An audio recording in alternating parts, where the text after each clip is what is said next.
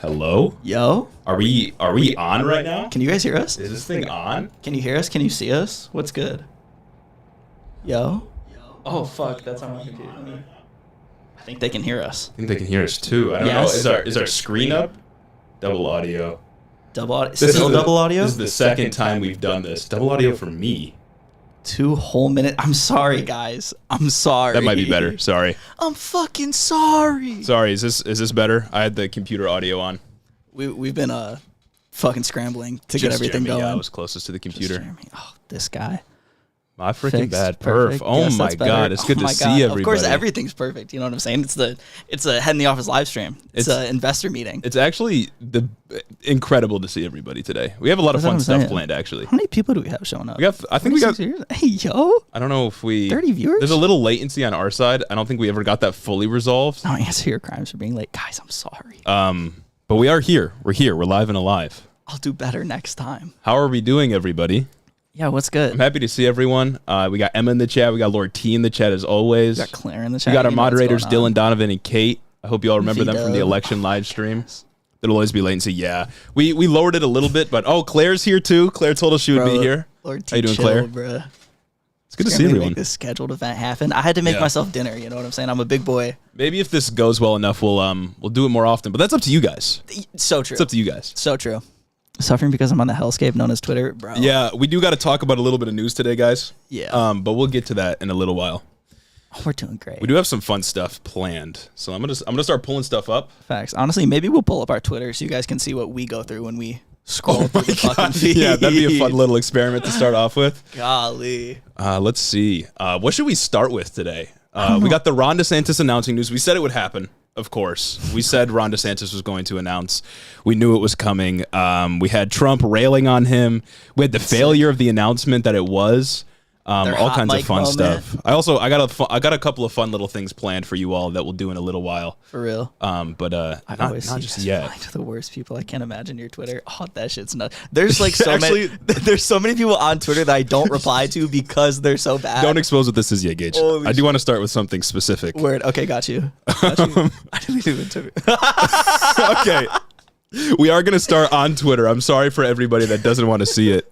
But this is what we're starting with, okay? This guy is GOP Josh. I don't know who GOP Josh is, right? I have no clue. The only thing I know about him is somebody like hit us up. I think it was on TikTok and was like, "You guys should debate GOP Josh." And I was like, really? I've never heard of him before that. And then he goes and does this. Well, I have no interest in doing it now because he posted this like several days ago at this point. I'm sure you've all seen this.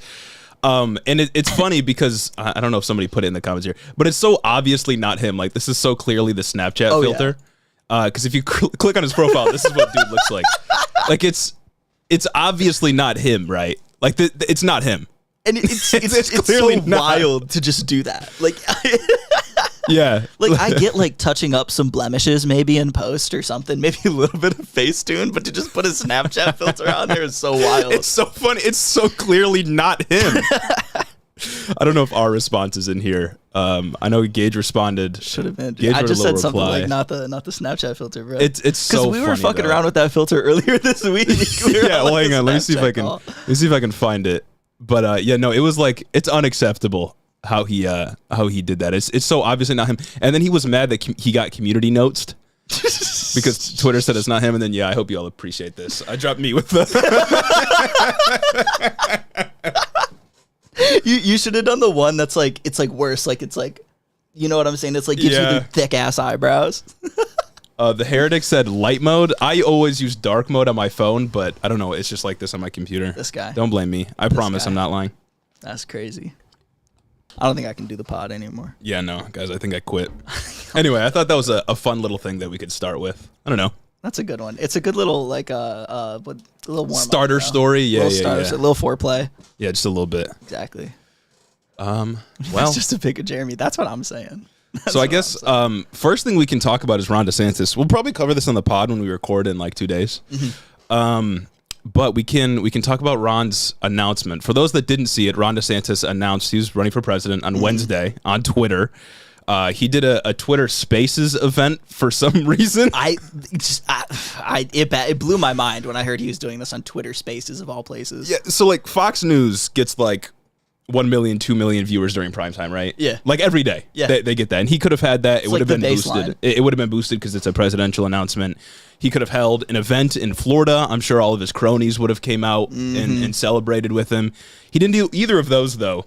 And he decided to go with a Twitter announcement that actually went really poorly. Yeah. It was really bad. It was actually really bad. The whole thing, I'm sure you guys know like the gist of it, but like if you know, the whole thing just fumbled. It didn't work. The Twitter space kept going in and out, kept crashing. It was an audio only thing, which was really weird because it didn't have to be that way. Or maybe Twitter spaces was like that. I've never spent time in a fucking Twitter space before.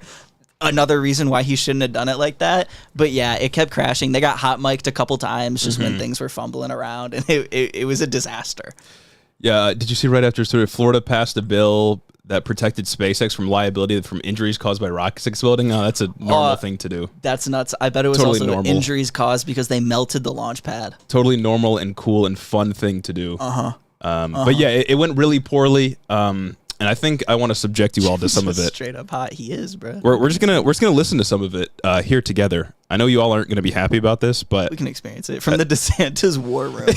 Yeah, so they made a Twitter account immediately. You know, this is what presidential campaigns do. Oh, is this the video? I don't blame I actually them. haven't watched the full video yet. Okay, good. And I had this, and then he did an interview with Ben Shapiro this morning. Really? That we're gonna watch together. I haven't watched. Yeah. I didn't pre-watch the Ben Shapiro one. I watched this. It's 3 minutes. Hopefully you all don't leave, but we're gonna watch it. Yes.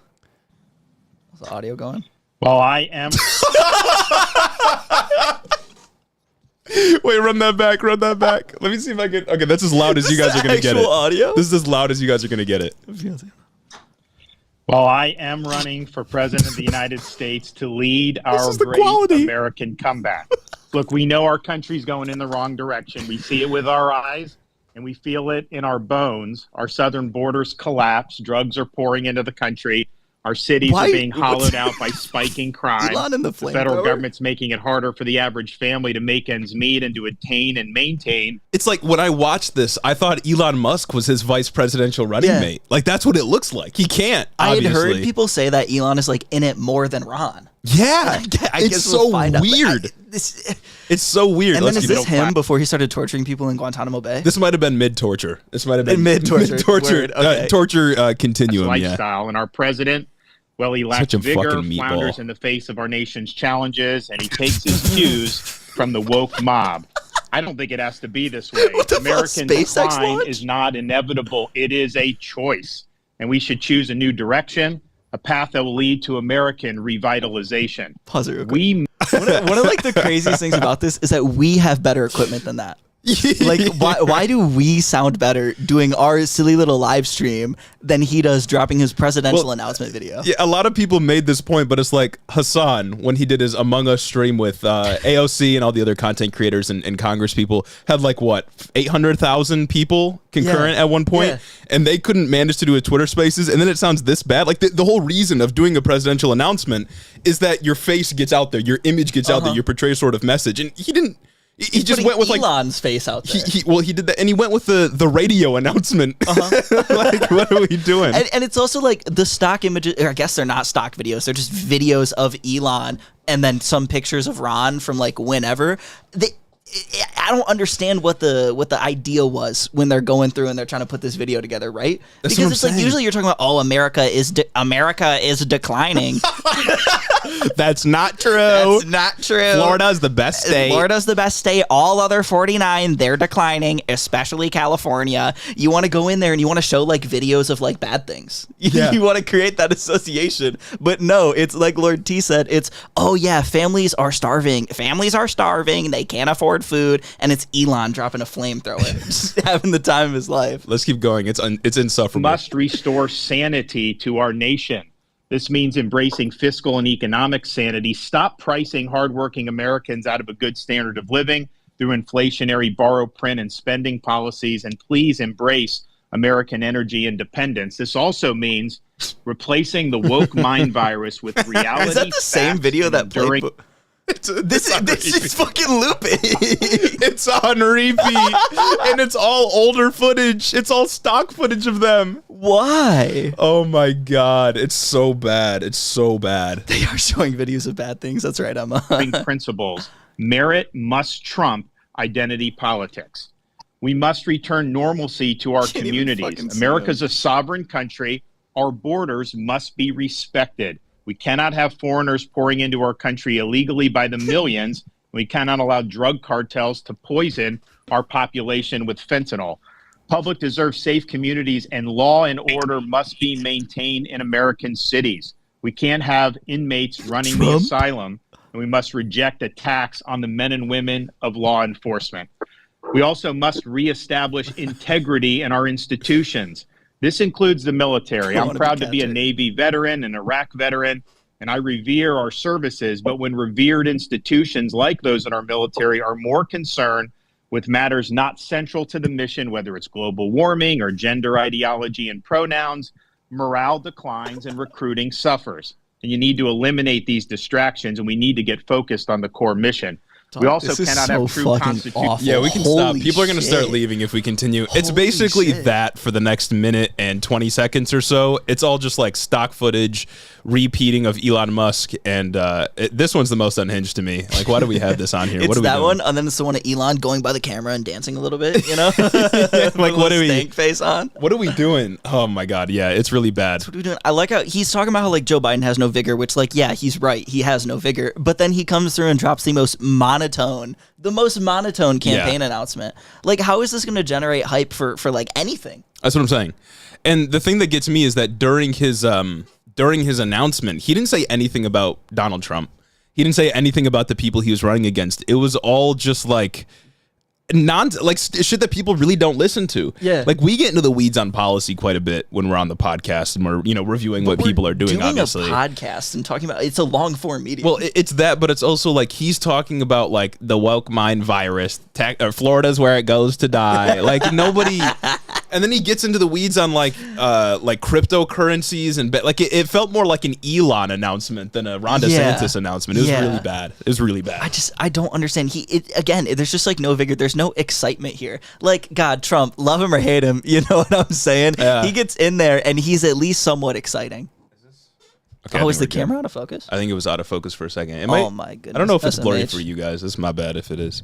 But yeah, anyway, I thought that was kind of unacceptable and a little funny thing to look at. It's stuck in the pudding cup. Let's I don't know how long we're gonna make it through this, but I do want to try to watch the Ben Shapiro interview. Oh, I'm actually so excited for this. This came out today. It's like 11 minutes, 12 minutes long. We might have to quit out. It might be too much. But I think we can take a look. And also, by the way, Ben Shapiro's show is now entirely on Twitter now. They're posting all of it on Twitter. Wait, they aren't posting on YouTube anymore? Probably both. Or they're just, okay, I was going to say. Yeah, and Ben just had a kid, another one. What? Yeah, he just had another child. So don't say anything bannable.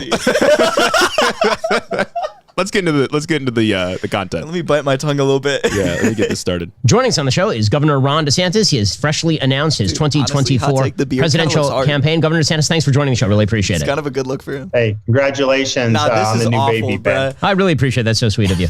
And Meatball say hello Ron. to Casey as well. So why don't we talk about the first 24 hours of this campaign, how you think it's gone so far? Obviously, there were some technical snafus, what with Twitter Spaces, but there were tons of people watching. 700,000 people were trying to log on at the very beginning. These are big numbers. God damn, Lord. Yeah, and actually, talking to us on Twitter, there are actually many more. Just, again, his camera here. Yeah, it doesn't look good. And it's going from Ben back to him, and he's doing this shit on like an iPhone on a stand. It looks he's like using the front camera or the back camera, not the front. Whichever one is the worst. He's acting like the pandemic just kicked off, and he's got to run virtually. You know what I mean? He's running from the basement. Yeah, he's running from the basement. Doing his campaign. Yeah, no, that's the real critique here is that Ron DeSantis, Elon Musk, and David Balsack, or the other dude that was on there, they posed it as though Ron DeSantis as a candidate was getting out in front of everybody. He's being accountable to the voters. But in reality, he went on with two Silicon Valley billionaires on this like live stream Twitter space or whatever, and then was asked a curated list of questions by people he knew would be supporters of either Elon or him. Yeah. It wasn't getting out in front of people, and juxtaposing this with the Trump town hall where Trump was like quote unquote in the lion's den, getting asked the hard hitter questions if you consider it that. Like he looks super weak. It's really bad. Dude, no, it's that, and like Kate said, he low-key looks like a wax like recreation of somebody. Yeah, it's bad. Especially right here, it looks like you'll see him walking through like what is it, Epcot? Like you go through the ride at the ball at Disney World, and Ron DeSantis is just there. He probably is there. That's where he's campaigning, handing out lit flyers in Disney World or whatever. Whatever the Florida one is. Exactly. All right, let's keep going. Who couldn't even get to that part of the queue. And so it caused their system to basically melt down. And I don't know if you guys can send links. Trump did respond on Truth Social. I don't have the link for it though, but it was really funny. We can. If you guys could send us the links or just send us links to the pictures. I don't think I have it here, but there was a Trump response where he made like a mock Twitter Spaces and had like AI voices of everyone. Oh, that's so sick. And it was like George Soros, Adolf Hitler. Ironically, George Soros and Adolf Hitler, but whatever. Like Satan, and there was like a bunch of others in there. And they were like, it was like a mock, a spoof of it. It's pretty funny. Dude, he's so catty. I love it. I love him. Yeah, this campaign's dead in the water. There's no way it goes the other way. I mean, I don't know. Maybe. I don't know if he goes. See, that's the thing. I don't want him to drop out because I need the content now. You know what I'm saying? Yeah, no, we're farming. It'd be sick. I want him to at least make it to like the last round of debates. And actually do the debates. So they can't send links in chat. Okay, if somebody sends it on Discord, I can pull it up. Oh, so you could send it on Discord. You could probably DM us on Instagram too. Yeah, if someone wants to like drop, if people want to drop links like in our Discord in general, we can go through them. And I'll of course look at them before, so we're not getting like porn on the live stream and getting banned. Praying for Ron to play spoiler. That's what I'm saying. Because like I feel like the ideal situation here is somehow like.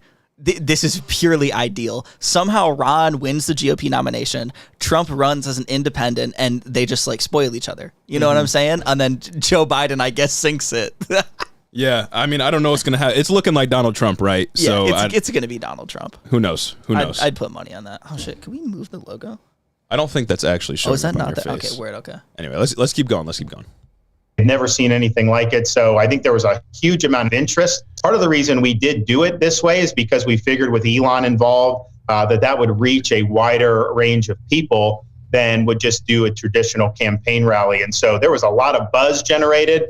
For the, it literally didn't, though. A wider range. It reached 300,000 people, and it broke. Yeah. It didn't even work. It broke. Yeah, it didn't work. We reach more people on TikTok. Yeah. God damn. Either Trump or Ron play spoiler. Yeah. Gary Johnson of 24. We'll do in a little while. We'll do a little bit of a little game.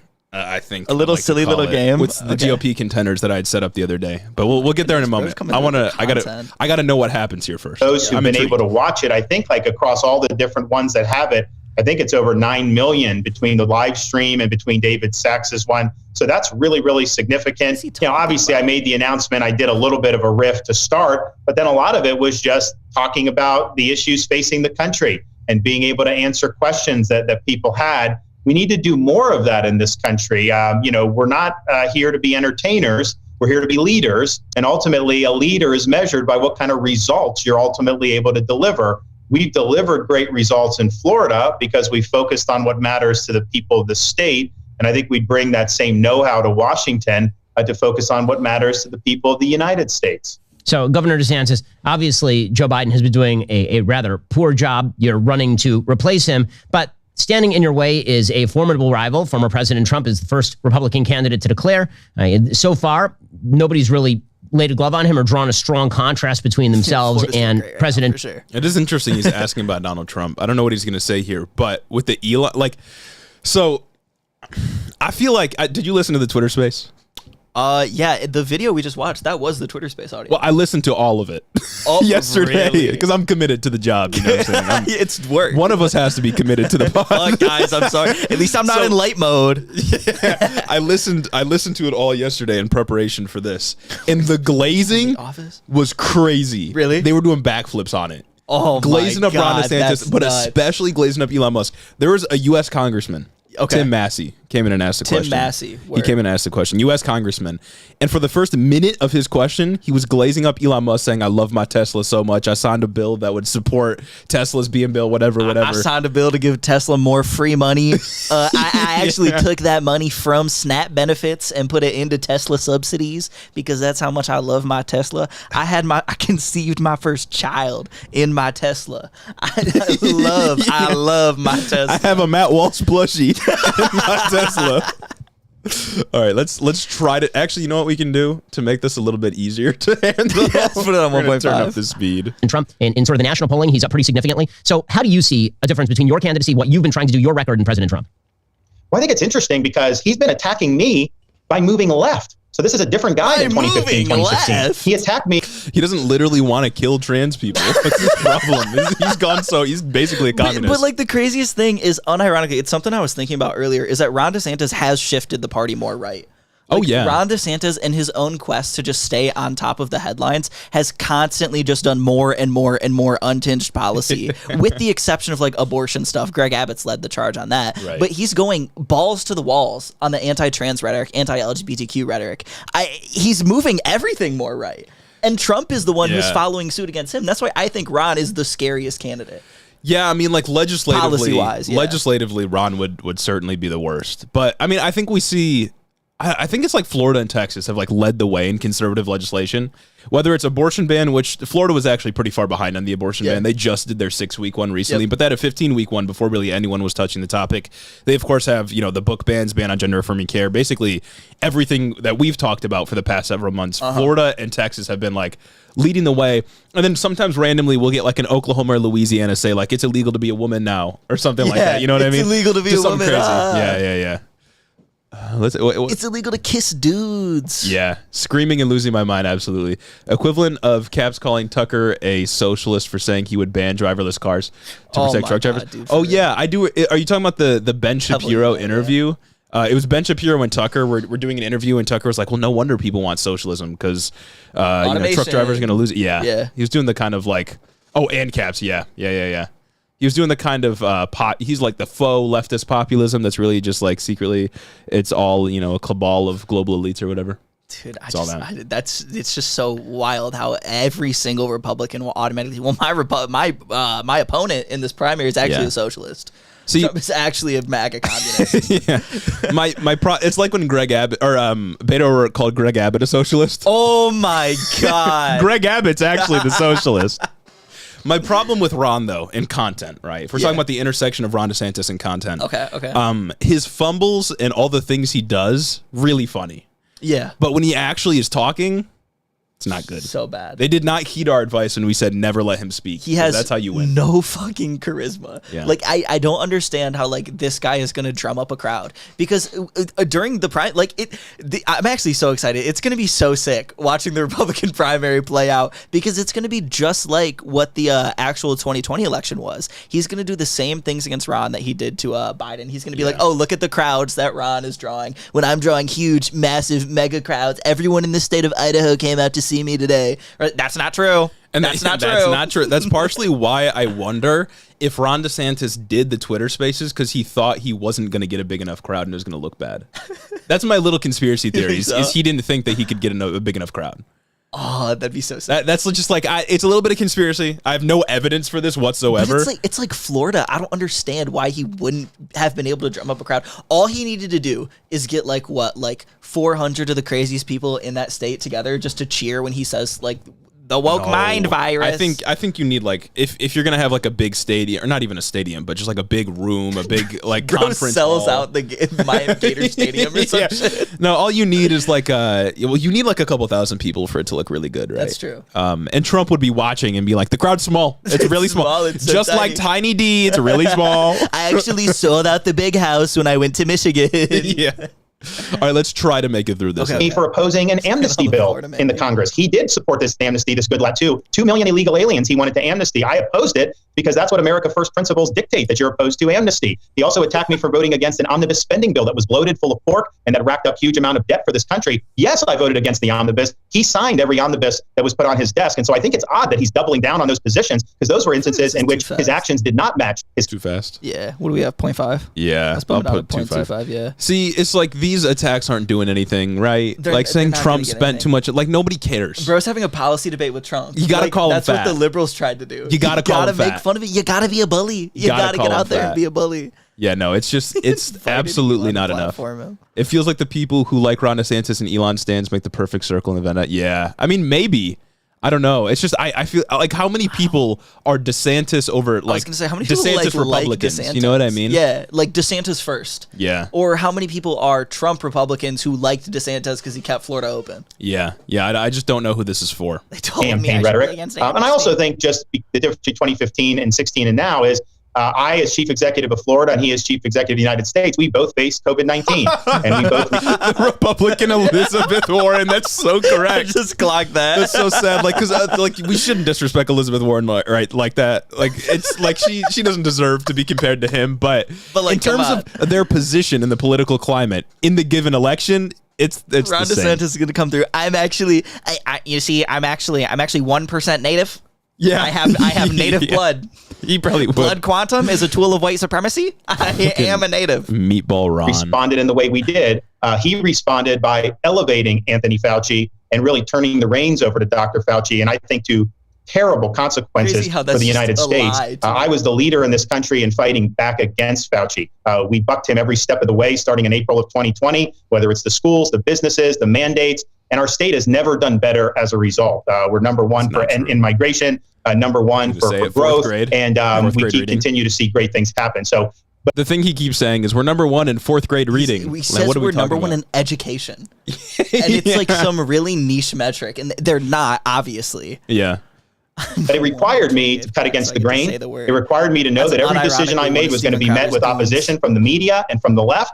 But you do what's right, and you don't let them cow you. And so I think Fauci should have been fired. And I think the fact that Donald Trump gave Anthony Fauci a presidential commendation on Trump's last day in office, that was a gut punch to millions of people around this country who were harmed by Fauci's lockdowns. And Governor DeSantis today, the president actually... That was the real harm from COVID. It was the lockdowns. It wasn't the 9/11 every day. Yeah, the lockdowns killed 1 million people. Yeah, like, guys, I couldn't go to class. Really attacked you by suggesting that Andrew Cuomo had done a better job in New York, which is sort of a shocking thing. Okay, Dylan said DeSantis needs to stop talking about COVID. It's going to hurt him. That's an interesting take. You think so? You might be able to convince me of that. Yeah. You can't be racist. I'm Italian. I'm a person of color. Italian saying Meatball Ron, the term is definitely a slur, and that's why I say it. Yeah, I do it out of malice. Republicans don't care about COVID. Yeah, I think. So I think we've gotten to a point culturally. Anyone cares about COVID where anymore. COVID arguments don't matter anymore. They want to know what you're going to do to destroy the trans community. Precisely. Or take away the right to abortion or whatever it may be, even though Republicans like abortion. Whatever. God damn, bro. The real 9/11 every day was. But yeah, like he can't run on just COVID, right? Like he's got to have something else, and he's got to be able to compete with the Trump Riz. And I don't know, he hasn't shown me that he can do it. He can't. Like I'm not that video of him walking in the diner. Hello. Hey everybody, how's it going? Someone said, my name is whatever, and he was like, okay. Nice, okay, all right. Good deal, like good the deal. Absolute disdain that it looks like he has for his constituency is crazy. Coming from a president who's declared that he is the enemy of the left when it comes to COVID, Andrew Cuomo, of course, did not do a better job. He's been citing statistics, using sort of absolute numbers of people who died per state, as opposed to looking at population adjusted, which of course seems deeply dishonest just on a statistical level. What's your take on those attacks? They're very bizarre. I mean, first of all, Florida had less. Let's take a look at what Trump said, if I can get it over here. All right, this isn't going to work while I have a full screen. Just give me a second. Oh, shit. All right. Don't worry, guys. You can't run an actual policy. None of them can. It's a Riz game, and he's got none of it. This just does not want to If I locked eyes with him across the bar, I would not move. I would not go. I would not come. Do not come. Oh, no, he wants to look at population adjusted now. I'd like to personally congratulate Rob DeSanctimonious. I don't think I can really do it. No, I saw this on Fox. I'm finally announcing that he will be entering the race for president of the United States. Hopefully he will get the full experience of being attacked by the Marxists, the communists, the radical left lunatics of our country, without which he will never know the kind of job he is doing. These lowlifes and misfits, that's you guys, lowlifes and misfits, that's us, are far worse than the leader of hostile foreign countries. They must be soundly defeated in order to make America great again. I'll say it once, I'll say it again. The communists, the Marxists, they're worse than Al-Qaeda. They're worse than Al-Qaeda. Yeah. Excess mortality than California or New York. Part of that is because states like California had excess mortality derived from the lockdown policies, which is really derived from the lockdown policies. What the fuck does that mean? Yeah, actually, people were fucking killing themselves because of the lockdown. So why don't you think about that? Maybe, huh? Let's reason this out. Loneliness, right? Loneliness is an epidemic. That's what it's got to be. Guys, I'm so lonely. Guys, let's reason this out, guys. Now that's a take. Yeah, that's what I'm saying. If I'd have locked Florida down, I'd have been so sad and lonely, guys. Please. I'm actually pissed that we locked down in Michigan. My life's ruined. It only got worse. When Home Depot got locked down, oh my goodness. Like Whitmer on that lake. Oh. Did he say lockdowns kill 1 million people? Is that what he said? Run it back. A better job. Hey, Jamie, he's been citing inflation adjusted, which of course seems deeply dishonest just on a statistical level. What's your take on those attacks? They're very bizarre. I mean, first of all, Florida had less excess mortality than California or New York. Part of that is because states like California had excess mortality derived from the lockdown policies, which is really, really avoidable mortality. But if he thinks Cuomo handled it better, that's an indication if something like this were to happen again, he would double down and do what he did in March of 2020. That was a difficult situation. We didn't have all the facts, and people can kind of understand, if you did things that may not have worked out. But we all have to sit here today in 2023, look back at March of 2020 and say Fauciism was wrong. Fauciism was destructive. Fauciism I don't has think set us on. anyone cares about Fauci anymore. I was listening. I don't know if you're going to understand where this connects, but I was listening to a God, what is it called? The ism. It's somebody that used to work on Fox. I think it's Kelly something. Oh, she has like a show of her own now. I know who you're talking about. They made a movie about her because she left and she led the sexual harassment lawsuit against the guy that was the CEO. And did you see? They did a recent clip or segment on Sports Illustrated having a trans athlete on the front, trans woman. A recent segment? Yeah, a recent segment. Feels like old news at this point. I think it was recent. I watched it recently, and they're really mad about it. And they said young boys are going to get confused or something like that. Megyn Kelly. Megyn Kelly. Yes, that's what it is. That's what it is. Thank you, Alex. Anyway, so I was watching that, and one of the women on there goes, she said instead of wokeism, it was wokery. I'm sick of all this wokery, and it really sounds like a slur that people use to describe Jewish people at one point. Holy shit! Bro. It was it's right there, right? It's directly there. I also just love how conservatives will throw the ism on anything that they can maybe point as bad. It's not Fauci's bad. It's Fauciism. It's transgenderism. Yeah. Locking down is Fauciism. Wokery. Exactly. I'm saying wokery is crazy. Wokery run amok. Yeah, that's what I'm saying. We're here to give definitive answers today, and wokery is not it. And I'm not thinking DeSantis can beat the meatball allegations. I don't think he can. The car seat allegations, the booster seat allegations. Is he actually that short? Yeah, it's 5'7". You can't be running for politics if I'm taller than you. Just can't. That's what I'm saying. Just can't. You got to be at least I'm short, but I'm taller than you. Yeah. You know what I'm saying? Yeah. It's all about relative deprivation here. I'm not an expert on stats or anything, but wouldn't Florida's death toll be lower because they literally have less people? That's right. They do. Yeah. They literally have less people. Doesn't take a stats degree. Doesn't even take a stats class to reason through it. The Democrats have gone too far with their democratism. Yeah, it's too much. The democratery. Oh my God. On this path with the CARES Act and the Fed printing money, creating inflation, and creating some of the economic problems that we have today. So if you could do it again, would he do the same thing? I sure hope not, because those were not the right decisions to make. It'll 5'7". It'll be interesting to see if they do get on a debate stage, DeSantis and Trump. It'll be interesting to see if he brings up any of this, because if you're in the position Trump was in, you got to sign the money package. You know what I mean? The CARES Act is what he's talking about here, which is the one that gave everybody checks.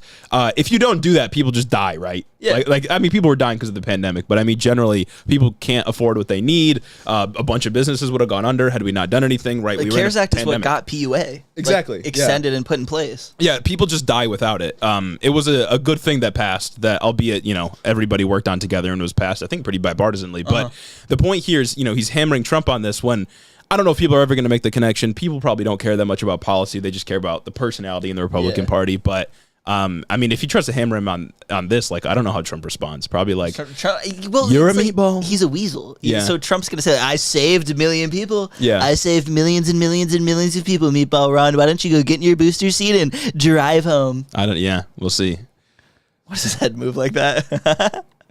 Head in the officeism, hitoism. I'm a hitoist. And I've said very clearly, if I'm president, somebody like Fauci is in the government, I will bring them in and I will tell them two things. You are fired. Governor DeSantis, one of the other areas where Donald Trump has tried to draw contrast has been suggesting that there are high crime rates in the state of Florida. So glazy.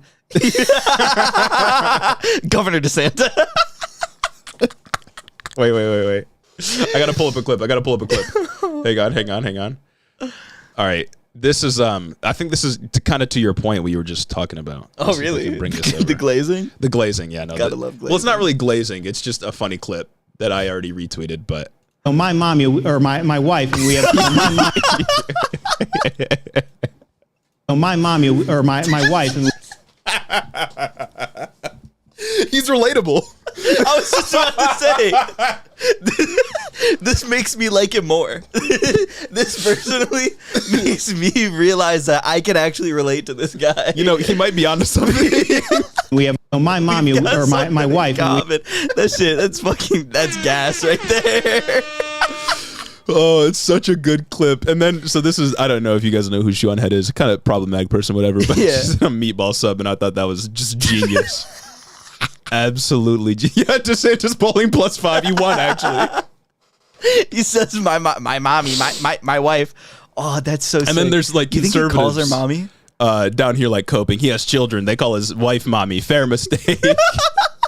Are his children like older? No, I think he's got like elementary. I think he's like 44, so he's not that old. But actually, I don't know. I guess I don't know what his kids are like. But God, that's so. My mommy or my wife. It's just like such a bad blunder to make. And this is from April. I feel like you don't. April. Like we missed this. I feel like you don't let mommy just like slip like that. You don't. Like I think I've never let mommy slip. I don't know, man. That's crazy. Oh, shit. Well, how y'all feel about my wife? It's so perfect. It's so perfect. Oh my God. I don't know if we can make it through this. We're gonna try. Fair mistakes. He called his wife mommy on stage in public. My mommy. No, it's actually so good. It's actually so good. I love it so much. God damn, bro. Got it. What a guy. What a fucking guy. Let's try to finish this clip. We got to get through something. You are fired. Right. Governor DeSantis, one of the other areas where Donald Trump has tried to draw contrast, he's been suggesting that there are high crime rates in the state of Florida. Obviously, he speaks as a sort of law and order candidate, but we were all present for 2020, and the National Guard was not deployed despite massive rioting in America's major cities. Damn. You, as governor of Florida, actually took some pretty strong positions on crime. Portland's gone. We had some listeners that used to live in Portland. But it's gone. They don't live there anymore. They don't live there anymore. It's rubble. They don't. No Chicago listeners anymore. No Minneapolis. No Detroit. Nothing. Pausing more than Hassan. Yeah, up to and including providing stipends for incoming police officers. Maybe you can talk about that a little bit. Well, first of all, Florida's crime rate is at a 50-year low. That's just a fact. And it hit a 50-year low during my administration, but a lot of that is because local people, local government, local law enforcement done a good job. But it's hit a 50-year low while crime has been spiking in other places around the country. So we're counter trend for what's been happening in the United States. One of the main reasons families have moved to Florida since I've been governor is because of public safety. Florida's crime rate, I think, is right above New York's, by the way. Because they know we're a law and order state. So that's delusional to say that somehow Florida, has bad crime, and you can see that in the migration patterns. People are leaving high crime areas and they're coming here. And the Floyd riots are going on in Minneapolis. Trump being a law and order candidate is the most ironic thing I've heard to date. Yeah, no, it's actually really good. Law and order until it comes to them. Law and order until it's George Santos going to prison forever because of all the things he's done, right?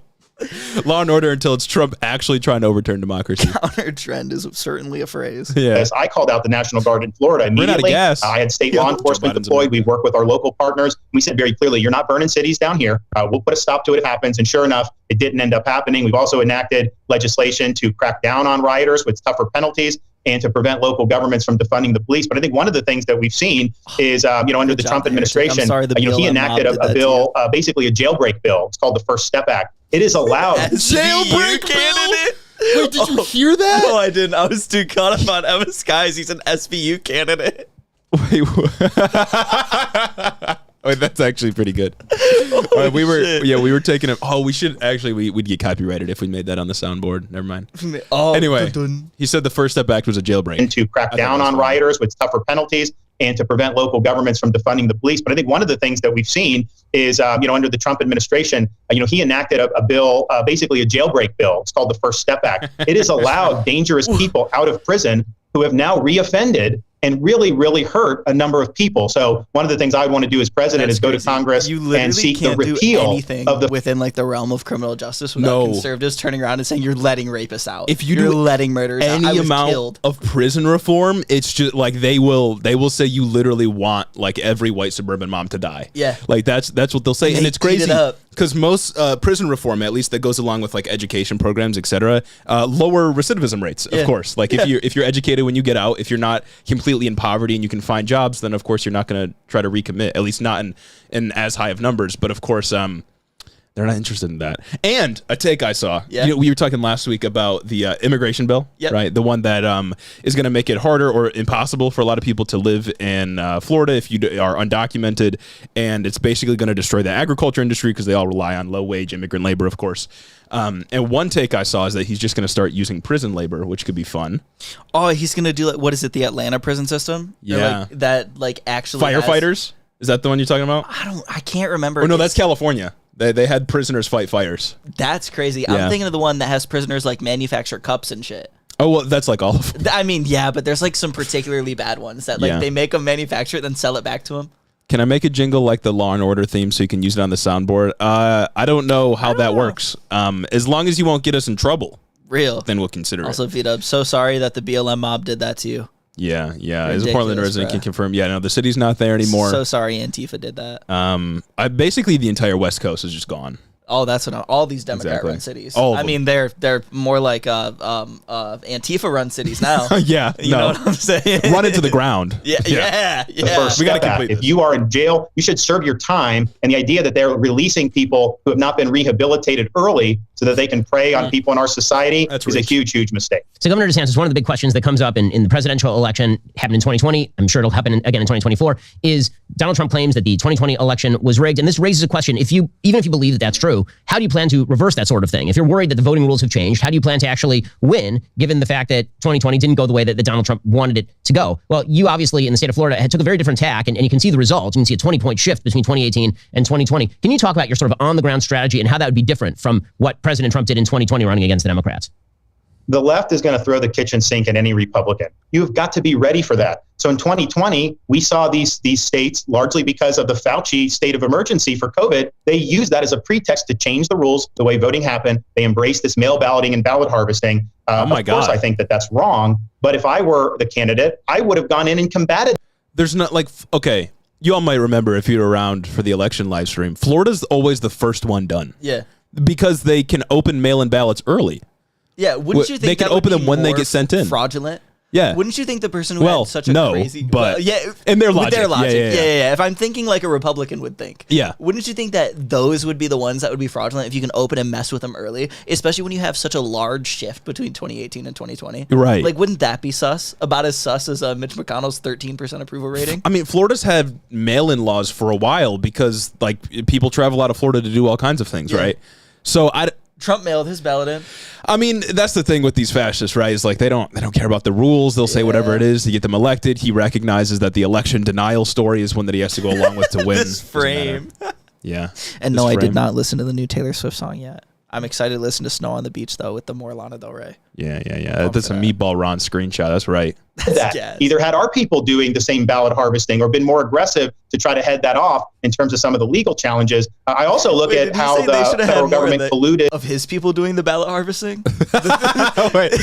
We should rig the elections. In terms of some of the legal challenges. I also look at how the federal government colluded with some of the tech companies to censor information, like the Hunter Biden story. That's election interference. It's totally unfair. But I would also point out that was Donald Trump's FBI and Donald Trump's DHS that was doing that. He didn't have control over his own agencies. If somebody in my government were doing that, they would have been fired the next day. And so you've got to take the responsibility as the candidate to shape the battlefield in a way that's going to be most advantageous to your side winning. So what I'll do, obviously in Florida, we did it very effectively, but nationally, you look to see what the rules of the game are. Yes, we ban ballot harvesting in Florida. That's what you should do. Yes, we ban Zuckerbucks in Florida. That's what you should do. What is Zuckerbucks? Did I miss something? I don't know. I feel like I've heard of it before. That's what I'm saying. I feel like we brought it up on the pod one time, but it wasn't like an actual thing. It was, or maybe it's like Meta investments in Florida. Like maybe it's the same type of shit, like how Disney wanted to reallocate workers to Florida from California. Maybe those are the Zuckerbucks that he's talking about. Yeah, he literally did just say, like, let's rig the election in our favor. We need to change the laws so that it's beneficial for us, because that's what the Democrats did, of course. Yeah. That's the worst. I do feel like he is kind of just like an AI. You know what I mean? Like, this could be a deepfake at this point. We don't know. I'm just he feels like ChatGPT. I'm getting nothing. No, that's so. It feels like you said, ChatGPT, give me a response from a far right Republican candidate, and this is what it would output. I want to note the context here. The Ben Shapiro show is a part of the Daily Wire, as we all know. Yep. in the Daily Wire, I don't know if it was recently, a couple of months ago, it had been revealed that the Daily Wire's received money from the DeSantis campaign apparatus. Oh, so they're fully like in the pocket of DeSantis, or maybe vice versa. So they're all. Oh, that must have been going on for a minute then, because like what Matt Walsh came out with his first video talking about like it's not about like who's the best candidate, it's about who can win, and DeSantis can win, not Trump. Yeah, something like that. Yeah, like they're all. Except for Candace Owens. Candace Owens has been pushing back against Ron DeSantis. Yeah, I don't think she's very bright. Well, I mean, it's that, and it's also, she's kind of in the MAGA crowd, I guess you could say. That's true. But it's not all one side in the Daily Wire. They've got some ideological diversity, but for the most part, they're on board with Ron DeSantis because they see what he can do, right? They see what he did to Florida. Too. Yeah. However, not every state has done that. So if you're in a state like Nevada, that's a mass mail balloting state with ballot harvesting and Zuckerbucks, we will have organizations in place so that we can exploit that system. If you have it in Wisconsin, we will have organizations in place to exploit that system. I think telling people not to send in a mail ballot is a huge mistake, and it ends up reducing the pool of prospective voters. In Florida, we focused on some of these low propensity voters. Didn't he just get mad about mail-in ballot? But then he just said we shouldn't tell them to not send in mail-in ballot. He's right about that because Republican voters use mail-in voting as well because they're all old. Because it's good. And mail-in voting is super easy in most states that have it at least. So I don't know. Re-election. They usually vote in presidential. They don't always vote in midterm. And we converted a lot of them to vote. Most of them chose to vote by absentee ballot through the mail. That was their choice. If we told them you could only vote on election day, some of them very well may not have voted. So understand the battlefield. It's your responsibility as a candidate to head off that. But every single candidate that we would nominate is going to face this from the left, the Democrats, and the media. And what I've told people, if you nominate me, I'm not going to make excuses. I'm going to get it done, and we'll be sworn in as president on January 20th, 2025. So, Governor DeSantis, final question for you, because I know you have to run. Now, President Trump has threatened to not participate in any primary debates, assuming that he will sort of be appointed by acclamation. What do you make of his threats not to engage? Oh my gosh, Ben's going to get the answer. He just asked about debates. A primary debate with any of the other candidates. He's a hero. Well, look, I mean, I'm a blue collar kid. I started working for minimum wage. And I learned very early on, I'm not entitled to anything. You got to earn it in this world. And I think this nomination is something people have to earn. So he's going to debate. Nobody's entitled to be nominated. And so I intend to earn it. I think those debates are an important part of the process. So Republicans across the country can size up candidates and see what they think. I look forward to participating in them because I think we've got a great story to tell. And I think that the contrast between me and some of the other candidates, I think will be favorable. And I think it'll help us win the nomination. Well, that is Governor Ron. So I think that's him saying he's going to debate, right? Oh my! That's him saying he wants to go to the debates. I honestly like him and Vivek would be kind of sick. Yeah. Okay. Him and Vivek yelling at each other would be pretty dope. Yeah. It's content time, baby. That's what I'm saying. I'm thinking that means he says he's going to debate. He could always walk it back, of course, but it looks like he wants to debate, and it also looks like he's trying to take the blue collar angle and say like, oh well, Trump got all of his money as a kid. He's been rich his entire life. He's trying to do that, and he's trying to run as like the normalcy candidate. Yeah, which is crazy. Ron, you think Ron's running as normal candidate? That's what he said in like his Twitter Spaces. Okay. He mentioned something about like we need to restore normalcy. Because I mean, to him, normalcy means no minorities whatsoever. Yeah, 1950s normalcy. Exactly. Yeah. Deal with it like the 50s, as Charlie Kirk would say. But yeah, and it's also just insane. And I was thinking about this again earlier on how like I feel like he will be able to reasonably get away with running as the normalcy candidate. And that really speaks to how we've let respectability politics go too far. Yeah. Because half the time, who the media will cover and how the media will cover you isn't really based on the content of what you're saying because they can't really do a substantive critique. They're the corporate media. Mm-hmm. It's more based on how you say it and what you look like while you say it. And Ron DeSantis looks more normal, quote unquote normal, and sounds more normal when he says all these crazy unhinged things that Trump is also saying. Trump just says it in a more brazen way. Right. He's a lot more harsh with it. And he does the name calling and bullying, which I think is sick. All right. So we got a couple of options of what we could do next. Yeah. I know we're going to take call-ins at some point. I forgot about Armageddon. What happened? We have like what? It's the 24th today or 25th? We got like 6 days. Oh, you mean the debt default? We have like 6 days. Yeah, okay. I guess we do need to talk about the debt ceiling. So I was reading earlier. Apparently there's still no deal on the debt ceiling. Yeah. Armageddon is still breathing down the necks of all of our elected representatives. In terms of updates, I think they keep saying like, oh, we're getting closer to a deal. Oh, yeah, for sure. We're getting there. You know, we're working out some of the details, but Who knows? Who knows? The official default date is June 6th. Okay, I've seen June 1st. I've seen a couple of other dates as well, but that's so cool. Either way, it's right around the corner. 1 week away, 2 weeks away. So we're very close. I'm trying to find a bunker. You said I forgot about Armageddon. It's a toxic. Extended to June 5th. Is that like official news now? That's crazy how they can just extend it. I think they might have passed something. Cam is out of focus. Oh shit. Oh yeah, it sure is. Isn't how it? do we fix that? Do we just like in the middle of? I think it's clear on our end. I think it might just be this. You think it's a latency issue? No, well maybe it might just be. June 1st is the warning date. The Treasury Secretary issued the official date today. A little foreplay with the crash of the world economy. Yeah, no, that's crazy. Well, that is a little bit blurry, isn't it? Yeah, I think it might just hold be. Up. I feel like it's updated. Are we good? I feel like I think so. Yeah, Actually, Yellen said an article in the New York Times. Man, shout out Yellen. Yeah, it might have just been a fixed itself before you saw it. Damn. Yeah.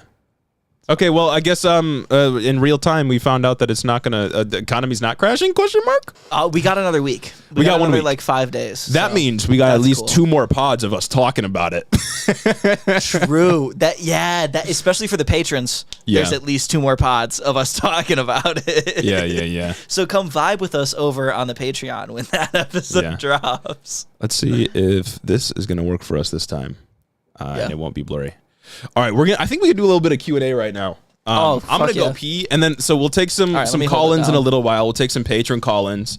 We'll be able to hook you up through the Discord. That's what we'll do. I think we can do a couple of those next. Yeah, and then we can play a little bit of a game that will take place on Discord as well. I'll be right back. I love playing games.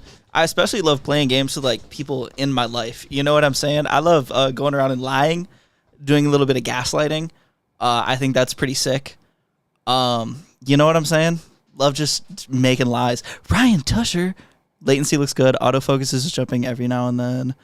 Messing with manual focus off camera will fix that. Been loving listening to the great stream tonight, boys. Shout out Ryan. Thank you so much. That's nuts. So true, Gage. Aren't you guys also pro gaslighting? Like, come on, Kate. I know you are. Wait, you mean Hit 100 will be covering the collapse of the United States? Dude, I didn't even think about that. Oh, that's actually so sick. I didn't even think about that. Oh, we got to come up with like a sick title. Maybe we should do something special for that. That'd be so cool. Gaslighting do be fun. That's what I'm saying. We love malicious activity. I told you guys on January 1st this year, 2023. Oh shit, an ad's going to run shortly for some of you guys. In like 40 seconds, we got a notification. So, top of the hour ad break, how was my week? My week was okay. I've been studying for the MCAT like 8 hours a day, and that shit is hell. It's fucking killing me. I don't even know if I want to be a doctor. I'm just taking the exam just in case I want to be a doctor because scores are good for a while. Oh my God. I am a devious little guy. Thank you. Yeah. Again, I told you guys like on January 1st that this year my New Year's resolution was to be more like, what was it? Dubious, malicious, diabolical, commit more acts of debauchery. Hey, check my snap. I don't know, Kate. What did you say?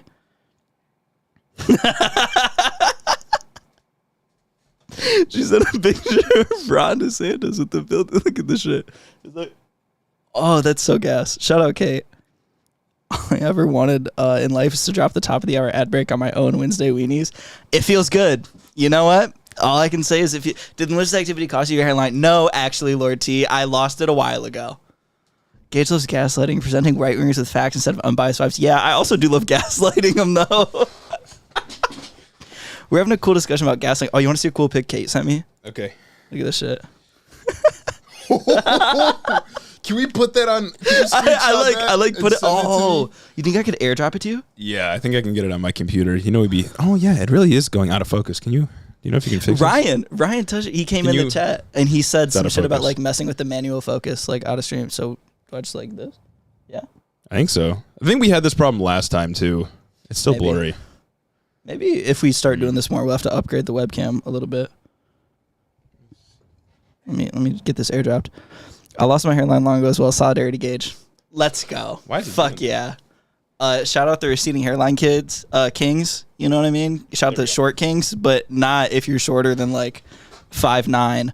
Or as short as Ron DeSantis. Yeah, sorry, 5'7" and under short kings. 5'7" and under short kings. That's crazy. All right, I think we could take a couple of questions. I think facts. I know we got we put on our Instagram things that you wanted to see us do, and a lot of people said just like Q&A. There you go. I think I just got, so let's accept this. We got to look at this photo first. I just decided to go bald. See, like, I think about it half the time, but my girlfriend won't let me.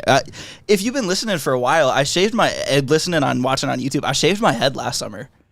I was kind of rocking with it. You guys can give me your honest opinions, though. I won't get upset. My girlfriend hated it. Our patrons who want to talk with Jeremy, join the patron stage in Discord. Yes. We're going to be doing it on with our patrons. I started buzzing my head because my hairline dropped out after 20. Take a look at this, guys. Mine started dropping at like 18.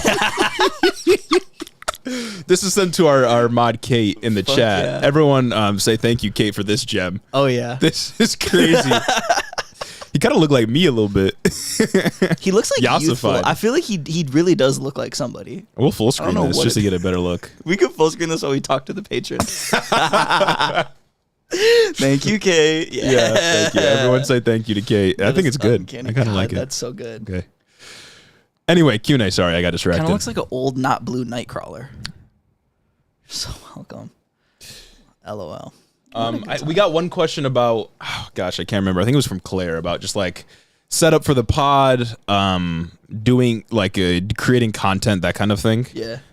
So what are your tips, Gage, as an expert? As an expert content creator, I'm really an expert in this field, doing everything. Honestly, just start. Like, it sounds so corny. Yeah. Just start doing it. We started, if you go back to like the first 6 episodes or something, we started with like my phone camera that apparently the iPhone 12's camera can't record long video. It'll just cut out sometimes. So we still do phone camera. Phone camera, but now it's the 13. iPhone 13. It's Jeremy's better phone. And we just kind of did it. Like, we were just talking in the PlayStation parties, and then we decided to record it and just put it on the internet. Yeah, we made it out the party chat. And then we got really lucky. Our first TikTok got like 20,000 views, so that was like a cool little start and boost. And then like pretty quickly we started to get patrons, and from then we've just been slowly building up like the audience and the Patreon and actually making money off it, and that's been a real help. Yeah. Oh, that's been such a help. Like basically everything. So we've done a studio tour. I think the patrons can only see that though. But we've got our sound mixer, of course, that you see every episode if you watch on YouTube. We've got like all the stuff that we use for that. And this thing was super expensive. It was like $700, but it was one of our like first big investments. Yeah, and we it saved up for like 3 months. So well. That's why we can make sounds like this. That's why we can make sounds like this. That's why we can have all kinds of fun. It's like it makes streaming super easy as well. So yeah, it's a great time. Like global since episode 20. Fuck yeah, dude. No, I saw CJ say, "What's your favorite figure?" Honestly, right now, we got that Into the Spider-Verse Spider-Man baby. This motherfucker is so cool. He's got a little coffee cup. I think that's sick. That's cool. That's the dude. That's the dude. That's my favorite one right now. Make sure you're in the Discord, because we're gonna do a thing in a little bit, which you all will be voting on things in the Discord. Yes. And I want you all to be able to participate in that. Tastefully bald is such a funny phrase. I love it. Hey, bro, I'm gonna have to be there in a couple years. I'm waiting for this to be able to grow in. You know what I mean? And then I feel like that shit's going. All right, we got some people that want to chat with us, so we're gonna hop in this, and we'll take whoever comes first. Y'all ever consider dropping more merch? Oh, more merch, Maybe. more merch. Stay tuned. Maybe got something in the works. All right, we're in this. I don't know what else we need to do. Yeah, I don't either. Do we have to like pick somebody? All right, guys. So once Jeremy and Gage get in here, I think we are in here. Not in? Throw up the requests to speak. I don't think we're in here. Actually, there we go. Yep. All right, gang. Yo. Any questions? Something specific. We should be here though. What do they got to get? All right, we got Lord T coming in first. All right, shout out Lord T. Lord T, long-time listener, long-time community member. Yeah, for real. Long-time patron. Fucking investor. Indeed. Yeah. Hello. What's good? Me. Quick. I do kind of want to add on to the previous question about like starting up a pod and whatnot. Yeah. Because as someone who makes music now, it's like I agree. It basically comes down to like you have to stop coming up with excuses in your mind to not do the thing. Yeah. Yeah. Like basically, like in terms of being creative, you'll often run into like so many things in the world that if you let them will like stop you from being your natural creative self. Like for example, like for me, it was basically just like I grew up like we weren't like poor, but I thought we were poor. Yeah. And so I felt like guilty for like asking my parents to spend money right? So I could have been like into this stuff like way sooner, but like capitalism just kind of put me off from it. Right. But realistically, I probably could have just asked, and it would have been good. Yeah. No. 100%. On a musical note, though. Word. Oh, like, yeah. On a musical note, though, I've been thinking about like this idea of like leftists with influence, like partnering with like artists, because I imagine most artists probably lean left, right? Like, because gotta be capitalism makes artists an oppressed class. You know what I'm saying? Like, we don't, we can't just live and make art. It costs. We have to do extra shit. So like, forces the creative. I don't know, like, yeah. I don't know like how exactly it would work, because I'm just thinking about like how as a musician I could like use my influence or use whatever audience I get to like put out like leftist messaging or like link back to leftist like information. But like I think that kind of community building is something that can be very, very useful for like our community specifically, but also just like any community that it happens in. And I kind of just wanted like your thoughts on that. Yeah, I mean, Gage is more of the music head than I am. You listen to all kinds of people that still get like, I mean, even of course, you know, I listen to the most popular people, you know, like Kendrick Lamar. Jid's got all kinds of like subtle leftist messaging in his music. But I guess, I mean, you listen to more people than I do. Even like, I don't know, even like beyond that, I think like what you're saying about like community building is, I guess if you are working in music, that's going to be like the biggest aspect of helping the movement and stuff like that, because you're going to want to be able to foster a community so you can link out to other resources, because it is hard to just do it like lyrically. There are people that do it, but there's also like other things, you know what I mean? And I think that's what you're trying to get at. And right? I'll also note that if you look at basically any labor struggle from the beginning of time to now, beginning of capitalism to now, almost all of them have music involved to some extent. Not saying you got to go make songs for like strikes that are happening right now, but just as an example, like there's always been a place for music and creativity beyond just like the academic, theoretical, what is capitalism, how do we destroy it? That kind of stuff's always been involved, whether it's like painting or other kinds of art or music itself, like that. That's always going to be involved. Like art is just a great way to get people into it, right? Because they see something, and it, in my mind, this is just like a take I'm throwing out there, got the take machine wheels turning. In my mind, I feel like it makes the ideas more palatable when they're associated with something that's like aesthetic, right? And not even just like visually aesthetic, vocally, like you hear it and you like it. If you just can associate these messages with things that people like, I think that's really what it's all about, to get people's foot in the door. Mm-hmm. Yeah, and I think that the cool thing about art is that like you can have any kind of artist like help with the movement. You know what I'm saying? So like for me personally, you know, I like want to make more like electronic style music, and it's like I would lean towards not having lyrics, but I could totally just like make a song that sounds like cyberpunky and just call it like "The Rich Are Your Enemy," and that's just what it's called. No, facts. Right. And that's what it is. Like that's how you get that shit going. It's like you make that song like, oh, the rich are your enemy. You attach that, like you attach the aesthetic. It's the foot in the door. Like that's sick. Like I love stuff like that. And I'll also say like I don't know how it goes for music, because obviously I don't have a musical bone in my body. I'm not very creative when it comes to creating much art in general. I just like to talk, but like content creation, at least, art, you know what I'm saying?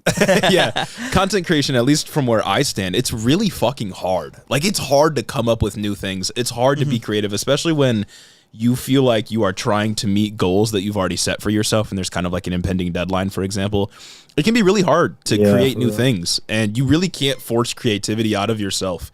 And it takes a lot of patience and time developing what you really want to be. Like I was looking back at a lot of our older clips like yesterday, and I can't believe how much we have changed how we do things. Like it's really subtle stuff, but it has made it a lot better. And it's taken a lot of time to curate how we want to do things, and I think that will be true as we go forward as well. And that's certainly true, I think, for any medium. So I think it takes a lot of patience, especially if you're going to start putting your stuff out there. And there will be haters, of course. We get haters all the time, but the haters are just haters. That's all they are.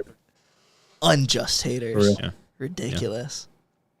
All right. Yeah, I definitely get what you mean about like the subtle changes, because that's how I am with my music. It's like every sound is like its own, like it's its own like dish and meal. Yeah, yeah. You're slowly Like adding more every component flavors, is important. more spices. Yeah. And use TikTok. TikTok's been the thing that has facilitated basically all of our growth. For sure. It has all basically been TikTok. So if you can get something to go viral on that, like really viral, then you've set yourself up. But other than that, it's really a grind. Oh my god, it's like fucking I don't know if you get like Leith Ross and her song "We'll Never Have Sex." That shit blew up on TikTok. She took forever to drop it, but it's such a good song, and it's like I never would have been put onto it had it not have blown up on TikTok, and I never would have been put onto her as like an artist. Yeah. Right. All right. Well, I appreciate you coming in. For real. No problem. Excellent. Have a great weekend. Have a great Friday. Yeah, that part. Share the stream, sub to the Patreon, become a patron, get early access to all of our content. Hell yeah. Radicalize your friends. Radicalize your friends. That part. Share the stream. Like the stream. I was just listening to the pod when y'all were here. Thanks. Sick. Have a great one. All right. Thanks, Lord T. God, I feel like Sam Cedar. Yeah, we got Collins. Like Sam Cedar. It's a real come to Jesus moment when you meet like your fans for the first time. I feel like not that I have any experience when you meet your like favorite content creator, but like when you meet people in your community that have been listening, like these people. Not that I think any of you are like insane or anything like that. Yeah, but they could be, and then I start to wonder who are we attracting. But thankfully, I think hopefully I'm not speaking too soon. No, but I think hope we have a you pretty are. dope community. I love that, like everybody in the Discord. I want to get in it like more and like actually hop in the voice chats, because I remember we did like a game night about this time last summer. Claire said I'm insane. Yeah, okay. Fuck yeah, you know what? Me too. We did a game night like this time last summer, and I remember just like chilling in the voice chat call for like 4 hours with like Neon Tari, Francis, and a couple. I think Carl was there, and maybe Dua, and a couple other people were there. And we were just chilling, just talking about a bunch of shit. I was playing Elden Ring, but it was a good time. But let's get the next patron in here. Let's get somebody new. We're starting to get insane under capitalism. We got Clay coming in next. Ooh. All right, Clay, longtime listener as well. Let's go. I participate in malicious acts too. I love doing things out of malice. I love bullying. What's up, Clay? like for What's the going fun on? love of the game. What's good? Hello. Yeah. What is this? I don't know. All right. Clay's just vibing. All right, cool. Sick. Okay, we'll come back to it. All right. Yeah. Sorry. Not sure what's going on there. No problem. Anybody who wants to come in, hit the request to speak, and we'll move you in. Anyone that's still, we still got a we lot got of people Claire coming up watching. next. All right, but we got a lot of people watching on stream still. I'm kind of just goofing around. Anyway, sorry. Oh goodness gracious! I love the yassified Joe Biden. He looks so good. He looks so youthful. It goes hard on mute, bruh. Yo, bruh. yassified. Hello. Yo. Wait, can you guys hear me? Yeah, I can hear you now. Yes. Did I hear me in the background? That's crazy. Weirdly behind. Okay. All right. Well, nice to meet you guys. Like, I guess officially. Yeah, but, for real. Nice to meet you too. My question, I guess, is in terms of the not just your future, but I guess like future of like leftism, socialism in general. Like, where do you guys see like realistic change happening? And if so, like when and exactly how? Like, how do you think? I mean, obviously, you guys, I feel like, are doing your part in what you think is best going to work. But how do you see like real change happening as like Gen Z people moving forward beyond just like, obviously we need leftist unity and all that stuff, but where do you actually, I guess, see it going? Yeah, so I mean, I guess in terms of like our conquest against the capitalist system, obviously some of it can't say on stream exactly what that would pretend, as with any economic system as it's being overturned. But I mean, I think short term, it's creating communities where you can, doing things like obviously I don't know how to destroy capitalism. Otherwise I'd be elsewhere doing my thing if I knew the exact formula that it requires. But I think one of the main reasons we started the podcast and want to continue to do stuff like this is because we think that getting people into political conversations that typically opt out is the best way of affecting real political change. And although our platform is I mean, it's small, but still growing for right now. I think we do what we can, really. I guess like large scale, what it requires. I have no idea.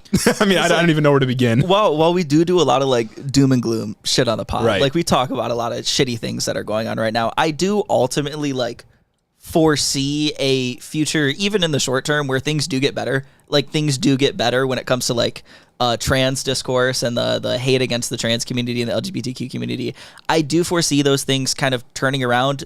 It's just gonna take some time, and I think right now it's about getting over the election and the naturally fire rhetoric that you see right there. Yeah. But even like, I guess a little bit longer term, I don't realistically seeing a lot of things with like capital changing. And I feel like that's like kind of how you have to look at it. Yeah. I'm not much of like a revolutionary. I do believe in a bit of incrementalism just to make sure there are some checks along the way, some things that happen, but that's kind of how I see things. I mean, my wheelhouse is really political theory, right? Like that's the thing I focus on the most. That's like what I wrote my college senior thesis in way back in undergrad. So I'm big on political theory, and I think that obviously has its place. But right now, as Gage said, like the population in the United States isn't at a point where, and some people aren't going to want to hear this, but like where capitalism can be overturned. Like the class consciousness just isn't there. Yeah. Like the required galvanization to overthrow a capitalist system, it just doesn't exist at the moment. And that sucks, and we need to work to change that. But for right now, it is about defeating the fascist force that we are staring down the barrel of right now. And that's people like Ron DeSantis and Donald Trump, frankly. I do think change will come, just like incrementally, like I said, like in Minnesota. Like they just passed a bunch of pro-labor legislation. Yeah, they're becoming communists. They're becoming communists. They're doing it. They're doing the socialism in real time. And things are getting better as we're electing like new legislatures and stuff like that. Younger people, getting some younger people with good opinions in office. Yeah. It's just a thing that's going to take a lot of time. If I put my materialist hat on, my answer would be that it isn't really up to us to decide when we are going to shift more towards, say, a socialist organization of the economy. It's going to be dependent upon major historical events like wars, you know, what we're seeing in Ukraine, or major political events in the United States, or it will be revolutions in the way that we create what we need to survive. So things like automation, like once we are fully in a place where things really start to get automated. Like right now, you'll see a McDonald's in Texas is like fully automated or something like that. And then they don't really work that well. But eventually we'll get to a point when automation is pretty much everywhere, and we'll have to decide where we want to go from there. And I think those kinds of things historically really do define the future of existing economic systems. Like the shift away from feudalism was really pushed along by the introduction of wage labor in cities, right? Like that's really what pushed it forward. And over time, capitalism really took root. And I think a similar thing is probably going to happen. If I had to say, like I'm not going to go out and start the revolution as much as I want to. But so true. Did we lose Claire? Where'd Claire I'm sorry, go? I talked too much. Oh no! Wow, Jeremy, you done did it again. We'll get her back. We'll get her back. You done did it again. Sorry, she can still hear you though. Oh, okay. She is sick. My bad. Okay, sorry. I a don't know lot how to there. work this platform. Thank you for the answer. I'm also. Oh, what was I going to ask? Oh yeah, what do you think is like the line between engaging in like respectful and ideally like productive dialogue and just like dunking on conservatives? Like, that's a good and how do you guys like go about that in your classes? Like, I know Jeremy, you were I guess a political science major, so way back. I don't know what like your campus climate is like. Also, do you guys know how to get speaker on? Like, I'm doing this on my phone right now, and I'm hearing the audio come out of like the phone, like the ear audio. I don't know if you guys know how to do speaker, if that's possible. I have no clue. Yeah, I don't know. I'm sorry about that one. But like honestly, Give me 1 second. I can tell you.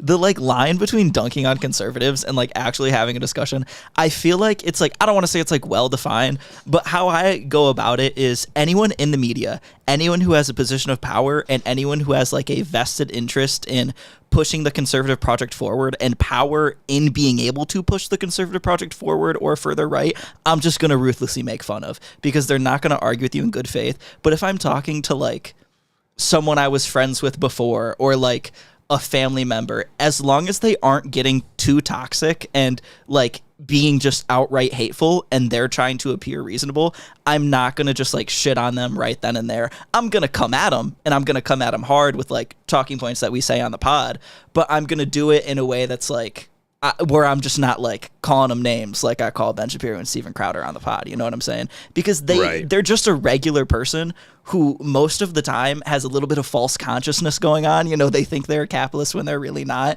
And they've been duped by the system, because ultimately I do think we're all victims of the system we live under. And the people who aren't actively trying to perpetuate it do deserve a little bit of your time in trying to get them over. Yeah, as Kendrick said, everyone's a victim in my eyes. But also, like, so I think, yeah, I would agree. Any politician or political commentator or someone who does politics for a living is fair game for all of your hate and rage, because those people, like, you know, if we're talking Ben Shapiro, Steven Crowder, et cetera, like, those people are genuinely some of the worst people on the planet. But I think the key, if you're talking to individuals, is to tone match. That's what I try to do. If they're getting, well, obviously don't get like super angry. You never want to get angry, otherwise you'll just be labeled a snowflake, and that's never good for debates. But you can tone match. If they're treating you disrespectfully, you can treat them a little disrespectfully and be a little sassy.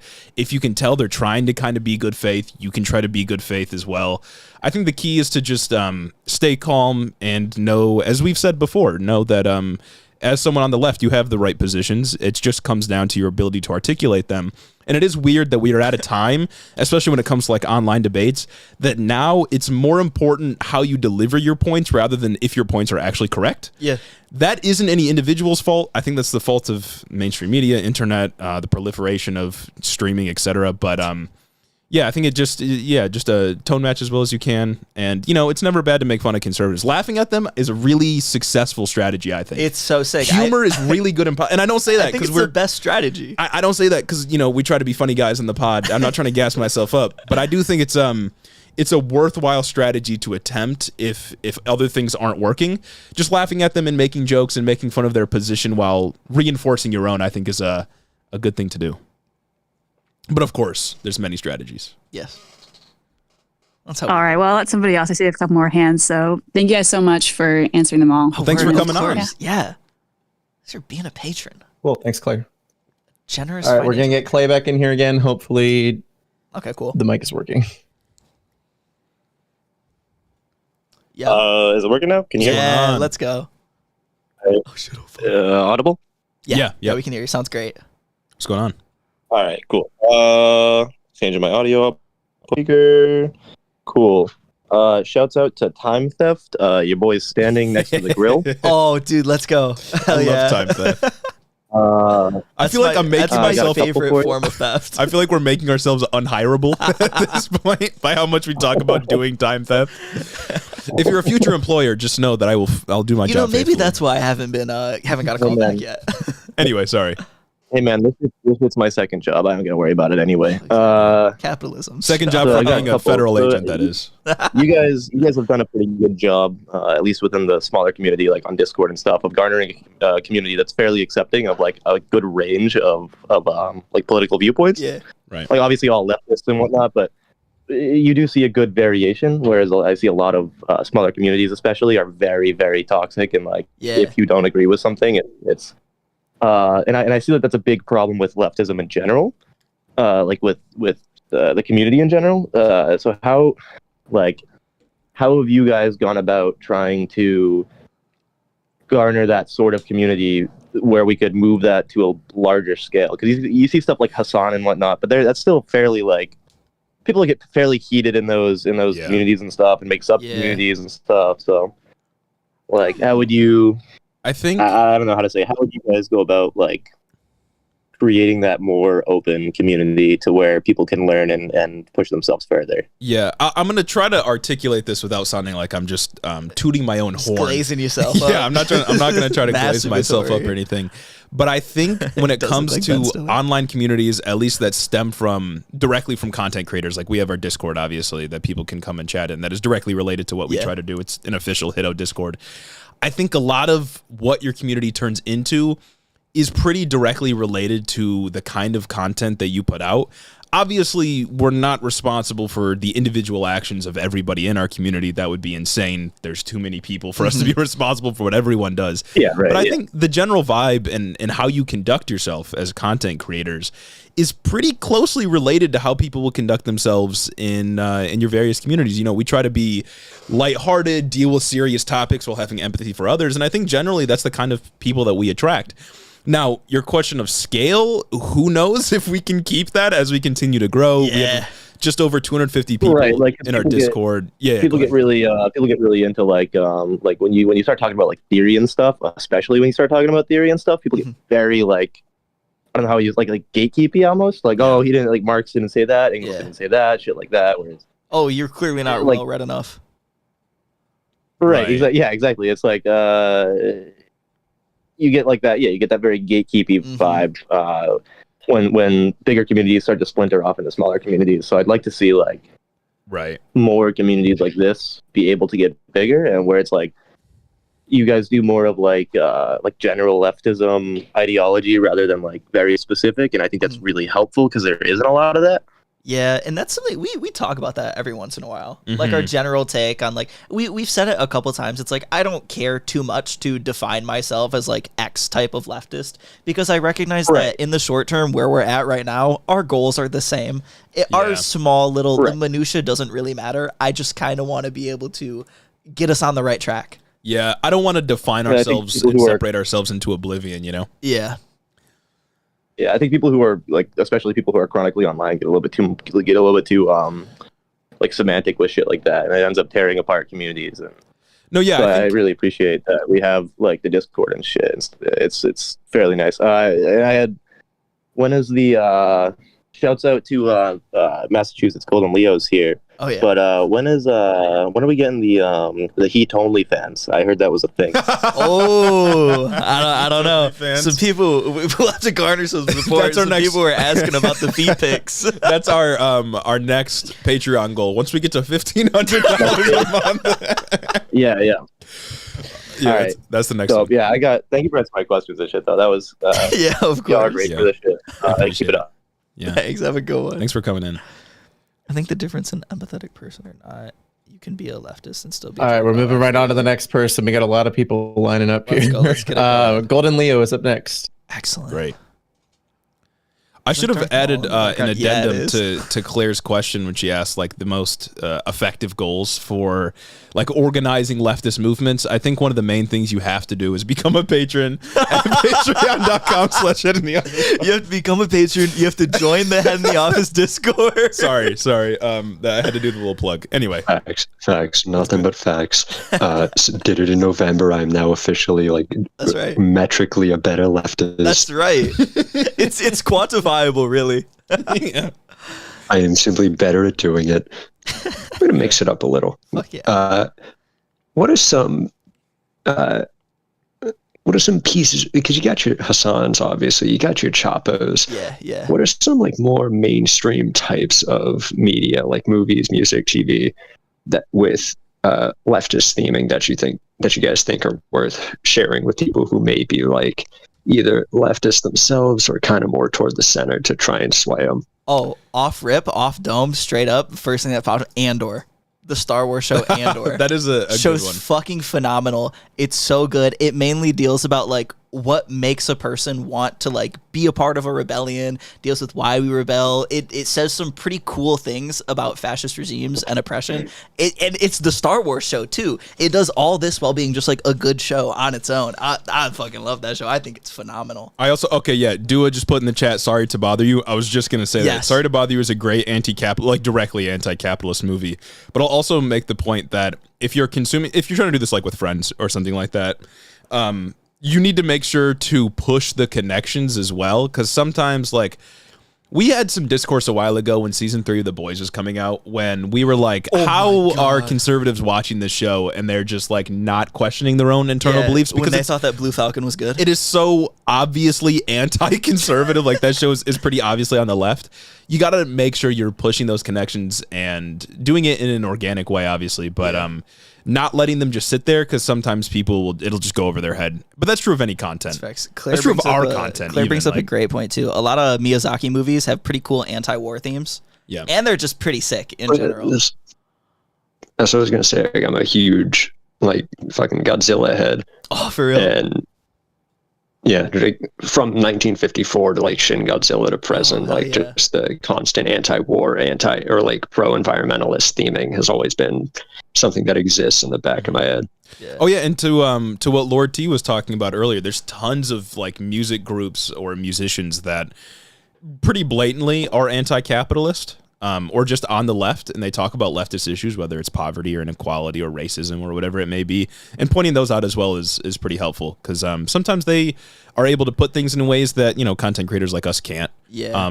Not that we have a larger reach than some of them, but and it's kind of like what we were talking about with Lord T, about how it makes it aesthetically easier to stomach a lot of these things. Although I do have to snipe the chat a little bit and say that conservatives enjoying Andor is crazy, because it's that they think that's them. That they think the Empire's radical gender theory. Emperor Palpatine did nothing wrong. He did nothing wrong. I'm Cal Coors Light. January 66th. It wasn't a problem.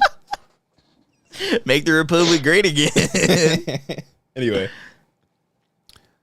Yeah. Oh, goodness. Yeah, that was all. Okay, Sick. Cool. Thanks for coming on. Excellent. What a great question. January 66, no shit. So brief and concise. Oh my goodness, conservatives you guys are great. Motherfucker said January 66. Had to, bro. Come on. January 66. All right. Come on. Next guy we got is Three Crows in a Trench Coat. I don't know who this is on YouTube, but let's go. They're coming. New in. patron. I saw it earlier. Yep. Okay. What's up, Three Crows? Emily the Criminal is a decent movie that kind of vaguely expresses.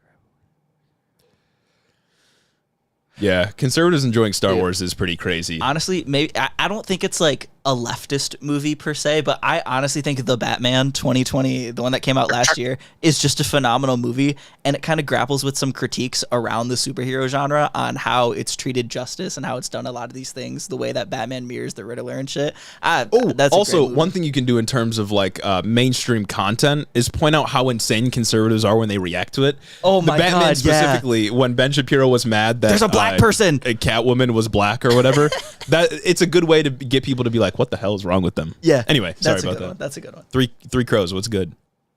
No problem. I just got a quick question to ask. Given that you guys have to constantly go through news stories in order to write your episodes every week, how do you deal with the fact that conservative propaganda just poisons the well constantly? That it's just a never-ending churning of absolute crap that covers up anything that you might try to be reading for a fresh off the press news story. Yeah. God, dude, I guess the way that we kind of deal with it is just by indulging it, right?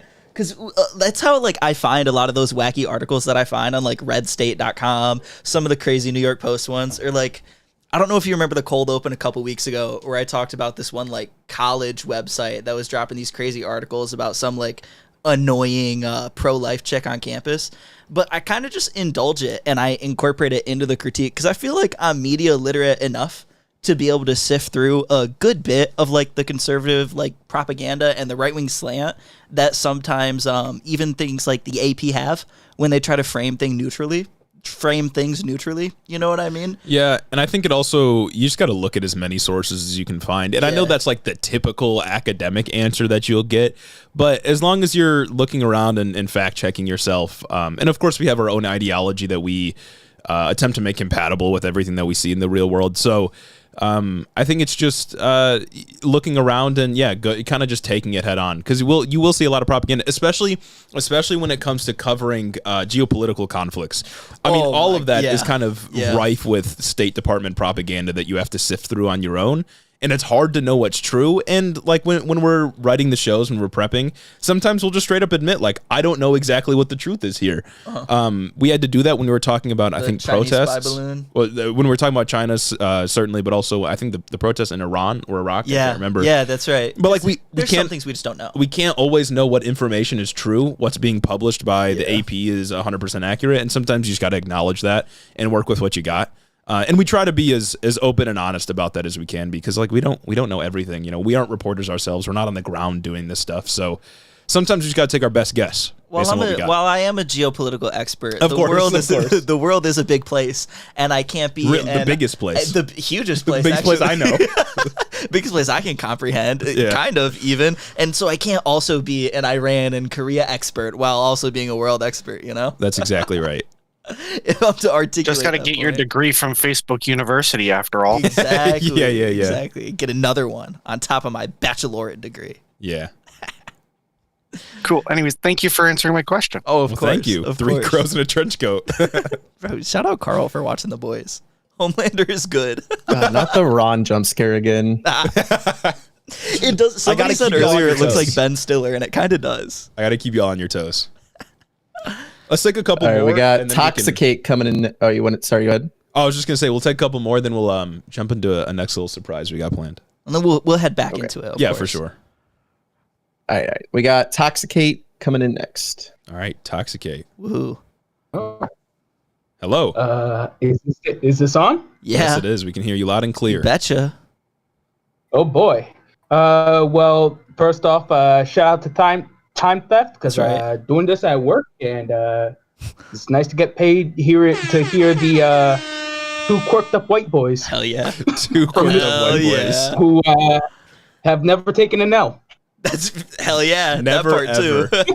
Not even when I said Tucker Carlson won't get fired. That was actually I was actually testing you guys. I was trying to see if you were keeping up with that was a W surprise. Yeah. How could I have known? Facts. How could I have known realistically? Yeah, guys, I can't see into the future. I actually want to cycle back to the question that Golden Leo had, a piece of media, because I cannot shill this show enough. The Good Place is for real fantastic. I watched like the first season when it was airing, but it was just like, I don't know, I just didn't keep up with TV. I liked it though. I really fucked with it. Please please finish the rest of it. Really? Huh. I watched it. I think The Good Place is phenomenal. Big facts It's about like The Good Place. Wow. It's like if comparatively is if live it's it's Avatar: The Last Airbender, just as good. The quality is just as good, but of course it's not animated. Yeah. I did watch The Good Place a couple of years ago at this point, but sometimes I like to watch things without analyzing them politically, so maybe I kind of just missed the themes and stuff. I sometimes like to turn my brain off. Yeah, no, I'll take your word for it for sure. Facts, dude. I need to rewatch Avatar. I would recommend it. It's a fun show to watch. It's entertaining. Isn't it on Netflix? I think so. Please. I will shill it. I will shill it to YouTube. I will shill it to the Patreon, to everyone on the YouTube chat. It is. Oh, hold on. Sorry. I gotta dip out for this one. Sorry. No problem. Word. Okay. Thanks for coming on. For real. We can take one more. Yeah, we can get one more. Let's take one more in here. All right, last one who's up next then is Chris the Postman. Chris. Shout out Chris the Postman. One of the first supporters, That's Chris. right. Oh my God. We love Chris the Postman. Oh, hello. Hello. Chris, the longtime supporter, almost 2 years now. Chris the W, man. Yeah. Come on now. Feels like I'm meeting my hero. It's been a long time. That's right. I'm meeting All Might, and I'm little Midoriya. Yeah. Little Midoriya, no powers. But, God, what was I going to say? So, I have 2 questions and one thing. I wanted to jump back around to Leah once again. Another thing of leftist media type thing. Not particularly political nature, but the people who run it have very leftist and socialist views. If you don't mind me shouting out a different podcast. Oh, go for it. Yeah. Lions Led by Donkeys, which is a military history podcast. Oh, really? And the people who run it are it's a guy named Joe Kasabian. He's a former soldier and he's a socialist, and he just goes over some of the ridiculous things that happen in military history, like all throughout the world. Oh, that's cool. It's incredible. If you enjoy military history, check out Lions Led by Donkeys. Well, yeah, he sounds kind of sick. We are always in full support of people promoting even just like direct competitors to the pod, other podcasts, other shows. Like, we're all for diversity of tactics, and we get that we don't appeal to every base of person in the United States. So, yeah, share as much as you guys can. And you guys can like other things. we don't produce enough content every week for you to just like us. So I guess you can go and, you know, have a side piece. I suppose. And my second question, or my question, one of them is with a lot of union activity going around right now, with like the writers' strike, and also, I think that's a big union thing going on right now. I have a lot of union stuff on my mind because I'm actually going to a union convention quite soon. Oh, sick. What was the question? So there's something I've actually noticed that I wanted to get you guys' opinions on, which is when it comes to unions, how there's like almost no union protections pretty much for anything. But if you look at almost every single federal government agency, there's unions for that, and those have protections. And I don't know, I just find it very odd because obviously I'm a mailman and part of the union and part of the federal government. God, I'm very scatterbrained right now. I did not prepare this, if you cannot tell. No, it's okay. Yeah, you're good.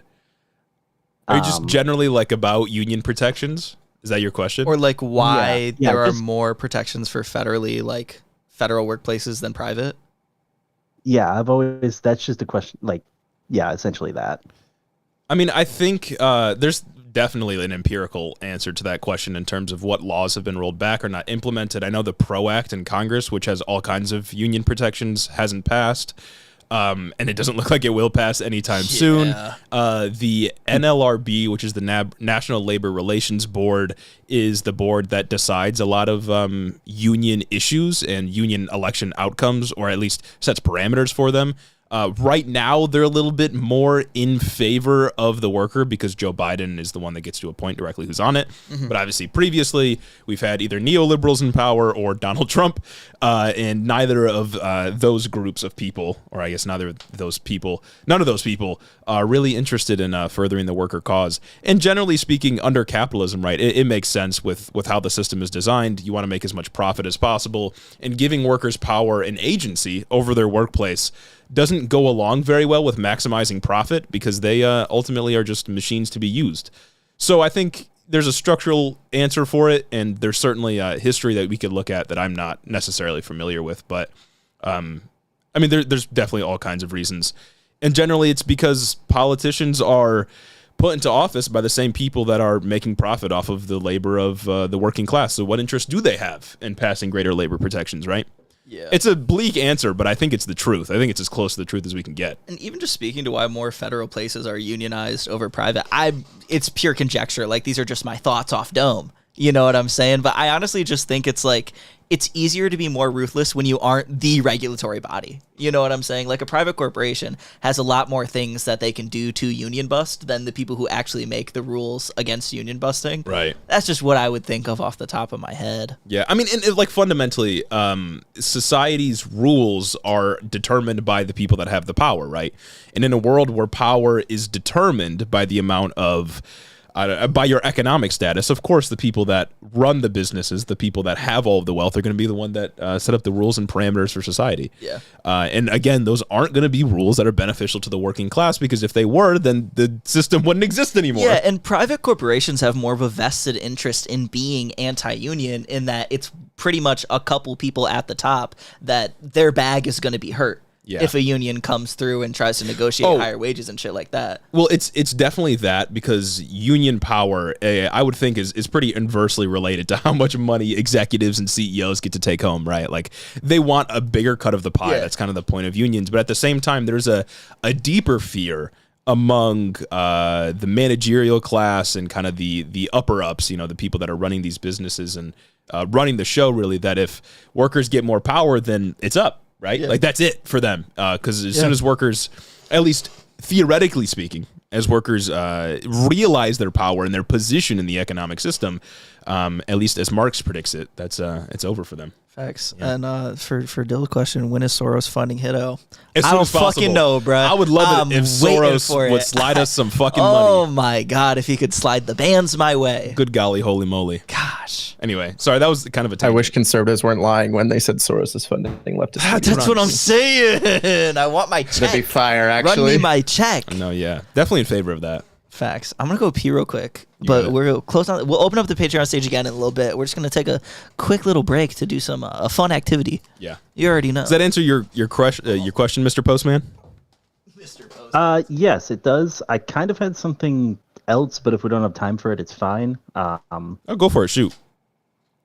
So it's less of a question and more of a perspective on living in a state with no gun laws, because I live in New Hampshire. I believe I've said that before, and New Hampshire has almost no gun laws. And just a perspective on how easy it literally is to get a gun in a state with no state laws, as someone who's done it. When I tell you I have decided I wanted to purchase a gun, went to the store and bought it within 45 minutes, it's completely and utterly true. And wow. I'm not saying I shouldn't be able to own a gun, like just by like pretty fast, the standards that I believe in, but it was so incredibly easy that it honestly scared me when I bought my first gun. Yeah. And I am a gun owner. I'm a legal gun owner. I believe there should be a hell of a lot more laws in purchasing a gun, considering how easy it was for me to buy it. Yeah, I mean, Gage and I have been pretty open about our support of the Second Amendment. I'm not against gun ownership in any real substantive capacity. But if we're thinking about mass shootings and gun violence broadly in the United States, no other country has the problem, and it's because we refuse to regulate guns to any meaningful degree. So, of course, if we're not going to do anything about how you're able to get a gun, how easy it is, then... Are we talking about guns? Yeah, like, of course, they're going to proliferate and they're going to be used more often. I think it's a pretty easy understanding of how it works. But the Second Amendment is, or at least conservatives in this country, are a bit of the problem in solving the issue. But yeah, it is scary how quick you can get a weapon. It's not good. Yeah, Emma, just like Emily said, that really is a huge slay. Actually, I'll be waiting for my check. But speaking of guns, I'd imagine we're just talking about like the Second Amendment in general. He was saying how easy it was to buy a weapon, like 45 minutes, and he had it. Yeah, no, because that's really what the issue is. Like, I'm fine with people being able to, Emma, like, correct me if I'm wrong, Canadian Emma, but you can have a gun in Canada. It's just really hard to get one. Yeah. And they don't have the issues that we have with it. Well, I think it's a different Emma. I think the Canadian Emma left. You're confusing our listeners. No, I'm not. You're I said other Emma, not this Emma, but the other one. I'm the bad podcaster now. Wow. I would never forget our listeners. I have a social bond with every single one of them. A real bond. Everything we have is real. Real love. Everything is real between us. Yeah. There was also one thing, because I just noticed it. Legal Leftist put it in the Discord chat. It's crazy how Mass has the strictest gun laws in the country. Yeah. And it's right next door to New Hampshire, which is absolutely crazy because I used to live in Massachusetts. And for about 2 to 3 years, I was in the process of getting my gun license and still hadn't completed it. Moved to New Hampshire, took me 45 minutes. Really? It's crazy. Really? It's absolutely insane. Like, I just don't think you should be able to just walk in and get one. Like, that's really what it comes down to, because that stops so much. Yeah. Yeah. I mean, luckily, New Hampshire at least does background checks. Right. But it's only a state level background check. So if you've just moved to New Hampshire and you have no felonies in New Hampshire, you can just get a gun. Yeah. Me and Carl go way back. It's insane. But yeah, I think that's all I had. All right. Sick. Thank you for coming on, and thank you for coming to the live stream. It means a lot.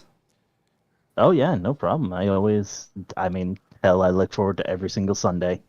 Actually, I don't listen to the episode on Monday because I save it for work so I can listen to it while I'm working. Time theft. That's the good and moral and just thing to do. Yeah. If you ask me. Unfortunately, it's not time theft because I actually continue to work while I'm listening to it. So true. Yeah. Well, you are a postman. We rely on you for everything. You should pause it until you go to the bathroom. True. Yeah. You are a necessary component of modern society. I couldn't function without you. Exactly. All right. Thanks for coming on. But anyways, thanks for talking to me, guys. Yeah. Right. Let me hop out of here. That was fun. We'll do a couple more of those later, I think. We'll try to get to everyone if we can. Yeah, we'll for sure. We'll get to everybody. But yeah, I like doing that. I think we can do more of this in the future, more live streams like this where we're having people come on. Facts. If you all like that kind of thing. If you if you still like me, you know, if you still think I'm cool or like whatever. But now, I want to do something that I'm really excited for. I put a lot of work into this, so I hope you guys like it. Dude, I can already see the one. I already know what I'm going to do. It's going to take It's going to take a little bit of discussion before we get into it. But we're doing a tier list, ladies and gentlemen. Let's go. We're going to have you all interact with this as well. So what we're going to do we're going to rank. These are all the GOP contenders for the presidency that we know of right now. Some of these haven't fully announced just yet, but others have, and I threw them in here just to make things fun so we could have more people. We'll go through each of them. So we got first up here is Chris Christie. Actually, we'll go through them once we get to them all. So the first one's going to be Chris Christie. We need to decide what the criteria is that we're going to rank all these people by.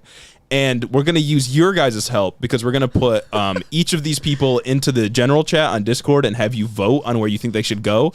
If we disagree with the ranking, we might just overrule you.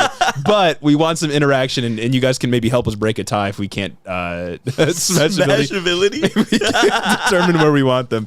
So I don't know what parameters we want, right? Because if we do best, all of them are going to be like F tier, right? These are horrible human beings. Yeah, facts. Like good people, moral people who make the right decisions. Yeah. If we do electability, Smashability again. If we do electability, it's going to be like Trump and DeSantis up top, the rest of them in F tier. That's no fun. It's got to be something fun.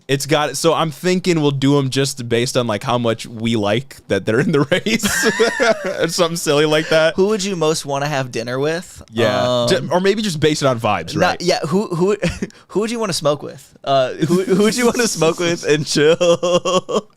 Yeah, we need some criteria. Content, Riz level. Riz level's crazy. The Riz level could be workable. I could see Riz level working. Yeah, I think Riz might be the way. Riz? I think we're gonna have to rank them based on Riz. I'm with it. So we're gonna rank each of the GOP candidates for president based on Riz, based on how much we think. How much Riz we think that they have. You know, Riz and Smashability, they really go hand in hand. So, you know what I'm saying? Yeah. As I said, we're going to have you guys participate as well. Let me make sure the camera is... Okay. I think it messes up when we come back. Bong with Biden. Dude, me too. Is this going to... Do the Ripskis. There we go. POTUS. All right. So, as I said, we're going to drop it in general chat and see what you all think. But we're gonna talk about them each first, of course. And we're gonna get your takes. We'll be interacting and stuff like that. So, the first one we have here, this is Chris Christie. Chris Christie is he worked for Trump. I think just like a policy advisor or something like that. I don't remember his actual title. Chris Christie. He got COVID because of Donald Trump. Yeah. Almost died because of Donald Trump. And Chris Christie, I think, just recently announced or is going to announce. You brought that up on the recent pod. He's thinking about announcing. I don't think he's got much of a chance like many of these people. Was Chris but he is on the Christie list. The guy, he was like New Jersey governor or something? I don't remember. This is like... Does anyone know who this dude is? This is like when we were kids. Is he the guy that banned like the big gulps? I don't know. I gotta know. Somebody please tell me.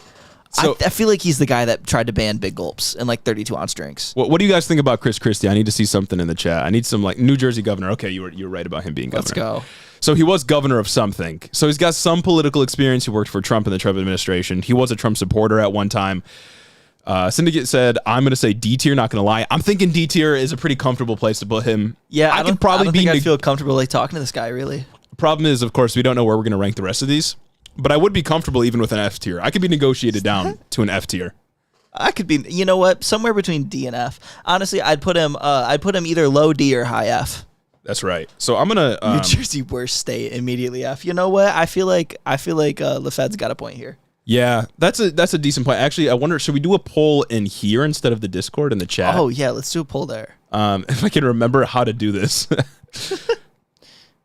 But I'm thinking, yeah, Chris Christie is not very not very rizzable, not very high. Not much Riz. I do not remember how to do a poll in here. You know what? We did it during the election live stream. I remember. Fuck. We're a bit rusty, gang. Yeah, we are a little bit rusty. A bit rusty. Settings, maybe? / poll? Maybe?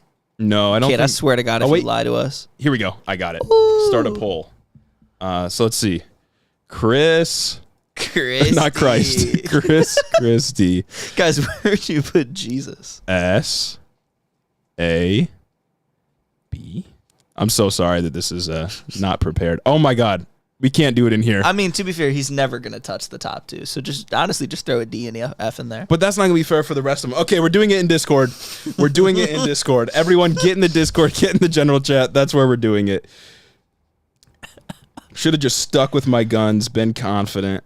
Chris Christie. Paste. All right, everybody vote on the message I just sent in the general chat. Trump's VP? Was he almost going to be Trump's VP? That would have been crazy. That would have been so much cooler than Mike Pence. Like, I can't even lie. That's probably a way better timeline. I don't know. Chris Christie's kind of a loser in my mind. Bribe to put Ron in. Oh my God. Bribe to put Ron and M for Meatball. Shout out CJ with our very first super chat. This guy. Oh my God. Our very first super chat. Oh my goodness. Oh my God, I'm about to fall in love. I can't even lie. I'm about to foster our very real social bond. What can I say? Okay, With the Fed too. We're getting several D votes. Wait, that's not how it works. Oh, okay, I see. Yeah, just like respond. You can react to my message. This is so unorganized. I think this is perfect because the episodes are always so organized. Like we always know exactly what we're going to talk about. Yeah. It's like opposites attract. You know what I mean? Yeah. You guys come to us for a variety of content. Yeah. So this is very different. Thank you for the super chat, though. I didn't actually expect to get any. I didn't either. That's nuts. Oh but they are open. If anything, if that tells you guys anything, I think we could firmly put him in D. We got 9 votes for D, and I think I'm going to have to agree with the people on this one. This isn't a democracy, of course, but I like to give you all the illusion. You guys made the right decision, so I think Chris Christie's a comfortable D. Bond is more real than the love we have. Next one. Mother, that's right. And now this one's a wild card, okay? That's Larry Elder. Oh. Now, Larry Elder has not announced that he's going to run for president, of course. Is he thinking about it? But when I was looking at Political's breakdown of all the contenders that are possibly running, that have indicated that they might be running, Larry Elder was one of them. He ran for governor of California, yes, he did. Lost during the recall election for Gavin Newsom. What else has he done? I don't know. I can't remember. He debated Hassan one time. Yeah, did really bad. He did debate Hassan one time. I think we covered him on the pod one time for like an outrageous take that he had. Yeah, it was something I can't crazy. Remember exactly what it was. Oh, bribing you to be my friends, Carl. I'm your friend now. Oh, thank you Carl, for the $1.99. About to be first name, last name. You know what I'm saying? Yeah. Larry Elder raw F tier. F tier. See, I might hot take. Less than Chris Christie. And that's what I'm saying. I don't think he's less than Chris Christie. Okay. I feel like I don't care to listen to Chris Christie talk. You know what I'm saying? Like you put him on my Twitter feed, I'm not going to listen. But if Larry Elder, like same caption and everything, I'm not going to listen. Smash ability B, vibe C.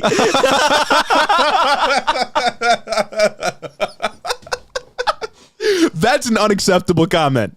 You almost got banned for that. That's an unacceptable comment. It's pretty funny though. Holy shit. But anyway, Larry Elder, I'm at least going to listen to him. And for that, I think he's got to be high C, low B. See, I think Larry Elder belongs in D tier. I think he belongs with Chris Christie. I think he has similar vibes to Chris Christie. I'd honestly put Chris Christie in the current political climate above him because Larry Elder's taken so many L's. Not that Chris Christie's a better political operative than Larry Elder is necessarily, but I think that they give off such similar vibes. But it's a Riz-off, yeah? Yeah, I feel like at least we have to at least put him above Chris Christie. Okay. You know, maybe we can get a rough draft and we can adjust. Gage is advocating for C tier. I'm advocating for D tier. Let's see who convinced you all. For all talking Riz, he's got to be above Chris. That's what I'm saying, Emma. That's what I'm saying. Larry Elder. Is the ad about to run? 40 seconds? Oh, top of the hour every hour. That's crazy. You know what I'm saying? All right, Larry Elder. Vote on him in the chat. React to the message. We'll see if democracy rules. If not, if y'all put him in S tier, it's not happening. I'm sorry. This is really like voting for who your favorite one of us is. Jeremy almost had to get that ass banned. Oh my God. Funding the radicalization of our children. It's like George Soros. Thank you so much for the 25. Just like George Soros. Thank you so much for the 25, Heretic. That's very kind of you. That's insane, actually. I love you so much. Fuck. Anyway, it's in the what's your first name? What's your last name? We can be friends. We got 7 votes for C tier. They're agreeing with you, Gage. One vote for F tier. I guess this is like I'm the favorite. I guess this is definitive proof that they just don't fucking like me. Hey, bro, it's not me. It's not my fault. Let's see. We got 4 votes for C tier. Hell yeah. 10 votes for C tier. My bad. I can't read. Looks like he belongs in C tier. Bro's acting like me looking at the reviews. Yeah, for real. And since we're on an ad break, I'm gonna go pee. Oh, true. And you're gonna entertain. Oh my goodness, I can talk to the chat now. Guys, what are we going to talk about this time? Last time we talked about gaslighting. We could talk about that again. What are your guys' takes? The Botox ad? It was a Botox ad? Dude, I keep getting this one ad on my YouTube because I consume a lot of like political content and I'm always hunting for it, especially like right-wing takes. I keep getting this ad it's like this old white guy and he says some shit like, woke culture has gone too far. And then every single time it makes me roll my eyes. It's ridiculous. Have you heard of the YouTube channel Some More News? Yeah, I fuck with them a little bit. I don't watch honestly, ever since we started the pod, I used to just be 24/7, always Hassan, a bunch of other content creators, stuff like that. But since we started the pod, I feel like I've supplemented a lot of that with just reading articles because I'm scared. Half the time, I'm scared that if I watch Hassan throughout the week, I'm going to regurgitate something that he said. Even if it's a basic take, I just don't want to do that. So I've been watching a lot less people recently. I'm Canadian, so I'm not getting those ads. L for y'all, though. Turn to Derek. 12-minute ad? I'm so sorry, Carl. We didn't talk about gaslighting before. You're crazy, and all your friends know it. That's a prodigy. A fucking prodigy right there. We still got a little bit to go, but it's looking great. Guys, what do you think about Syndicate Denuncium or Delun himself? Who is that? Oh, syndicalism? Anarcho-syndicalism? You're the theory guy. So the way I understand it, I think anarcho-syndicalism just describes an operation of the economy in which we're broken up into workplaces, basically syndicates that operate democratically and work with each other. I don't know exactly. I don't know a lot about it. To be honest, I'm not that read up on syndicalism, but I can read up on it and get an answer for you next time we do one of these streams around the pod or something like that if you're itching for an answer. That's true. I generally don't think I'm that against it necessarily, axiomatically against it. I just consider myself more of an orthodox Marxist if I'm being honest, but I'm a big theory head, so. Huge theory head. Yeah. I'm stupid. So sorry for the ad break and pee break. You asked me about an enzyme. I gotcha, but fuck. All right, next person we have. Maybe a sleeper Who's pick? That? Oh, that's a personal favorite of mine. Vivek Ramaswamy. He's good. So He's good. Vivek is a recent entry into the political limelight. He hasn't got a lot of attention, but he did do a little CNN. It wasn't a town hall. It was kind of just an interview with Don Lemon. Yeah. He's big on supporting the NRA. Supporting the Second Amendment, gun rights. His famous line right now is that black people were freed because of the NRA from slavery, which is a funny take because the NRA was formed 4 years after the end of the Civil War. But I'm not that's fine. That's a good one. Another banger of his is give everyone in Taiwan guns and watch how China backs off, just like how we do it here in the USA, baby. He's so sick, dude. Yeah. I'm such a fan. We all live by our own lies, right? Insanity Instant S. We live by the FOMA that guide our lives, as Kurt Vonnegut would say. So, Instant S. I don't know. I don't have to put this guy in A. See, that's what I'm thinking. Okay, here's the thing. I think he's better than both Larry Elder and Chris Christie. I do too. I think he's kind of insane. I think he's somewhere between Marjorie Taylor Greene and Sidney Powell insane, right? That's the kind of insanity that I get out of him. But he's also he's a well-spoken person. He gets his point across. He doesn't lose. He's insane. He can articulate himself. Yeah. He's just he genuinely just believes in crazy things. If we're talking Riz, I mean B tier, I could take a B tier. I would be okay with B tier. I could put him in high B. Yeah. I could agree with that. I was thinking maybe A. A. He had the 25-point plan or whatever that we read on the show. Come on. Yeah. That was sick. Half of those were just straight out of Mein Kampf. Yeah. If it was smashability, bro's going good S tier. You know what I'm saying? He's a cute dude. He's a young guy. He's a young guy. You know what I'm saying? But I'm gonna drop Vivek's vote, the message in the chat. Raw insane. Are gonna take a vote. Raw is insane. I need to see him closer to Side No Riz. I agree, Emma. All right, Vivek is in the chat. Everyone take a vote, and we'll give him his ranking. He's good. He's got to be honestly he's got to be my third favorite candidate. Yeah. Behind, it's got to go Bolton. It's got to go Bolton, Trump, Vivek. That's what it is for me right now. I got to think that seeing him on a debate stage would be a good time. He's got the passion. He's not necessarily, I haven't seen him make jokes or anything. I can't say he's a funny guy, but it'd be a funny watch. You know what I mean? Unintentionally funny. Yeah. Because again, I'm a bully. I'm ruthless. We got an S vote, and we got S. an A vote and we got a B vote. Okay, it's tie chat right now. S, they watched the 25-point plan episode. We got an A vote. Let's see what we can get, people. Everyone vote. We're getting mostly B's right now. Plurality B's, I'll say. Okay, all right. Get your votes in, people. It's in Discord right now. Mostly B's. Get your votes. Majority B's now. Looking like he's going to be a strong B tier. I'd have to agree. Understandable. I'd have to agree. We're putting him in B tier, people. Next one.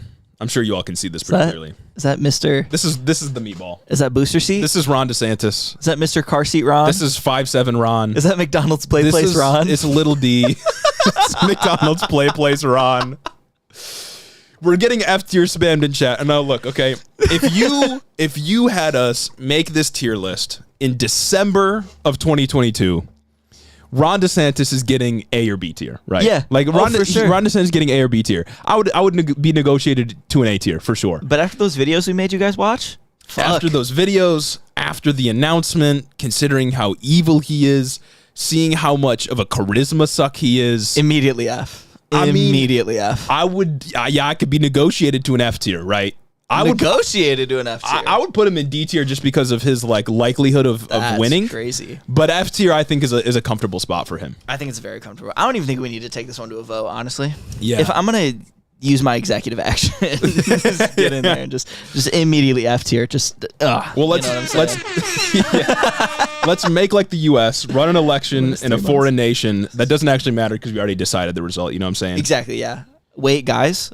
Syndicate wants something. F for fingers in the pudding, bro. All three of them swirling around. Do the meat? Can I add a tier? Hang on. Meatball tier. Oh fuck. Add a row below. Meatball. Make it M for meatball. Yeah. Get out of here, Grammarly. Oh my God. There's two of them now. Guys, I messed it up. Guys, I fucked up. Guys, I messed it up. Fuck. Guys, I ruined it. Hang on. Gray. I'm so sorry. Let me fix this. I gotta fix the tiers. Can you make it brown?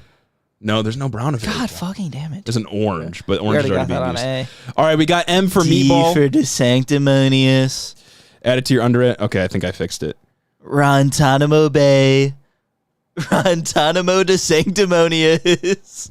Yeah, I'm thinking people want M for meatball. And meatball's as low as we can go. That's and I think that's where he belongs. He just doesn't have Riz. I'm thinking we're going to get a pretty normal distribution out of this. This is the first time Jeremy's using a computer. Yeah. It's here under FSVG racism.j. Okay, all right. Next one. Nikki Haley. Nikki Haley worked in the Trump administration. I can't remember exactly what position she held. I believe she worked in the Trump administration at least. Was she a cabinet? Been around, I think so. Been around politics for quite a while. But based on the coverage of her, she doesn't really seem to have too much riz. She hasn't confronted Trump's talking points. She seems to be a little bit more to the left than Ron DeSantis. Ron is obviously like an actual Nazi, so being further to the left of him isn't very difficult. They're all kind of further to the left in a way. Yeah. Socialists. I mean, what do you say about Nikki Haley, right? Like, I don't know how she distinguishes herself. That's the issue, is I don't say anything about Nikki Haley. Mm-hmm. I think she kind of sucks. But can I say that she sucks worse than Chris Christie? At least I know of things Chris Christie has done. A tier? You got to be joking, right? For Riz? No, I can't say Nikki Haley's an A tier. I haven't seen anything convincing out of her that could put her even near Vivek Ramaswamy. Come on. Wait a minute. Nikki Haley, was she North Dakota? Oh fuck, I do not. Wait a minute. Let me just look it up. For Riz? Yeah, for Riz. Okay, true. Yes, governor of South Carolina. She was a former governor of South Carolina. So electorally, maybe she has some sway. Who's North Dakota? She's insane. Is that Are you thinking of Arkansas, Sarah Huckabee Sanders? No, not Sarah Huckabee Sanders. Who's the governor of North Dakota? I think I know who you're talking about. I feel because like. Oh my God, I can't. I'm trying to think it like. The only thing she said. No, it's South Dakota. Got to be South. Who's South? Dakota governor. Let's go. Sarah Palin. Kristi Noem. That's who I'm thinking of. She would have to be like a solid B tier. Yeah. I think Kristi Noem would be right next to Vivek, but we're not talking about Kristi Noem. We're seeing C tier. I think I agree with C tier, but putting her on the same level as Larry Elder. I'd say she'd go with Kristi. She's got to go with Chris Christie. You love Larry Elder. You are batting for Larry Elder. Sick. This dude's a Larry Elder head. Dude, I can't. You're an Elderman. You're an Elderman. He's kind of fucking cool, bro. I'm an Elder Scroll, like kind of fucking sick. We're seeing C tier. Let me drop this in here for Nikki Haley. Hang on, guys. I've actually never operated a phone either. Apparently, I agree. Give her a C. Give her a C. Man, I don't know, because it's like I can at least think of funny things Larry Elder has done. Or like moments where Larry Elder has made me laugh for being silly. Oh, Larry Elder, one of his most famous takes is having a $0 minimum wage, of course. Yeah, I can't handle this Larry Elderism. I prefer Larry Elder-dery. You know what I'm saying? M tier isn't available for anyone else, by the way. No one else can be it's put with locked Ron. out. It's like S tier. You can really only put one in S. mean, by the way that Chad just kind of spammed F tier, M tier for Ron DeSantis, I think it's pretty obvious. But Nikki Haley's in the Discord now. Go vote. Drop a vote, and we'll see what's going on. I'm actually registering as a conservative and voting for Elder. Let's see. We got a C tier vote. Casting 30 ballots for Elder. We got a C tier vote. Lots of C tier votes. Someone voted for D tier. Can't use technology. I'm thinking C tier is a comfortable spot for 7 votes. C tier. I guess you just like Jeremy more now. Whatever. Yeah. Whatever. I guess so. Where is? Oh, here we go. C tier it is. I think that's a comfortable spot for her. That's a good one. I think it makes sense. It's agreeable. It's agreeable. Yeah. Oh, look at that. Apparently you can put letters. You can vote with letters on Discord. So I didn't know. I guess I'm just a fucking boomer or whatever. What do we got next out here? Next is Asa Hutchinson, current governor of Arkansas. Someone we haven't really talked about. Running as the anti-Trump candidate, has been pretty openly anti-Trump. Hasn't made much news. Honestly, think he is officially I feel like that's announced. gotta put you in F. Yeah, that's kind of, I think an immediate F tier. No debate. I think he's just got to be an F. Yeah, the Hutch. I don't know. Shitty hairline, bros. Fuck yeah, I think the Hutch goes into an F, maybe even without a vote. Without a vote, without a doubt. I don't even think you guys want to vote. This isn't a democracy. It's not a republic either. Here's hairline. Could put him in D. Put him in D. That's you're talking about. You saying that helps him? His hairline is. You know, it makes him more approachable, like a grandfather. You know? I could talk to him. To be honest, I think he's comfortable F tier. No one even knows him. Next guy, Perry Johnson. Who the fuck is Perry Johnson? He looks like Bill Nye. From at least how far away I am. He's officially announced. Perry Johnson has, but nobody knows who he is, right? Yeah, like that's like if I went and announced. He was one of the guys that ran for governor in Michigan. I don't know if he was one that got taken off for fraud. Or if he just never made it onto the ballot because he was bad, but he did run, and he's officially declared. I don't know I think he's like a talk news guy. Damn, I don't really know what he does. He's probably on WNEM TV5, just like going nuts. Yeah. I don't know. What do you guys think about Perry Johnson? Do you even know him? I'm sad that I know him. We talked about him before on the pod. I don't. Briefly. We talked about him?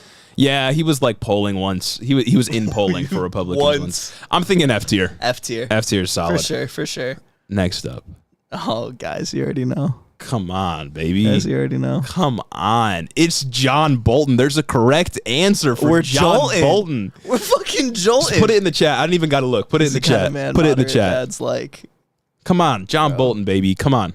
I'm going to need to see some J's in the chat. I'm going to need to see something crazy. That mustache got to put him in. That's right. That's what I'm saying, bro. Long-time listeners know where John Bolton belongs. He's well-groomed. You know what I'm saying? He is.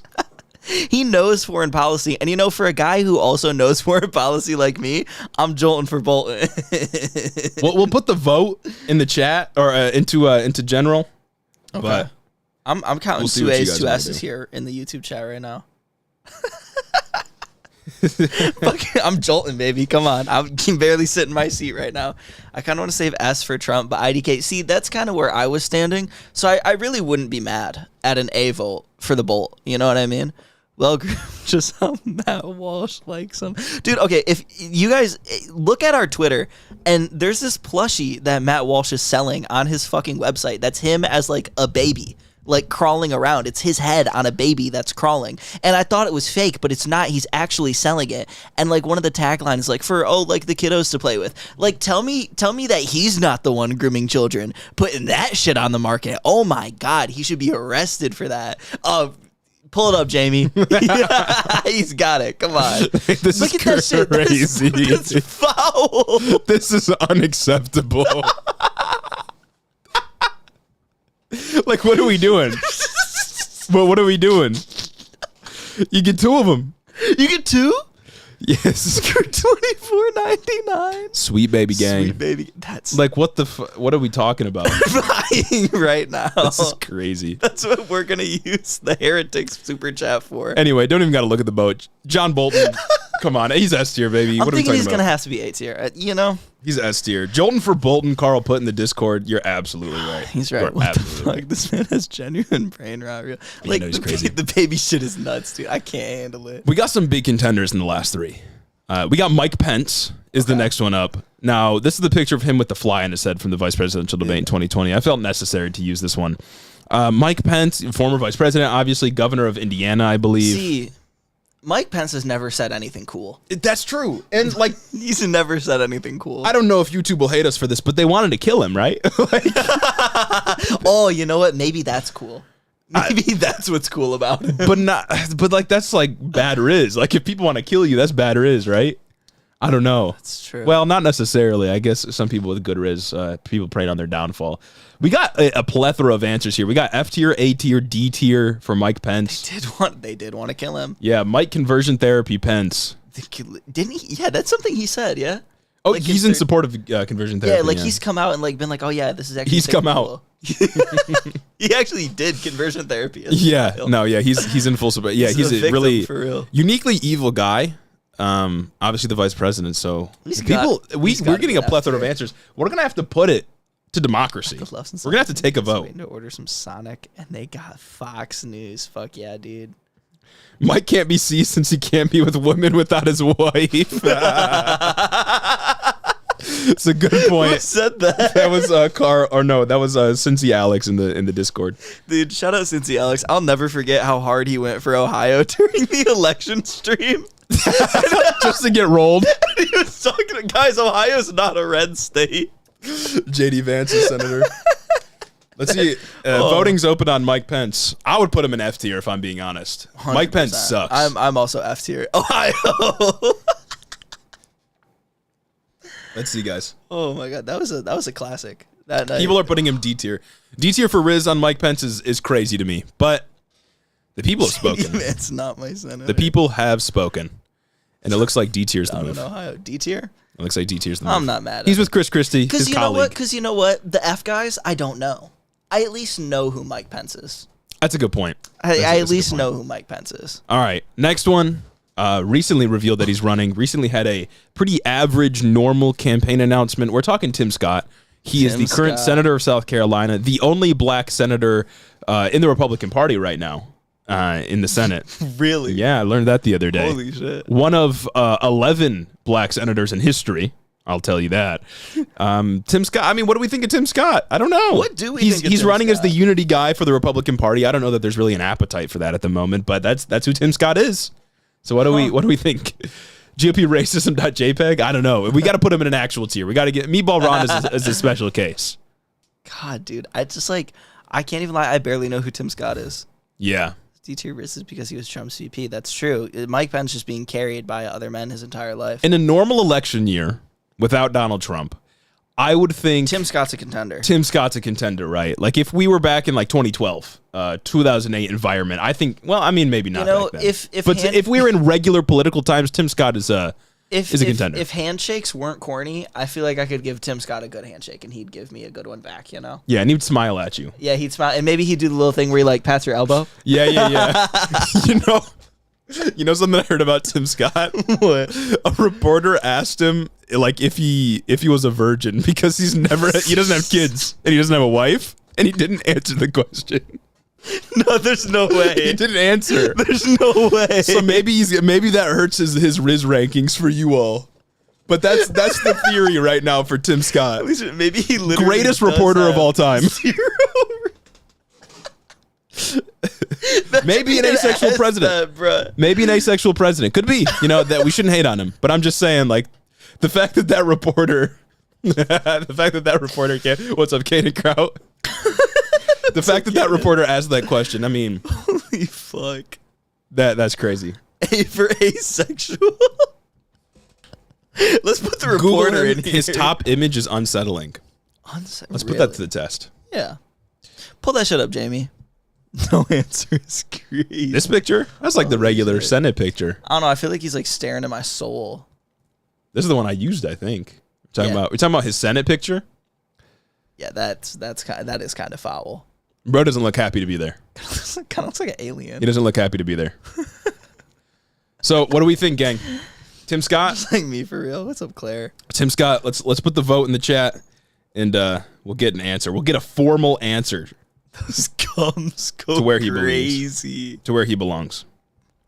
What tier? Cheesing with only the up teeth. Yeah, I don't think Tim Scott's going very far. I wouldn't think. Frack president, I'll eat my copy of Capital. Yeah. Let's see what we got. Let's see where Tim Scott belongs.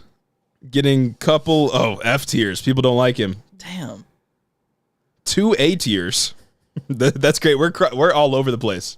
See, Tim Scott's just a guy I feel like a lot of people don't know a lot about. A for asexual. That's understandable. But we're talking Riz. What is Riz, right? You know, if he were like out and about asexual, I would have to agree, because then it's like, okay, you know what? Then it's representation. It's representation. I can't use it against you, but because he's not. Right, and like the Republican Party would completely make fun of him if he came out as asexual. There is no space for that in the kind of traditional orthodoxy man and woman only relationship. Like, you got to get married, you got to have kids, that kind of thing. TBH, if it's Riz, I feel he can't be higher than D. I'm with you, Caden. Yeah, people are voting F tier in our Discord, and I'm thinking F tier is gonna have to be where he belongs. That's right. I'm sorry to say it. We're gonna have to put him there. Yeah, I'll put him above the other two though, just because we know who he is. Distribution's got a little bit of a left skew here. And now the last person on this list, my Lego robotics team met him in like 2016. We're talking Donald Trump. That's so sick. It's Donald. We're talking Riz. I think you guys know where he, but like he's him. He's him. That's the guy. Donald Trump. He's evil. He's a bad person. He doesn't deserve respect. He hurts the country. Ran up the deficit, of course. But if we're talking Riz, you see the video of him in that McDonald's? Right. That's all I'm gonna say. He said, "I've ordered everything on this menu. I know all of this. I know this menu better than you. Yeah. I know it better than you." Rigged election. No mail-in votes. No Discord votes. Only YouTube votes. Stop the count. It's all rigged. Stop the count. More votes. I just joined. What's up, Ashley Morgan? Rigged. It's all rigged. Let's see what you guys think. Donald Trump, the vote is open in the Discord in general. Oh, this is our last one. But he doesn't have the cool mustache. That's true. He doesn't have the mustache, but it's like, it's Donnie, right? He's the boy. Folks, I have S tier Riz. It's true. No one's talking about this. Guys, put a vote. Unbelievable. Tell everyone to vote Beer Lover, and they have to say the election is rigged. It is. This is our January 6th. This is January 6th. This is literally January 6th. I don't want him above Bolton. See, that's kind of where I am. I don't want him above Bolton either, but on par with John Bolton. I mean, I'm jolting for Bolton, right? Always jolting. Because, you know, we also have to consider, right, like, these tiers are ordered, like, in inter-tier or intra-tier, right? So Bolton is still ahead of Trump. Exactly. I need you to find me 13,000 Riz in Georgia. Now it's a 6-6 tie between S and A tier. I think we're gonna break the tie. I think we gotta break the tie. It's S tier. Stop the count. All right, broke the tie. Stop the count. Arizona's voted for midnight. Trump. We're not opening any more ballots. Take your screenshots. This is the official. That's right. That's right. The official. Oh my God. This is the official Riz ranking for GOP contenders, as voted by you guys and endorsed by us, of course. Of course. This is it. I'll put the Hito stamp on it. A tier's feeling empty. You know what I'm saying? A tier's feeling empty, but like, I think this is a fair rearranging? ranking. I don't know. I think it's fair. I don't think so. I think it's fair. I don't think we could. Even if we got rid of M tier for Meatball Ron, I don't know where else he goes, right? He's going in F tier, right? right? He's going He'd immediately go F. I think that's a fair ranking. I think you all did a pretty decent job. I'll accept those votes and won't throw them out. Imagine John Bolton wins the primary. Oh, that's exactly what I want. John Bolton, been imagining it all the guy time, who's wanted to start a war with Iraq for like all of his existence. Again, pretty sure he said to like nuke the Middle East or whatever. So I don't know. I'm happy with the ranking. I'm level-headed guy. You know what I'm saying? Yeah. Take your screenshots. Take it out. Remember it. Mark it down. Yeah. Hiddo history right Somebody here. print this off, make a print of it, put it on your wall. This is history. Send it to us. We'll sign it, send it back. You know what I'm saying? Maybe we should put this up in the studio.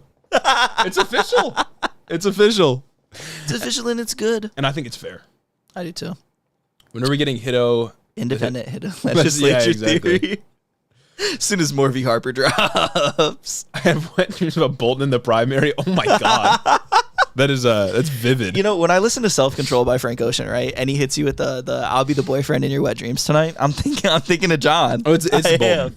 Jordan from Bolton's got many meetings. I'll be the Bolton in your wet dreams. This is our next merch design right here. We're just slapping this on a shirt. Signed posters for real. See, we were toying around. I don't know if Peyton's still in here. She was asking about merch earlier. We were toying around with the idea like merch the other day before we went live on TikTok with the Powers Taken Not Given. And I thought it would be pretty sick. You guys, are you guys familiar with Lil Baby's tour merch right now? there's this shirt on there. It's got like a 2 on it, but it's 2 pictures of him as a baby. And I feel like it'd be pretty sick if it was me and Jeremy as a baby boy on summer. The front of the shirt. Baby boys, come on. Come on. Baby like boy way summer. cooler than how Matt Walsh did it though. What are we talking about, man? Come on. Come on. Should we open up the Patreon stage? Yeah, let me hop back into that. Let's do that. Let's get back to talking to some people. Let's chat with some folks. Let's chat. Well, if I can find it again. I'm gonna vote for Bolton in at least 6 states. I'm casting 30 ballots in 5 states. What is this music?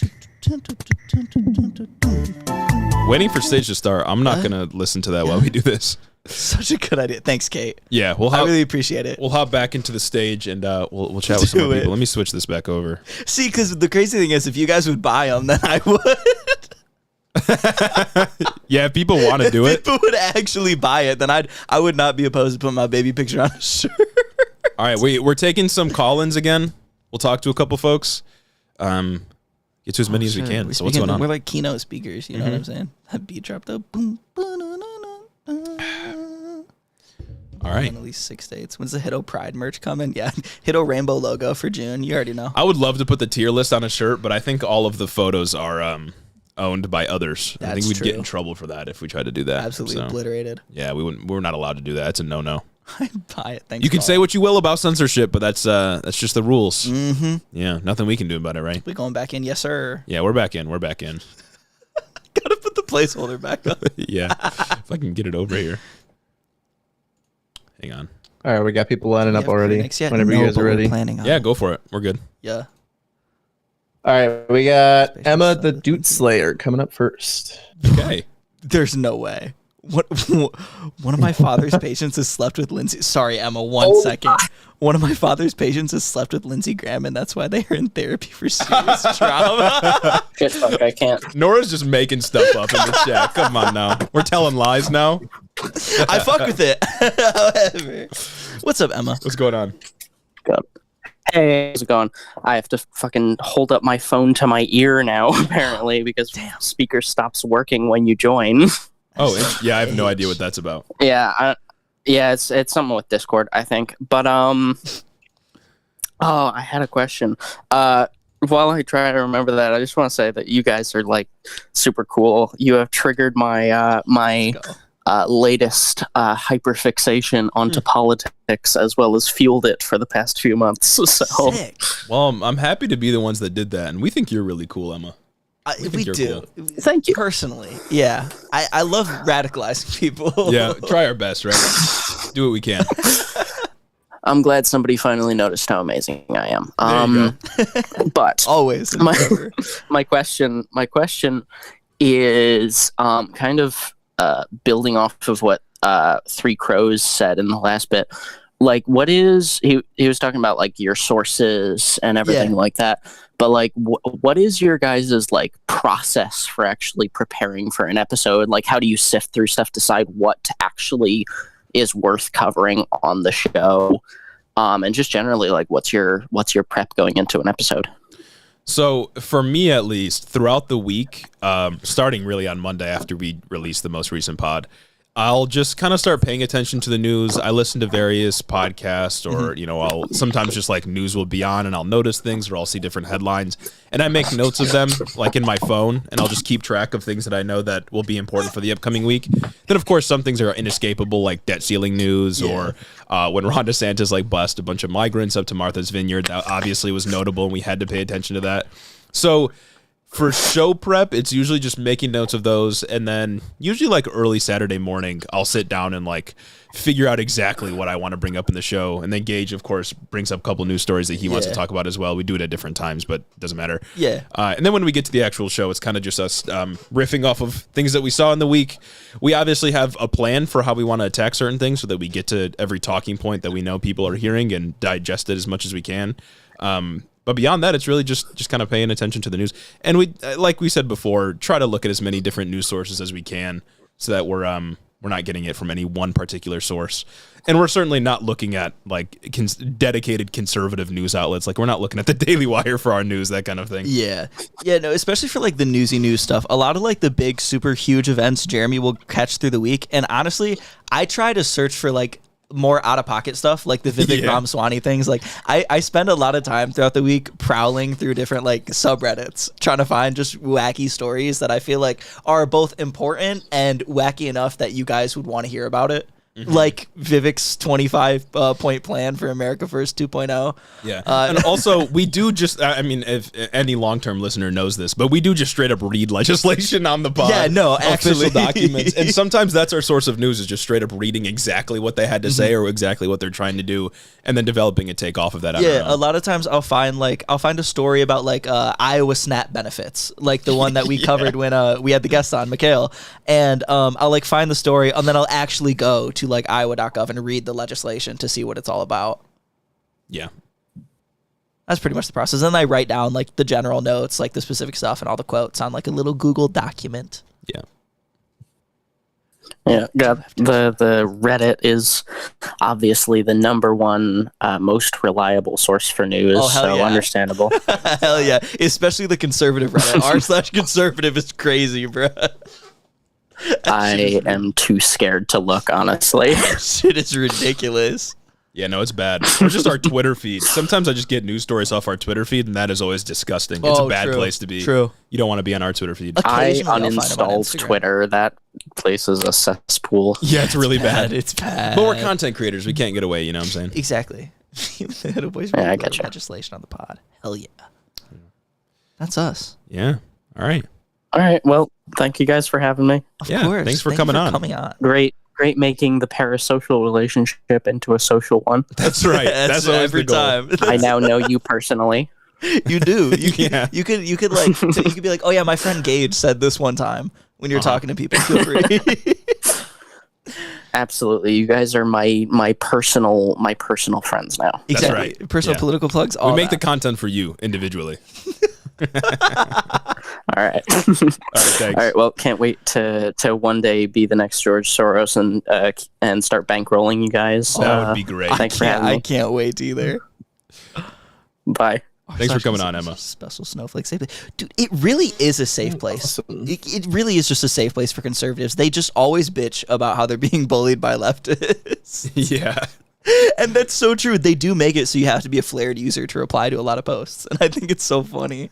Hitto's my personal left-wing think tank. That's right. We need to get like funded by some giant donor, and then we're selling out. I've told you guys this since the beginning. Right? I can't even think of like any left-wing think tanks though. Yeah, I'm the Heritage Foundation fund. Whatever the equivalent is, right? That'd be fun. All right, sorry. Let's get to the next one. Yeah. Before I bring the next person in, we do have requests for another Meatball Ron impression. Oh God! How did I even do it last time? Gage. So from Gage. From Gage. Last time I did it was off the cuff, and it's just like, that's not true. I did not eat the pudding with my fingers. I don't even think it's that good. It caught me. It's not true, folks. It's not true. Don't listen to the media. The woke mind, but Florida is where woke comes to die. You know, I have legislation to back it all up. It caught me so off guard when Jeremy did it. That was a fun one. That was fun. That was good. That was good. All right, we got tailored for content coming in. Friended by Jake Tapper on Blue Sky. That's crazy. I want to get friended by Jake Tapper, bro. I want to slide in his DMs. Tailored for content. Hello. Yeah. Hello. How are you guys doing? Fantastic. Shout out. Currently committing wage theft in my custodian job for a public school. You're stealing other people's wages? Theft. You're not paying overtime? No. All right.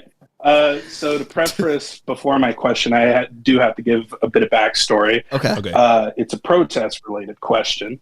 Nice. My college held a drag queen story hour as part of this, literary arts festival, and obviously there was a protest to that. Of course. So I showed up in support, counter protest. Nice. And the biggest, I actually sent you guys a link that newspaper article covered in Instagram. If you want to look at it, go for it. Your boy is quoted.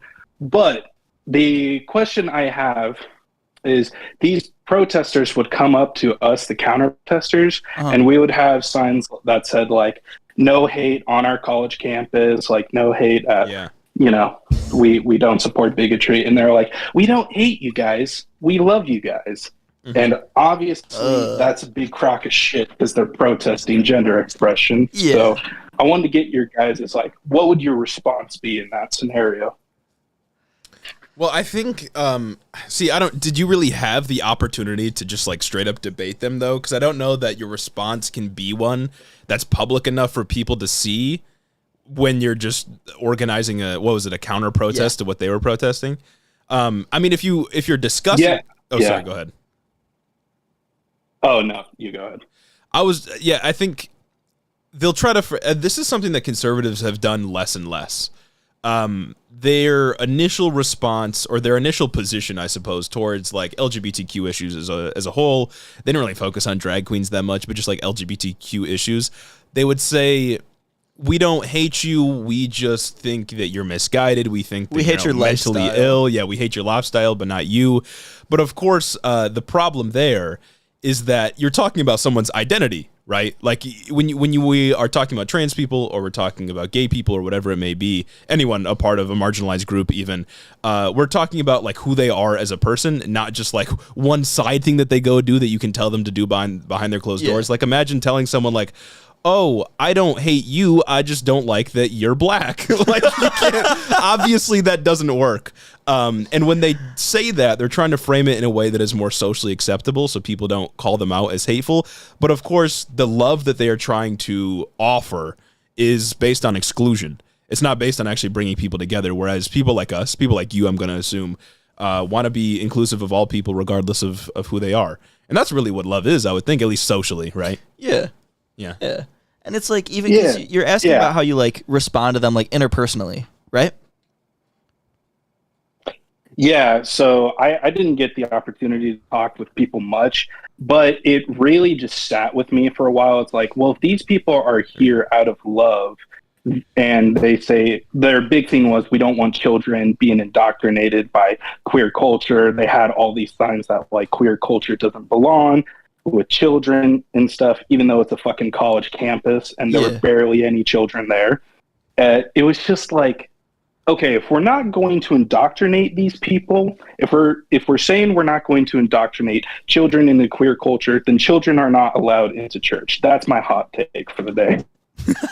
Yeah. Word. Okay. I mean, they only really care about indoctrination or what they call grooming insofar as it services their political agenda, right? Like we see this most obviously when it comes to the what just came out about the Catholic Church, how like half of all members have like done grooming to some extent. It wasn't actually that serious, but it was a pretty serious thing that came out, that there's some major problems with consent and children being abused in the Catholic Church. And conservatives don't bat an eye because it doesn't really work with what they're trying to do right now. But they are attempting to frame being trans or being a part of the LGBTQ or existing as a member of the LGBTQ as a sort of grooming. Being around children as a member of the LGBTQ is grooming, right? So, I mean, it's just, I understand. Sometimes their framing is like so strange that you don't know what to do with it. But fundamentally, what they're trying to do is exclude as many people as possible that don't fit within their predetermined, predetermined position for how things should be in society, which is, of course, to exclude all non-conforming people, which is a hateful stance, right? Like, you can't, I don't understand how you could frame that as love in any meaningful way. It's like, even just dealing with these people while they're like trying to press you as you're like counter-pressing, I'm like, no, we love you. It's like, it's basically a Hito cliche at this point, but I'm going to say the best response right there for like people surrounding is make fun of them.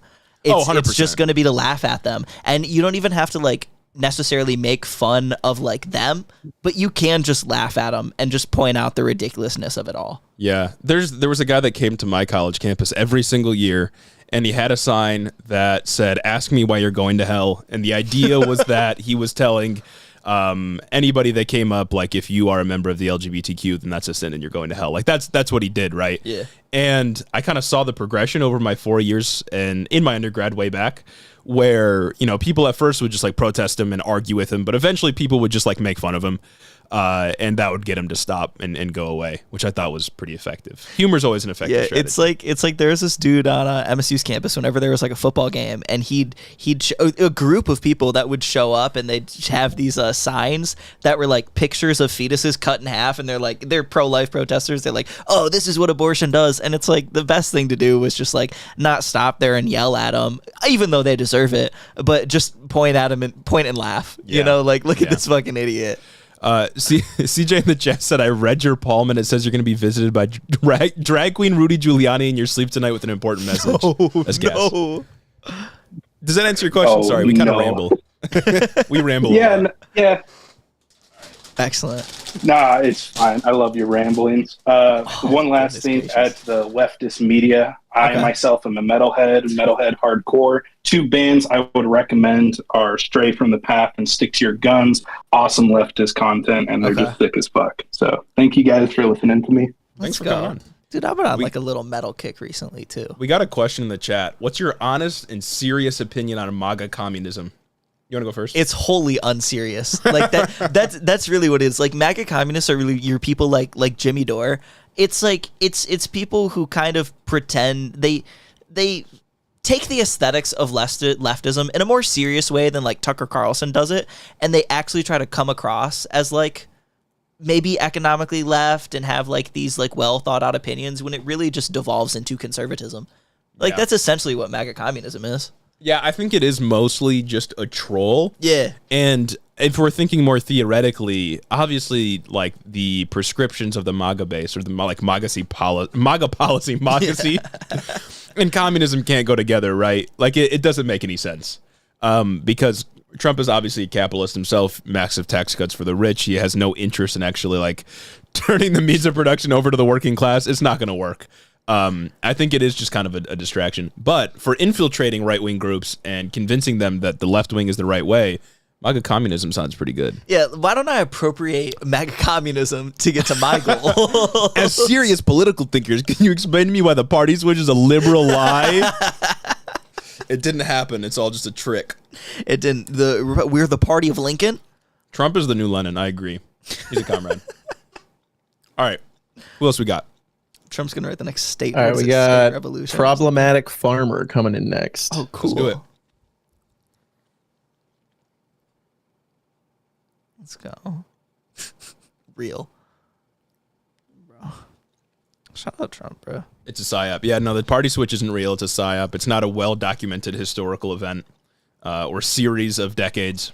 Yeah, Nixon and Abraham Lincoln would have totally agreed on stuff. Yeah, Abraham Lincoln didn't have letters written to him by honestly, shit, probably they would agree on stuff. Lincoln did not like black people. I feel like that's not a fact that a lot of people like really know, but Lincoln did not free the slaves because he liked black people. He strictly did it to keep the Union together. Oh my God, like, that's just wow. And then you say something like that, and conservatives are like, "Oh, you're trying to cancel Abraham Lincoln, really?" Because they don't fucking think about anything. Yeah, you guys know. Lincoln definitely would not be a Republican right now, though. I think that's just the truth. Conservatives on Twitter ignore. Oh no, absolutely not. I hate hearing conservatives on Twitter ignore the Southern strategy. Yeah, when it's like we've got audio, like we've got the clips of Nixon saying the N-word, saying it straight up, like, this is what we're gonna do, and we're gonna call it this. Yeah, we've talked about the party switch a lot. I think we have like 20 minutes dedicated on a couple episodes to it. Didn't he say that freeing slaves? All right, problematic farmer. Unfortunately, if you can't get it to work, we will have to move on. But you can request later. I'm sorry, it's not working for you right now. Yeah, no problem. All right, we're bringing in Carl next. Shout out Carl, bro. All right, Carl. I'm excited. On slavery during the presidential debates was really flexible depending on where he was debating. Jeremy eating pretzel like a squirrel. I'm trying not to chew into the mic, okay? Don't make fun of me. Sometimes you get hungry, you know? It's a lot of work. It's a lot of work getting on here and talking and shit, you know? Is it something wrong on our end? No. Okay, sick. Squirrels can. No, if Carl doesn't join, I can actually. I'll get him in here. Bro, what? Yeah, welcome back, guys. This is a squirrel podcast now. They can run 14 miles per hour. I can't even run that fast. You mean measuring yourself? Holy shit, bro. You can run? I don't know. I feel like I can't run that fast. Who knows? I feel like 14's a lot. Should we do a race on live? See who runs faster. Let's go outside and let's do a 100-meter dash real quick. Yeah. Well, in the meantime, while we're waiting for people to hop in, what questions we got in the chat? We can take some big questions. Facts. Yeah. Discord is so confusing. Oh, that's right. Did you need a Discord link? I'm sure we can get you set up with one. He's gonna start digging a hole in the yard to bury it. He'll lose it. Hey, who's taller, Jeremy or Gage? I don't know. I think you might be taller than I am. I think I'm just like an inch taller. Thanks, Kate. So it goes. Can't win them all, right? Can't win them all. Yeah, Cage's just a plant. It's a psyop to make you look better. That's what it is. Rest in peace. All right, looks like Carl can't get in either. We are moving on to Dua. Right. Ooh. What are y'all doing this podcast? Looking for a fucking yo. Let's go. What's going on, Dua? All right. PC superiority. We actually got Dua in here. Yeah. All right. Something I'm curious about. So I've been talking in a TransFem server because I'm TransFem myself. Okay. And I met someone really interesting lately.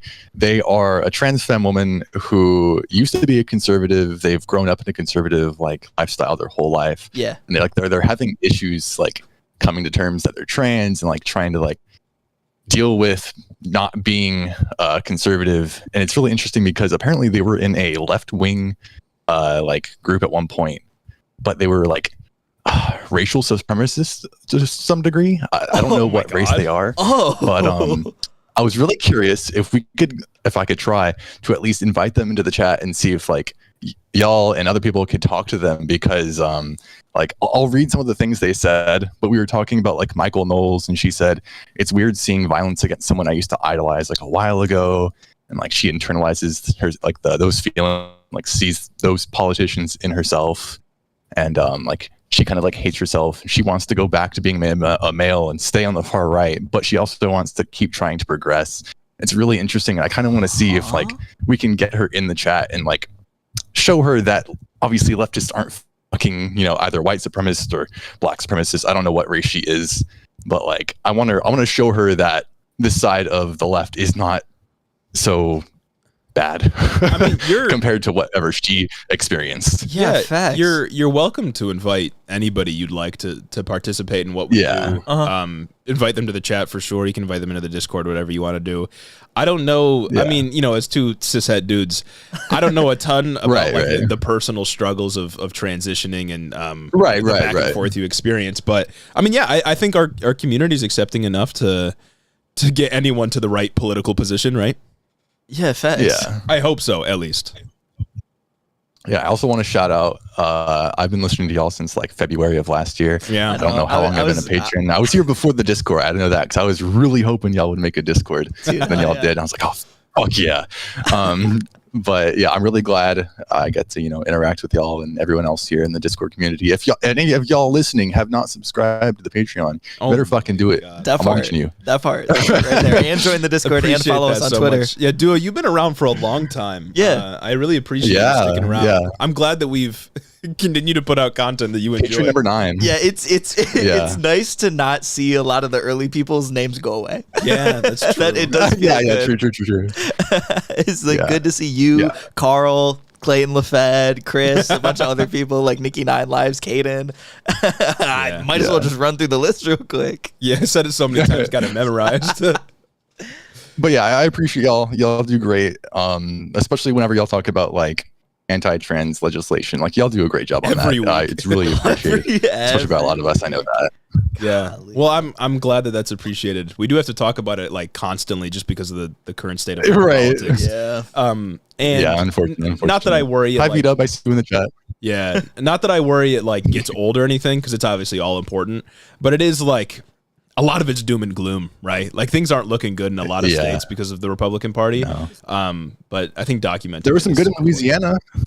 What's that? You see that? Yeah, I think I did. Louisiana, the senator who was like, yeah, no, like I looked at the data and like it's a net good for trans people to actually like be able to transition. Yeah. Really? So he voted like, yeah, don't ban HRT and shit like that. The one sane person in Louisiana. Real. Yeah. Golly. Yeah. Well. But yeah, anyway, I'll forfeit my time to if there's anybody else after that. I appreciate y'all. Excellent. It was good talking to y'all. We appreciate the support. I'll see y'all around. Yeah, and thanks our for coming social bond. Alrighty. All right, we are going to try to get Problematic Farmer in again. Word. All right. Dylan doing God's work. I know. Shout out, Dill. Yeah, Dylan is doing God's work.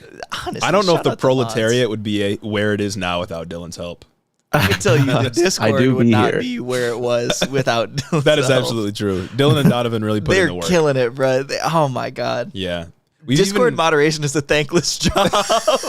We've even had like I think we had like an incident where a Nazi showed up and tried to bomb the Discord server. Yeah, it didn't work. They stopped instantly it. got to it. So they're protecting you from that vile filth. Doing the Lord's work, bro. Yeah, that's how we know we made it, right? Really, our secret police. Yeah.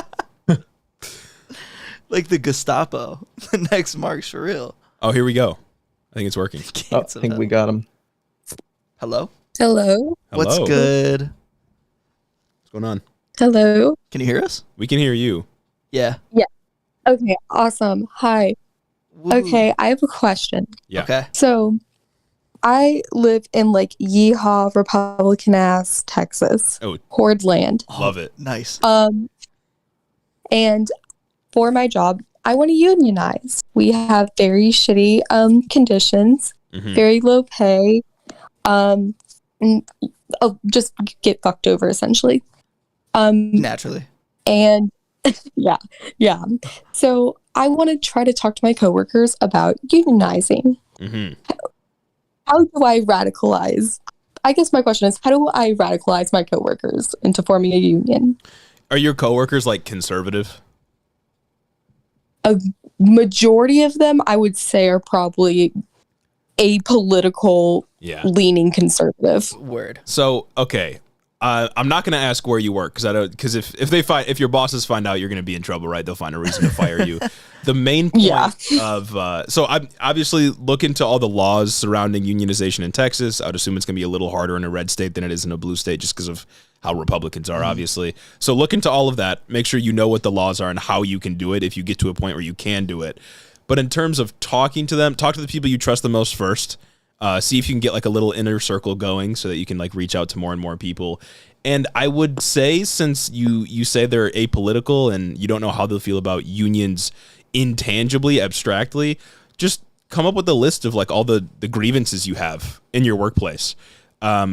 Obviously they'll be specific to you, but if it's like pay or workplace conditions or hours or whatever it may be, then just go to your coworkers about that and say like, hey, these suck. We should get together and make them better. And I think I know a way that we can do it.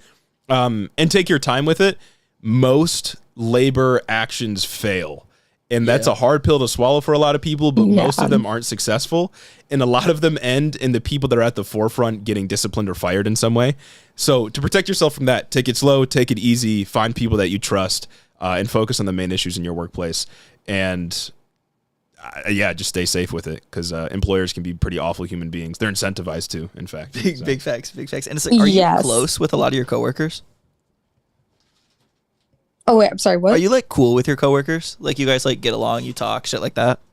Kind of, yeah. Well, and the thing is, technically, the job I work for is in the healthcare field. And so basically, we're at the hands of insurance companies.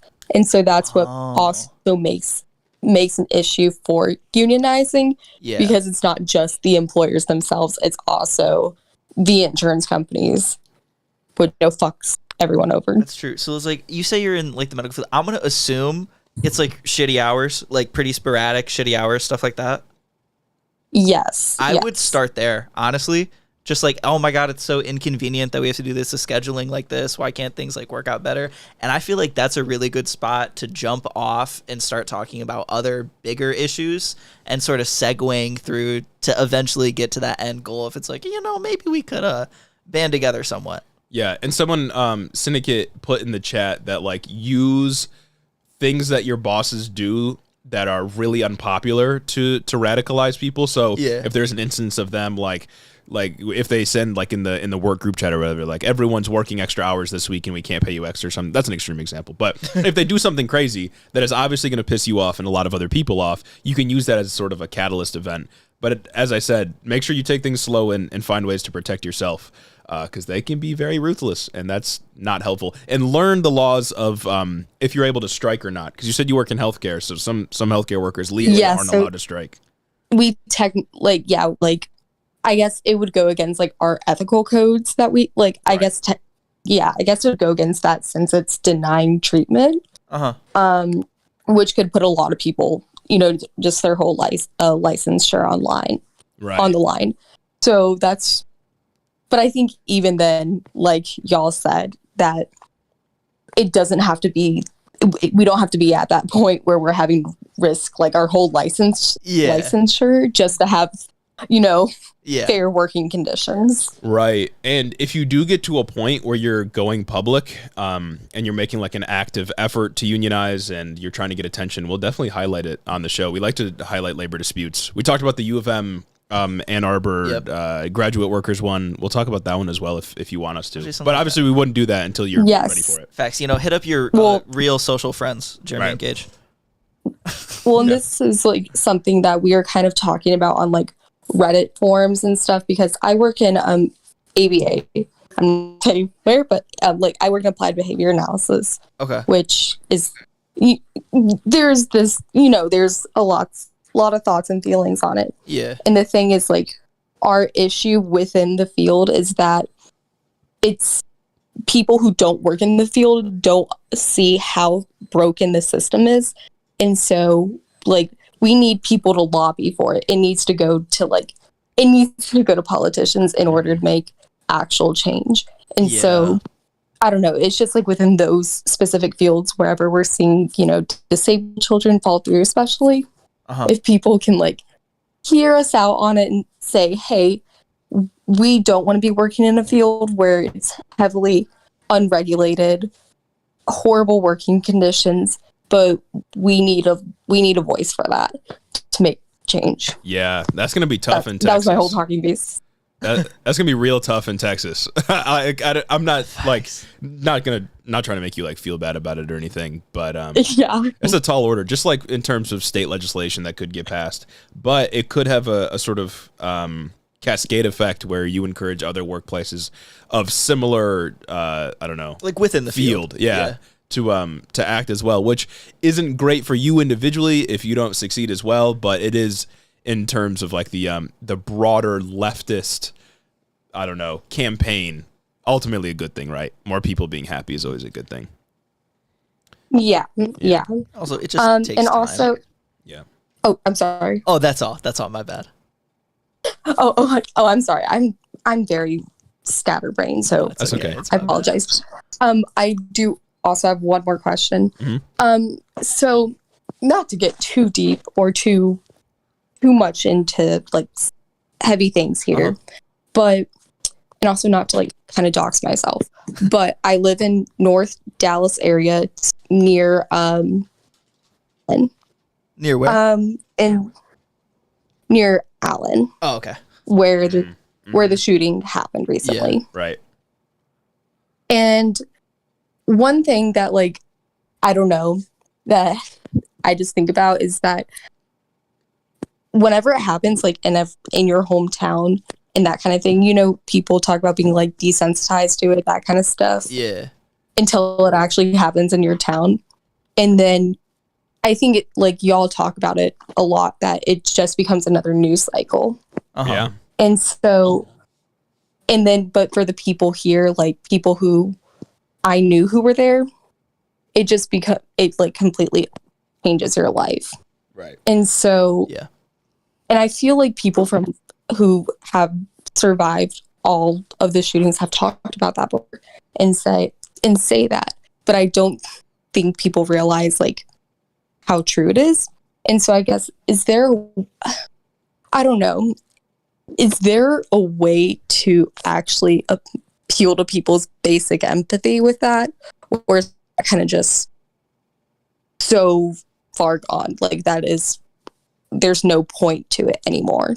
I don't know. I feel like it's a really tough thing because people are so desensitized about it, and how, like, if you're paying attention to the news, it kind of like tells you what to care about, right? Because it's like with the MSU shooting, like that whole week on campus was like surreal and crazy and wild when it was closed, and there was nobody walking around. Campus was dead. It was like news vans when I went to go get my car from the library. That's all, and it was so wild to me. But then it's like the next week we were back in class, and the people like on campus cared, obviously, because it happened to us. But everything else, it was just kind of like this thing that just quickly got forgotten. And it's a weird thing to deal with, especially when like you said, you're in that community and you're a part of the community that it happened in. I don't know. I do kind of like, I am a bit cynical about it. I do feel like people are a bit too far gone. Yeah. I mean, these things happen like jarringly fast, right? Yeah. I mean, I obviously wasn't at MSU when the shooting happened, but I certainly felt the effects in a lesser degree as a fellow college student at the same time. And obviously my friend Gage was very close by when it was happening. And it's like these things happen, and then we're just immediately expected to move on. Like even at MSU, you had like, what, a week off? Oh, yeah. And then they just wanted you to go back? I'm just going to fucking rant about that a little bit. Yeah, we had a week off, obviously, because, you know, they had to close down. But I had a class in Berkey Hall, and they had to close down the whole building, move my class, like shit like that. I was at the library anyway. But like we got a week off. The next week we came back, and my work was doubled. Like in my biochem lab, they doubled my work because they're like, well, we got to make up for what we didn't do last week. And it's like, I get that, but like right now, really? Desensitization is a real thing. And the fact that we just expect people to move on so quickly after extraordinary violence takes place in their community is just a real sign that we are losing the point and losing the plot here. And it's not great. And in terms of organizing around it, I mean, I'm hopeful that people can do it, but there comes a point when statewide legislation won't be enough. It has to be a nationwide effort to do something about gun violence. And right now, with the current makeup of Congress in terms of Republicans versus Democrats and just the enormous amount of wealth that the gun lobby has, it's been a problem like all of my life, right? Like I've grown up in the epidemic of school shootings, and I don't know. I'm not very optimistic that much will be done in my lifetime. Because it's like the people in power have to care. And like at MSU, I just talk about that because that's what I went through.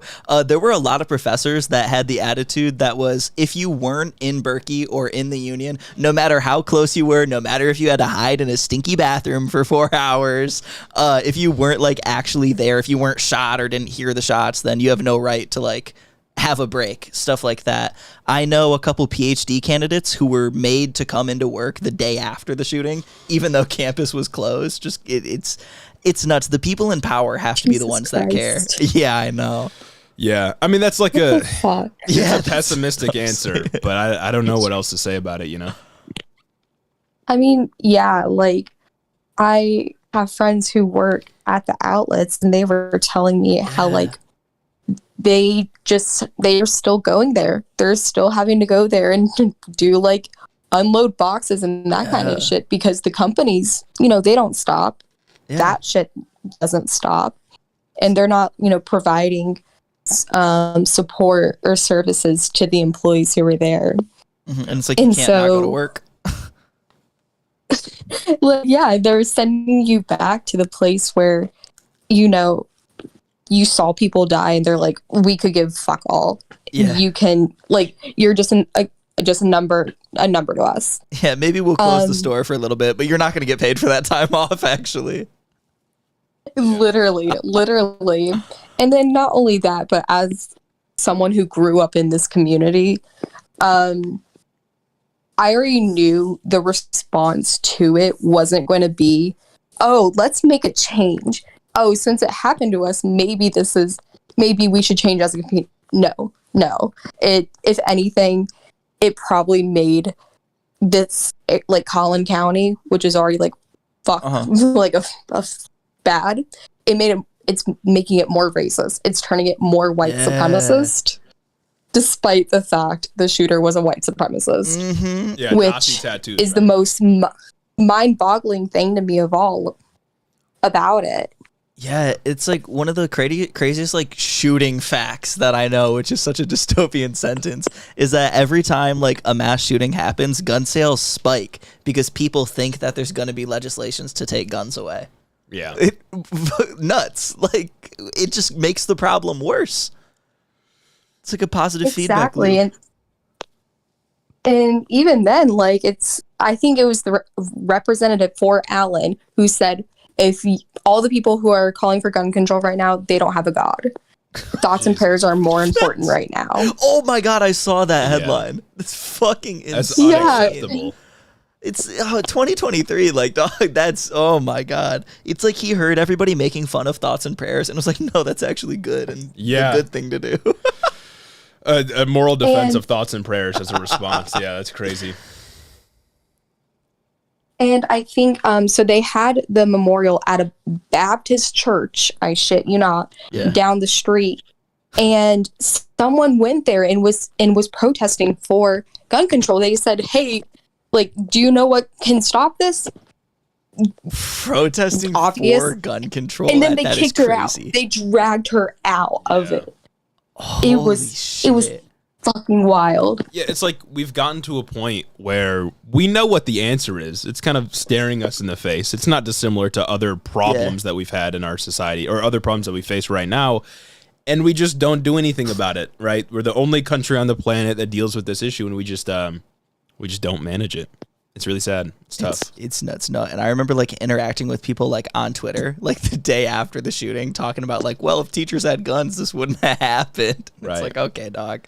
Well, and it's like we said this on the pod before, but if it's we're I think just a couple days out from the year anniversary of the Uvalde shooting. Yeah. And if that wasn't the one that encouraged massive overhaul in our gun laws, I know a bill came eventually, but it was basically nothing, super insufficient. If that isn't what encourages a major overhaul, like 24 children that were victims of this mass shooting, then I don't know what's going to do it, right? Yeah. What will? I don't know. Yeah, exactly. And that's why, especially living in Texas, it feels so hopeless because y'all know we're like gerrymandered to shit. Isn't really it to the point where that's like split into 5 sections? Yeah, it's yeah. Just to split up. Oh my God. Yeah, so you just feel so hopeless about it all. I had something else I was going to say to that point. Oh, this is what I was going to say. This was also a response to the shooting that happened with us. My friend, who's a manager at one of the stores there, she posted about it on Twitter, and she said, "I just had to see a dead body today. Jesus, nobody should have to see that." Yeah. And there were people in her replies saying, "Oh, I bet you do work there." Oh, like basically saying that she like was lying, was clout farming, and saying that it was a psyop. A psyop.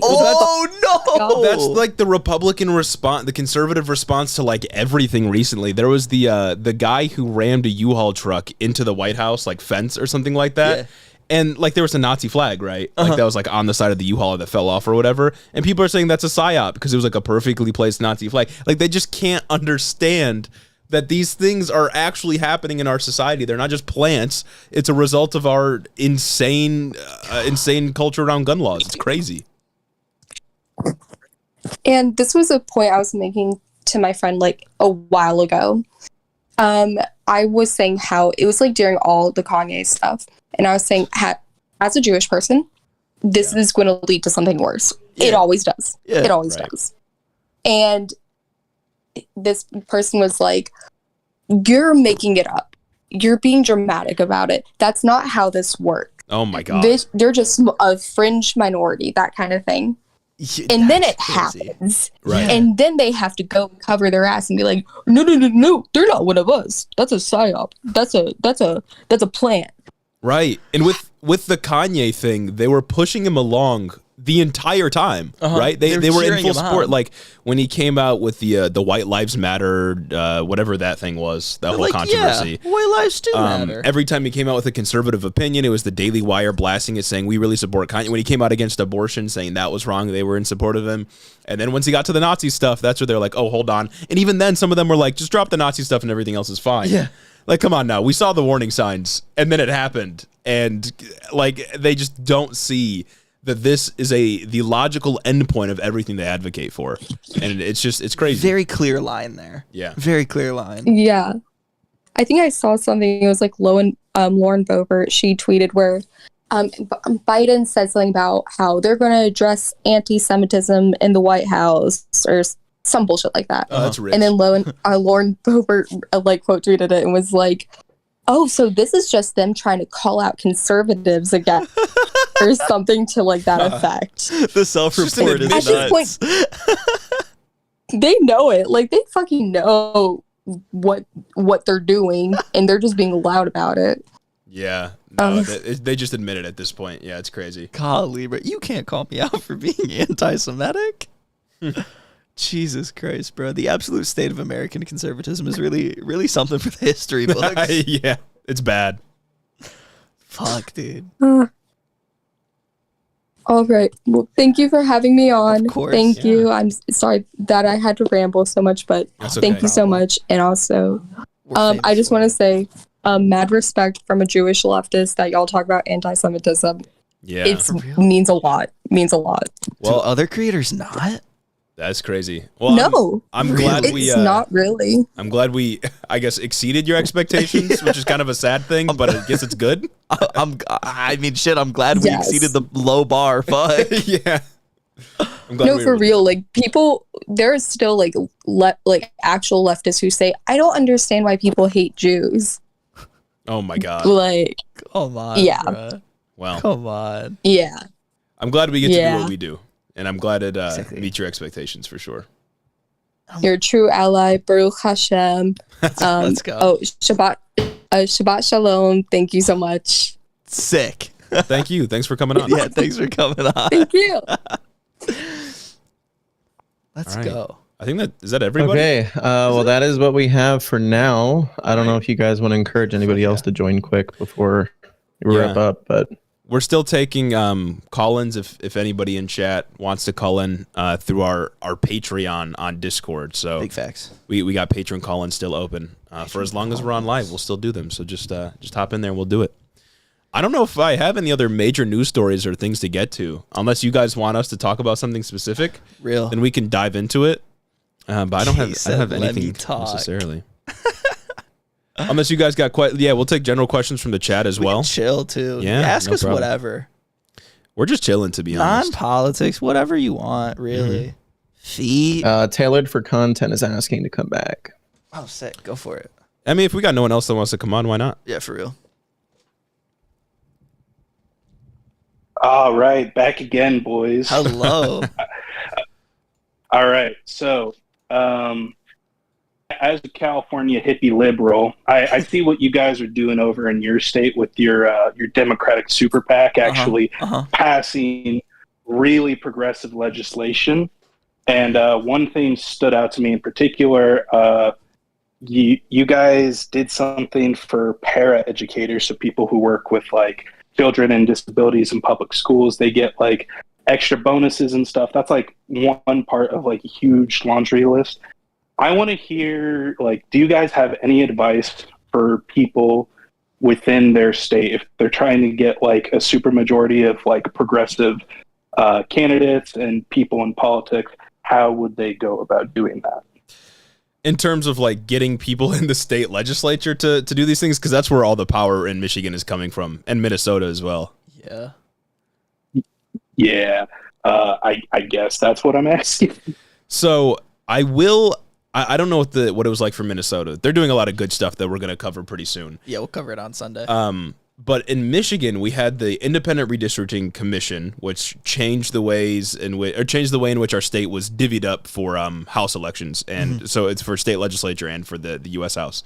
And I do think that helped a lot because it made the map a lot more friendly to I don't know. It just made it a lot more democratic, I guess I would say. More fair, yeah. Yeah, a lot more fair, and that's I think a major component into what delivered the trifecta for Democrats. And as liberal as it's going to sound, like that, it's happening because people voted for Democrats, right? They turned out and voted in 2022. Yeah. And there's not much you can really do beyond. I mean, you can obviously work for campaigns. You can canvass for people. You can join interest groups and participate in like community organizing and that kind of stuff. But when it comes to the big statewide stuff, it is in the hands of the legislatures and it's in the hands of the governors. And it really does matter when you turn out for those elections. We've always said the local officials and the state officials that you turn out for are going to have a much broader impact on your lives than, say, your vote for president. And your vote for more progressives up and down the ballot, especially in the primary, is really important, especially for ballot measures as well, right? There was tons of ballot measures around the country for abortion that was up in 2022, and everywhere in which it showed up, abortion won. Yeah. Despite confusing wording, despite the Republican campaign against them, they all won. So voting is very important in that respect. And it really does start, like, it doesn't just start at, like, voting for a state legislature. It starts at researching who the candidates are. It starts at organizing to get progressives actually on the ballot. And then it continues for actually campaigning for those progressives so that they can get elected in the House. In somewhere like California, it does kind of suck just because of how their like liberal party politics play out, but it can be done. It certainly can be done. And I think states like Michigan and Minnesota are proving it. Yeah. Shout out Michigan. Yeah. I guess that's all I really have to say. Because, obviously, I live in a pretty white, very white, but still Democratic area. But there's still like very socially like conservative rules where I live. Word, very and it's NIMBY. like it's like we're center right. The center right town is the best way I would describe it. And when you feel like you're the only leftist in town, it's like, yeah, but that's just me not going outside. Anyways, yeah, that's how we feel for having sometimes. me again. Yeah, no problem. Thanks for coming back. Oh shit, Ashley the figures are back. That's my Star Wars, Marvel, and Dragon Ball figure collection right there. For hell yeah. Oh yeah, perfect framing for the live stream. That's right. I get bitches. You know what I'm saying? Yeah, it's evidence. Killing the Electoral College will expose just how purple all the states really are. Facts. Unfortunately, I do not know who Tina Turner is. You don't know who Tina Turner is? I feel like I should. Super famous. Just Really? passed away. Yeah. What does she do? I don't know much about Tina Turner. Music, right? Singer, if I'm not mistaken. Or am I about to be embarrassed? I'm embarrassed. Like Yeah. I feel embarrassed. She's a singer, yes. Yeah, singer. I thought so. Yeah, she passed away. I didn't know she Huge passed loss. away though. I feel silly now. The veneers are veneering. So true. Yo, I thought I saw Goku watching the other. We had somebody ask about your with collection anime. in the back gauge. If Oh, you for want to real? explain what's Yeah, back I'm there. talking about it. In-depth explanation. I'd be fucking with anime. Right now, I'm really only watching Demon Slayer, but Oh my God. Demon Slayer is gas right now. Do y'all fuck with Demon Slayer? Real talk. This isn't about politics. real anymore. No more talk. politics. Come on. If y'all fuck with Demon Slayer goes crazy. I watched all of Naruto. I love Naruto. I think it's heat. Even like problems aside, it's just like a fun show. Obviously, Dragon Ball. Cowboy Bebop is probably my favorite piece of media of all time. The fuck else have I watched? I've watched a couple others. I want to watch like on my list. Oh, Samurai Champloo is also gas. On my list is like I'm a Cowboy Bebop girly. Fuck yeah, dude. Love that. I have a Spike figure in my cabinet, Spike Spiegel. But well, on my list right now is like Neon Genesis. I haven't seen that, and I feel like a fool for saying it. Love Demon Slayer. Oh, Didn't know there were new episodes. Boy, are there new episodes. Oh my God. Claire, if you're not on the season 3 wave, I don't know what's your problem. If you haven't seen season 2, like that's an AOT. Yes. I actually do have one more piece of news that we can go through. I we forgot. both fuck with AOT heavy. I saw the main Demon Slayer dub VA MC3 this past weekend. Dude, that's so cool. Yeah, no, Demon Slayer crazy, Attack on Titan crazy. AOT is crazy. I read the Attack on Titan manga because like we caught up with it like at the same time, like back when like season 4 part 1 had just finished. Claire said, "I've seen season 2." You don't even know what the show's about. Doesn't even know what the show's about yet. You know what I'm saying about Attack on Titan? You don't even know the plot. Wait, no, I think she's talking about Demon Slayer. Oh, Demon Slayer. Okay, yeah, I'll DM you about season 3 when I'm done. Dude, fuck yeah, season 3 has been sick. Like I've enjoyed it. I wasn't expecting it to be as good as season 2. God, dog, the Tengen fight was so fucking gas. I could do a whole nother podcast about all this. I'm talking about Demon Slayer. Yeah, okay, sick. But God, what else is there? What else do I like want to watch? We have great media takes in general. I will say. Oh, I've been reading manga too. I read all of Berserk. I fuck with Berserk. Like problems aside, I do think it's really good. Full Metal Alchemist Brotherhood, I did like. I didn't like it as much as a lot of other people though. But I think that could be because I watched it like freshman year of college, and I don't know. I thought it was overrated. I do want to give it another chance though. Look up Hell's Paradise is coming out. Did Hell's Paradise start? I haven't been like up on what's starting and stuff like that, but I've heard that the manga's good. Oh, Jujutsu Kaisen. Jeremy fucks with Jujutsu Kaisen too. I cannot wait for season 2. Love that show. God, what else is there? Thoughts on Death Note? I fuck with Death Note. Come on, who doesn't fuck with Death Note? Death Note goes crazy. God, what else is there? Man, what are my other takes? Yeah, I've been a manga reader. I finished the AOT manga, so I haven't seen like the most recent season 4 part 3 stuff yet. Clone Wars, dude, hell yeah. I got a hot toy. I got 2 Hot Toys Clone Troopers, the 332nd ones. But stay a Death Note girly, we always do. Huge Star Wars guy as well. God, dude, I'm trying to think of like what else is going on with I haven't watched Hunter x Hunter, and I feel bad for it. I feel like a bad fan, like a bad media consumer for not watching it. I'm watching absolute trash on Crunchyroll. I've been watching Crunchyroll too. Season 2 comes out in July. So I know people love. I cried during the final season ending in Clone Wars when they first streamed it at 3 a.m. Dude, no, same. What is it? Victory and Death made me tear up, especially at the end. I really loved Victory and Death. The last episode, fuck, dude. I'm just in queue alone. Oh, God, dude, what? Yeah, we'll get you in a minute. Yeah, you were waiting for Jeremy to come back. What other anime shit? JJK best show RN. Honestly, yeah, I fuck with JJK a bit more than Demon Slayer. I love Demon Slayer though. I think it gets too much hate for being like a generic plot show, but I think it works for it. Like it shines in animation and like character. You know what I mean? Oh, and I've watched My Hero, but I didn't watch the last season. I haven't watched since season 4, pretty much. Chainsaw Man fucked. I enjoyed Chainsaw Man. Favorite character in AOT? Man, that's crazy. I don't know who my favorite in AOT would be. I really like Reiner, like partly because of the memes of him wanting to kill himself. This shit's just been funny, but I do like how Reiner ended up. I like Eren. I don't know if I could pin down a favorite. I have not seen Kakegurui. I haven't watched Mob Psycho, and I feel bad about that. Man, what else is there? What other crazy? Have y'all watched Samurai Champloo? The music in it's crazy. That show's nuts. What the fuck else is going on in there? Gage, you're being asked, since you might go to med school, they got good takes. Is there a specific kind of medicine that you want to practice? See, back when I was you're getting the Gage lore today. Back when I was like a little freshy boy, honestly, before I became realized I was disabled and couldn't do things, and then physically couldn't do things, I wanted to go in for surgery. Like I wanted to be a surgeon, not like any of the crazy fucking surgeons and shit. But I just wanted to be like a general surgeon, maybe a trauma surgeon and stuff. But I realized I'm way too fucking disabled for that. So I don't really know if I want to go to med school, but I'm still gonna study and take the MCAT and try and work in a hospital to figure it out. But I've been looking at like radiology and pathology. Yeah. And stuff like that. Big guy's going to be saving lives. Maybe. Just like we do on the show. Facts. Or, hear me out, or I become a professional podcaster. Yeah. That's the good ending. That's the good ending, for real. Hit Among Us for the leftist indoctrination of kids win. Oh, that would actually be sick. I've never played Among Us. What? I don't know how. Like, all the functions where we like played Among Us, I was never able to make it to. Like, same, it goes for like all my friend groups. It's ridiculous. I think he's lying. Guys, to be cool. Guys, no. So there's one more news story that we can go through if we want to. It is. Before that, Jeremy, I have one more question for you as well. Oh, okay, go for it. Look at this guy.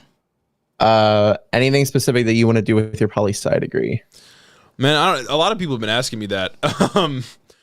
Right now I'm about to go get a master's actually in public administration, which I feel like I have no business getting a master's anywhere. me being me, it's so weird to feel like I'm like an academic person. It doesn't make any sense. But that's the plan right now for the short term future. Long term professional podcaster, right? That'd be great. That's the good. Even ending, doing more like live streams, that's the good ending. No, right, like Claire said. But beyond that, I mean, I could see myself like working for a progressive if I can find one that will hire me and pay me enough to survive. I could see myself working for like leftist aligned, or even if I have to, like, you know, liberal aligned interest groups to help push some kind of agenda, right? I don't know exactly where I'll end up, or maybe I'll just end up in academia. Could you imagine me being a professor? That'd be fun. Look at this guy grading papers and shit. Oh my God, giving lessons, doing lectures. Yeah, it's not too intrusive. What disabilities you? Oh yeah, I don't know, Jeremy. Socialism is when no money, so I don't think we'll get paid. That's true. If I see any amount of success, then I'm doing something wrong. Yeah, basically not. But yeah, what exactly. Clay said, I have a muscle disease, so I can't go to the gym anymore. So that sucks because I used to go to the gym a lot, but now I can't, or I'll go to the hospital. So true. It's not very fun. It's a RYR1 myopathy. What about unions? Oh, I would love to just be assault. Terrorize. Is that terrorize companies come in and just for the specific purpose of unionizing? That'd be great. Paid just to be assault. Yeah, put on like a watch list or something. Just to sneak it. Yeah, no. I want awesome. like big CEOs in their devil worshipping group chats or whatever the fuck that they do to be passing our name around. Like, don't hire these guys. Yeah, they're gonna unionize. That'd be great. It's gonna be successful too. Or maybe like president of the United States, something simple. Yeah, something really easy to attain. Later, do it. Something anybody can get, apparently. You know, for real. Yeah, just become the president, leader of the free world. Really. The last thing we have, or that I had on the docket, is a little article that came out. I want to say a couple of weeks ago, or maybe just like a week ago, a week and a half, something like that. It's actually I'm gonna dip out of the patron stage right now, but we can come back if more people want to talk. Weird facts. Talk about whatever at this point. Pull this back up. Yeah, it doesn't even matter at this point. But anyway, this is a thing in Politico. This was written by Andrew Yang. Do y'all remember Andrew Yang? He ran for president in 2020. He started the Freedom or the Forward Party. Yeah, he ran for oh God, what was it? Mayor of New York. He ran for mayor of New York and lost to Eric Adams. And he wrote a piece in Politico about ways that Vivek Ramaswamy, person on our tier list, can win. And it's called The 9 Ways Vivek Ramaswamy Can Beat Donald Trump, according to Andrew Yang. Because Andrew Yang is such a good authority on how to win elections, seeing he's lost 2 of them. So it's a list, because, you know, all good people, all good writers make lists. This article is gas. You pre-read? What the heck? I haven't read this. I haven't read it either. Generally know what the vibe is. It's kind of insane, but we're gonna go through it together. I can assume if it's an Andrew Yang thing, it's gonna be keep saying yes. Yeah, number 1, keep saying yes. You're. I don't know if you guys can see this just yet. Oh yeah, you should be able to see it. You're making your mark by saying yes to every media request that comes in and every group that wants to hear from you. From Little Podcast, that's us. Oh, dude. We got a shout out. We should reach out. To local New Hampshire political groups. Wait, should we actually reach out to Vivek Ramaswamy? Hey, Vivek, we get a smooth 100,000 listens every week. Because what do we have to lose? Yeah. This is a great contrast to what other candidates will do with their careful and deliberate press strategies. You're 37. You can out-energy other candidates, I guess. Keep doing it. That's how my campaign gained momentum and lost. It will pay off for you as well. Take that out of there. Yeah, as well. As well as it paid off for him, yeah. Next one, number 2. Stay positive. Number 2 of 9, stay positive. Early in my campaign, someone said to me, people can tell if you're having a good time. And if you're having a good time, it rubs off on those around you. A lot of other Republican candidates. Why is he doing this for a Republican? Is he just conservative now? Basically, right? Because he started the Forward Party. He's not left, not right, which is like forward. Center, yeah. Yeah, it's basically like the center thing, but he only ever talks about conservatives and gives like conservatives advice. So I imagine he's doing the Elon, but like less. Yeah. You know what I'm saying? Yeah. Like not as hard. I think he's just like what is he doing strategizing for a Republican? Like Vivek is kind of crazy, right? Awful. Whatever.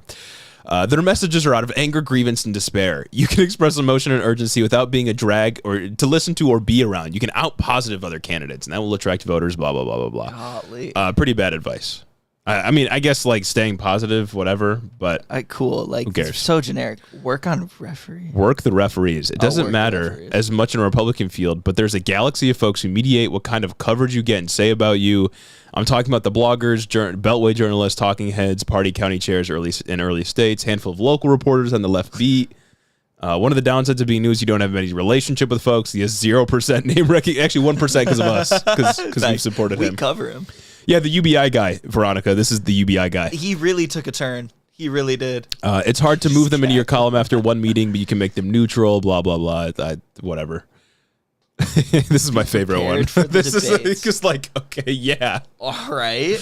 Obviously be prepared for debates. Did he get paid for this article? He had to have gotten Dude, you know, something that I think about, like, every once in a while, like, in the shower when I have, like, some downtime is, like, I feel like we could get an article in like an opinion column. Oh, you think we should just write them in mass? Send them out? It's like, because like, how hard, the shit that I've read on some of these, like, even on like the New York Times, the opinion pieces that I've read, I wonder, like, I really wonder how they were able to get that in there. I feel like we could do it. I mean, if they're letting him do this, I guess anybody can write a fucking opinion That's what I'm piece, saying. right? And all he did is like, what, lose?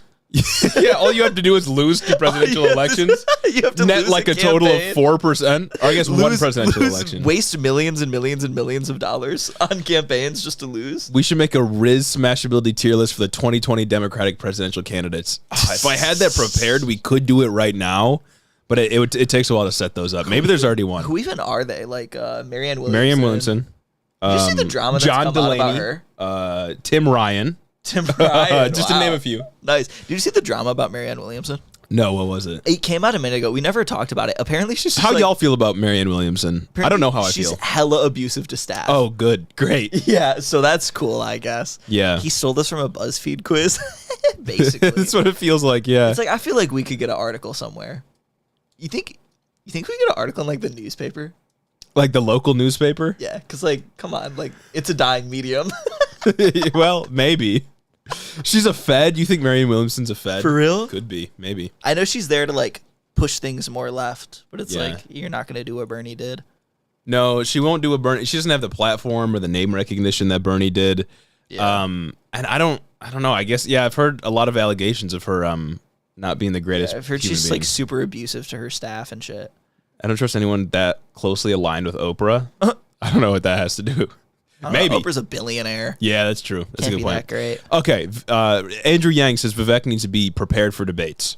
Here's what I wish I had done differently. My team had me doing media appearances all the way up to debate day and on the day itself. This was a mistake.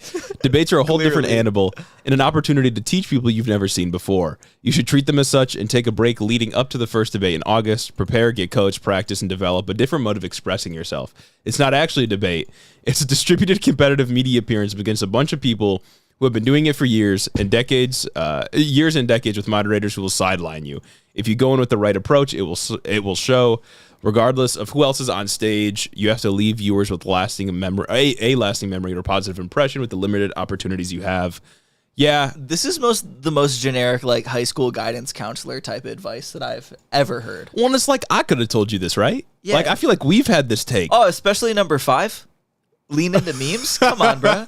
Come on. This is like the surest sign of a dying campaign, right? Like lean into memes. Trump dominates memes. A lot of people see him. You are internet friendly, but most of the social media you put out are slick videos or snippets from media appearances. Amplify the homegrown efforts from your hashtag Ramswamiaks. Oh, shut the fuck up, dog. That's worse than wokery. I'm a Ramswamiak. Spam Ramswamiak in the chat if you can spell it correctly. It's been a freestyle with that one. Yeah, if you show them love, they'll redouble their efforts, and more will join them. I saw that firsthand with the Yang Gang when the Yang Gang became the driving force behind my campaign. Again, I'll remind you, he lost both times he ran for something. He was driving nowhere. Someone once said, "He who wins." Wait a minute. Someone once said, "He who wins the internet wins everything." Ooh.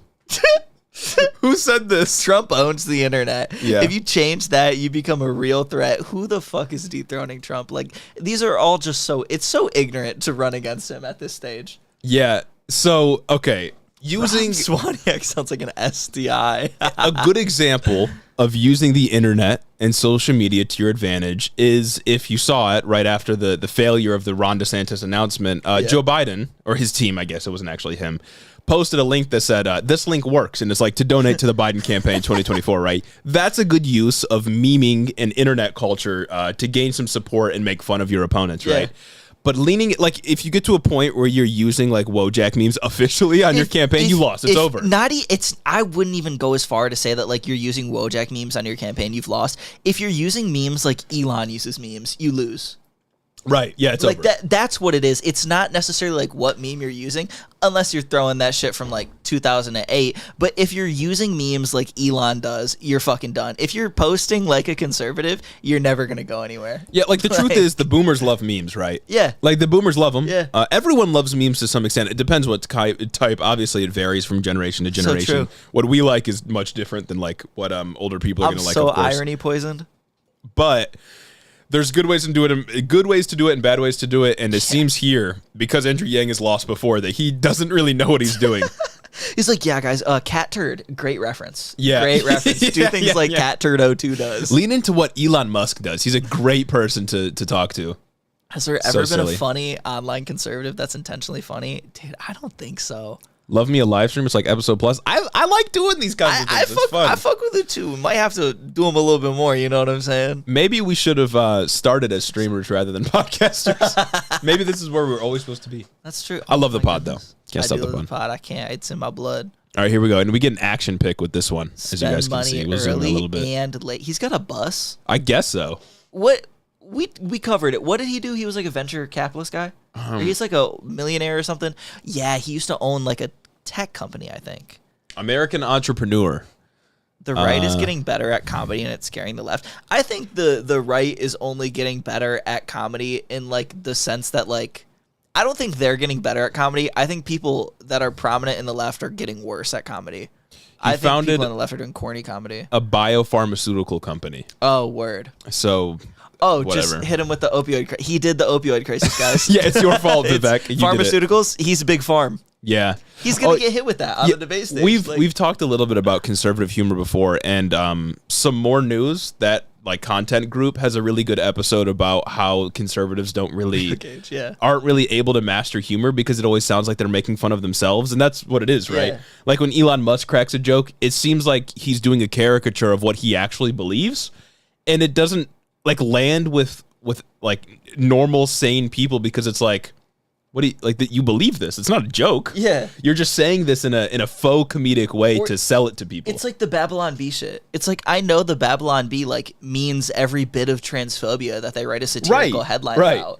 But they're just hiding behind the veneer of comedy to try to deliver their message in like a weird way. Because like, I mean, we say things in a funny, sarcastic way too, but we don't try to hide our beliefs behind our comedy. I feel like our beliefs come first and like the jokes and the posting come second. That's a good telltale, by the way, if you don't know if somebody's like left or right, because you know people like Tucker Carlson like to push this like weird populism that you think appeals to the average person, but is secretly, of course, just as elitist as all the other ideologies on the right. And a good way to tell what people actually believe is if they're just upfront about what they believe, right?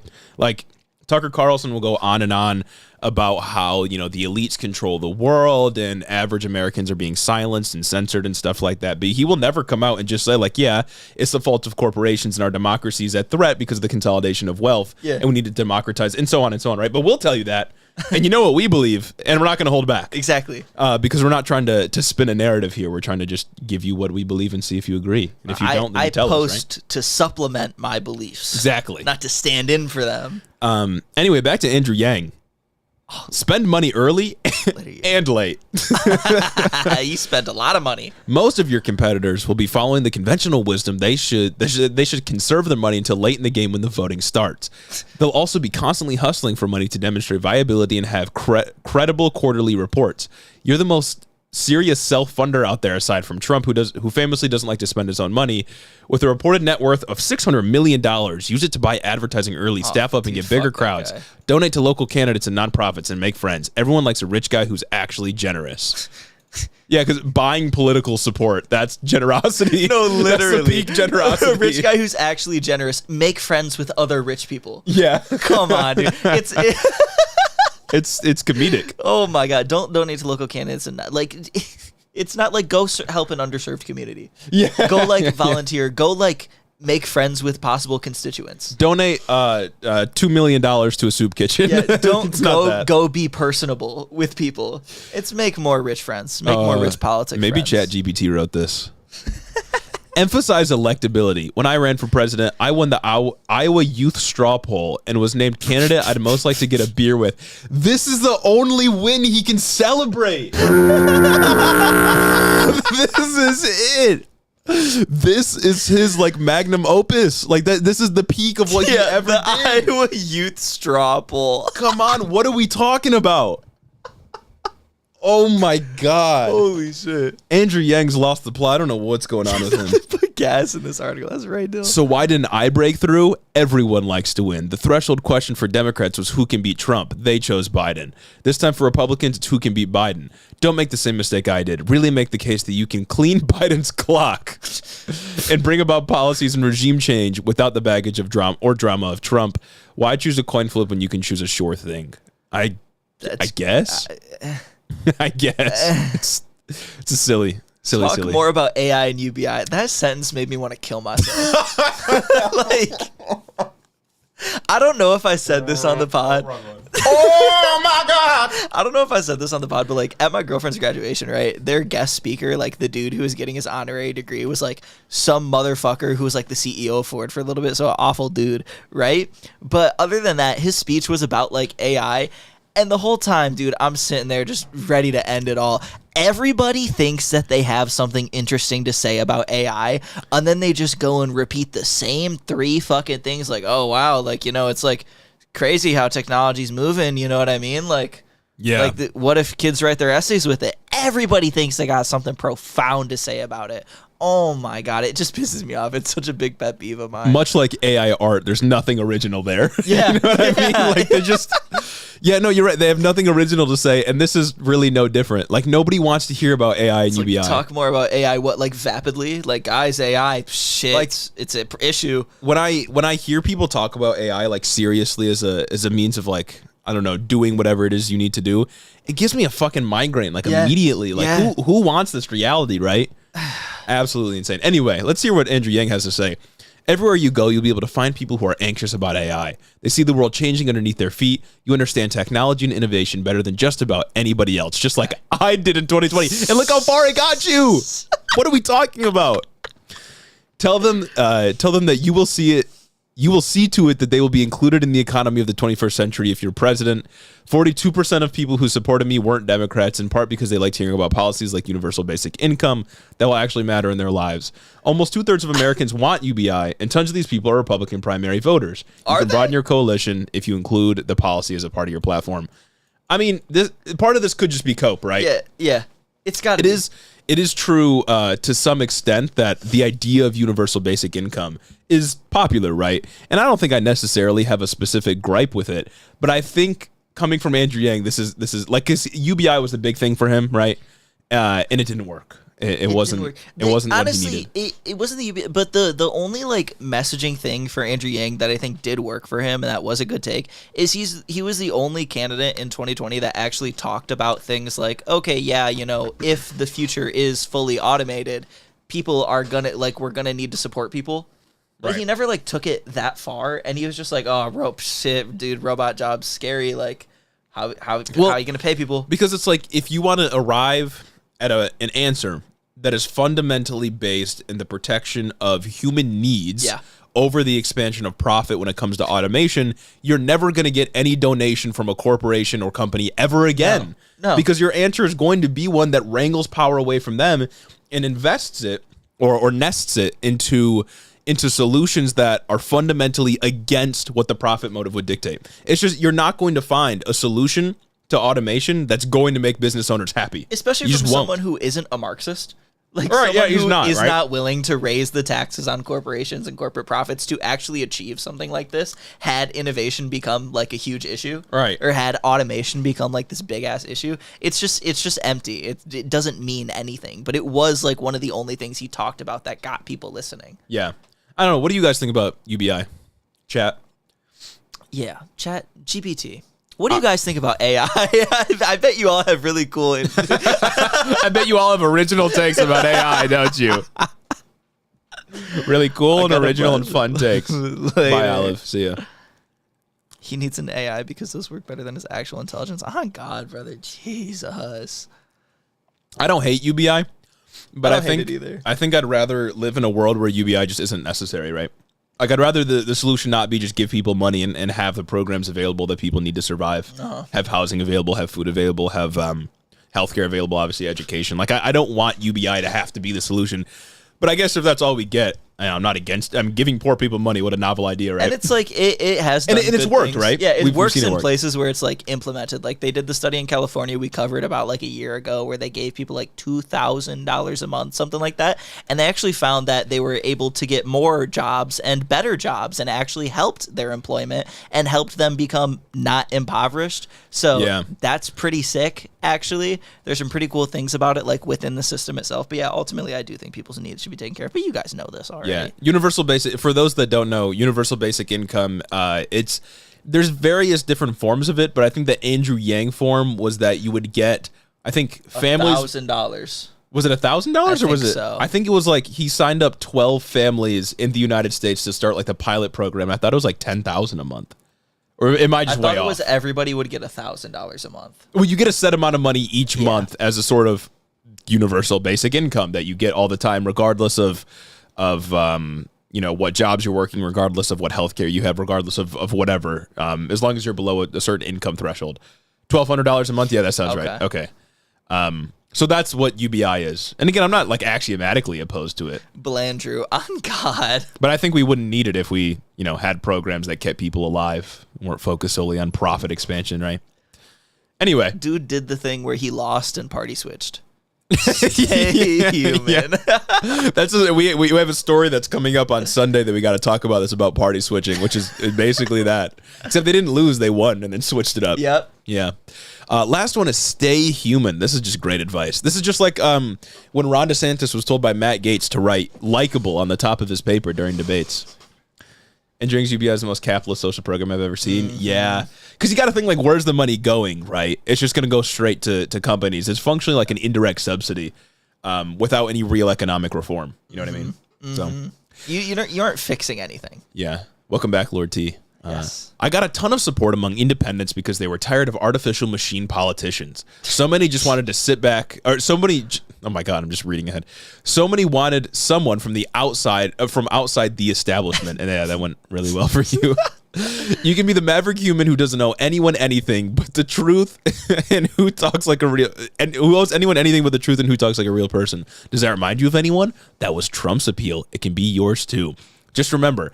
The better you do, the more the consultants around you will try to sand down your appeal. Is this what he thought they did to him? He's like, it's actually my consultants. That's what it was. Guys, I was super personable. Everybody loved me, but my consultants, they really held me back. Guys, my consultants were just really bad. I hate my consultants. They held me back. I was a true genius. I knew what I wanted to do. I knew exactly what was going on, and that's why you should listen to me. And I should run your campaign. They weren't letting Andrew be Andrew. You know what I mean? They just wouldn't let him. Right. Don't let them. The fact is the hired guns who populate your kit. What is he just like? Is he subtweeting? Oh, he hates his. Is that what this is? The hired guns who populate your campaign would rather lose professionally than maximize your chances of a breakout victory. This is Cope. What are we talking about? This is just Cope. Play to win and make sure that the people around you, there are people around you say, let Vivek be Vivek.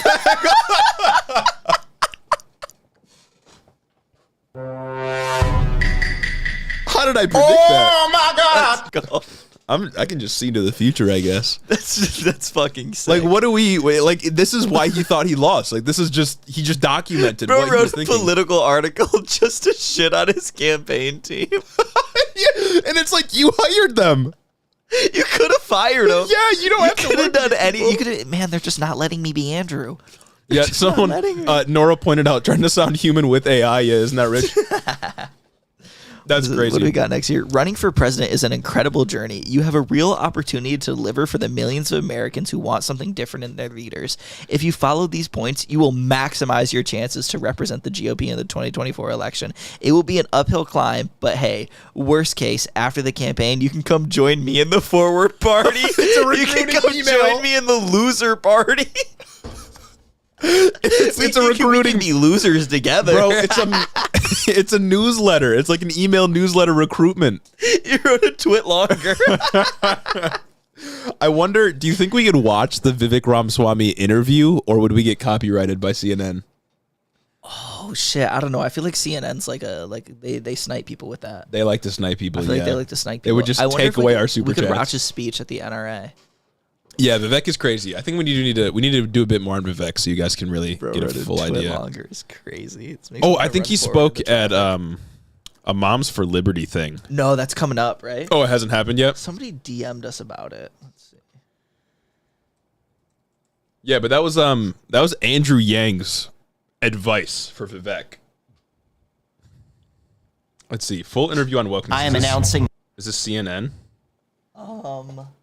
My run. Oh god, this is 50 minutes. This is content, guys. He's so intense. All right. I love him, bro. This is I think the youngest person in the race. What do you say? 37? Yep. He's younger than Ron DeSantis. Could be a member of our generation. Pretty close, right? Pretty young guy. Bro's a millennial. Let me make sure this is up He for you. better not use memes. I want him to start doing Snapchat, do a Snapchat campaign and start doing the millennial Zoom. Yeah. Who the fuck is listening to a word Andrew Yang says? That's what I'm saying. That's what I'm saying. Swag. He lost Isn't really he an hard. Elon Musk Hang reply on. guy. I think he tries really hard to be. Andrew Yang is trying so hard to cling on to relevancy. It's actually sad. You're on your leftist. Just act like liberals and CNN won't strike you. Okay. Yeah. This is exactly what I thought. Look at this. Andrew Yang. Iowa caucuses 2020, 0 delegates, 5% of the vote. He was the first one to become. No way, Amy Klobuchar did better than it. That's what I'm saying. Kudos to him for staying in the race, but he just immediately got clapped. And of course, Iowa's not always the best predictor, right? So we could look at New Hampshire, but he might have dropped out by then, right? I don't remember. Church and state should be merged. He's gone. He was gone by the second one. Who is he to be giving advice to people? What are we doing? We're going to make it to the second caucus. Andrew got clapped so bad he got beat by someone who everyone forgot. That's so facts. Yeah. Oh my God. Yeah. No, I don't know who is listening to him, but let's see what Vivek is doing. This is from May. 10 days ago. This is from 10 days ago. Oh, really? This is new? This is a primetime interview. He's listening to that first piece of it, or one of the pieces of advice. Yeah, first never one? say no. Never say never. Or always say yes. Never For President say never. of the United States. Vivek Ramaswamy is making what he wrote about in his bestseller. Who is this guy? The focus of his presidential campaign. Come on. What? Woke Inc. Oh yeah, that's his book, dude. Maybe starting off strong. Maybe we have to bring Hiddo Book Club back. Oh yeah, we can read this. Maybe we can. How long is it? This thing? Let me look it up. This Woke Inc. Lord T wants 100 to hop in real quick. Lord T, we can get you to hop in real quick just because I know you were waiting from before. I saw your message a while ago. We'll hop into this Vivek thing real quick, but Lord T, you got a question for us? Oh my God. Bro, come on, tell me how many pages this bad boy is. We'll let Lord T hop in here real quick, just because he's asking to do it again. So why not? Word. This man looks AI generated. I appreciate Dylan diligently working to make this work. Honestly, this is a $20 book, bro. Humble yourself. Full length, 368 pages. That's got to just be drivel. Oh man, I don't know if I can handle that. I don't understand how you write a 370. That's like the fucking Bible, bro. That's like State of Terror by Hillary Clinton and Louise Benny. Go listen to the Hiddo Book Club episode. I wonder hop back in here. I was reheating my food. I had to run back. I'm sorry. It's my bad. You're dedicated to the cause. I wonder if that's fine. I wonder how many new listeners we've got since we did that first book club. Are we getting tea in here? Yeah. Yeah. Y'all should listen to the Hiddo Book Club that we did. It was good. I had fun. Woo! All right, T. What's up? All right, so when I think it was Aiden that came up. They were talking about the drag queen story hour that they like counter protested for. And the conservatives talking about like, we don't hate you, we love you, right? Yeah.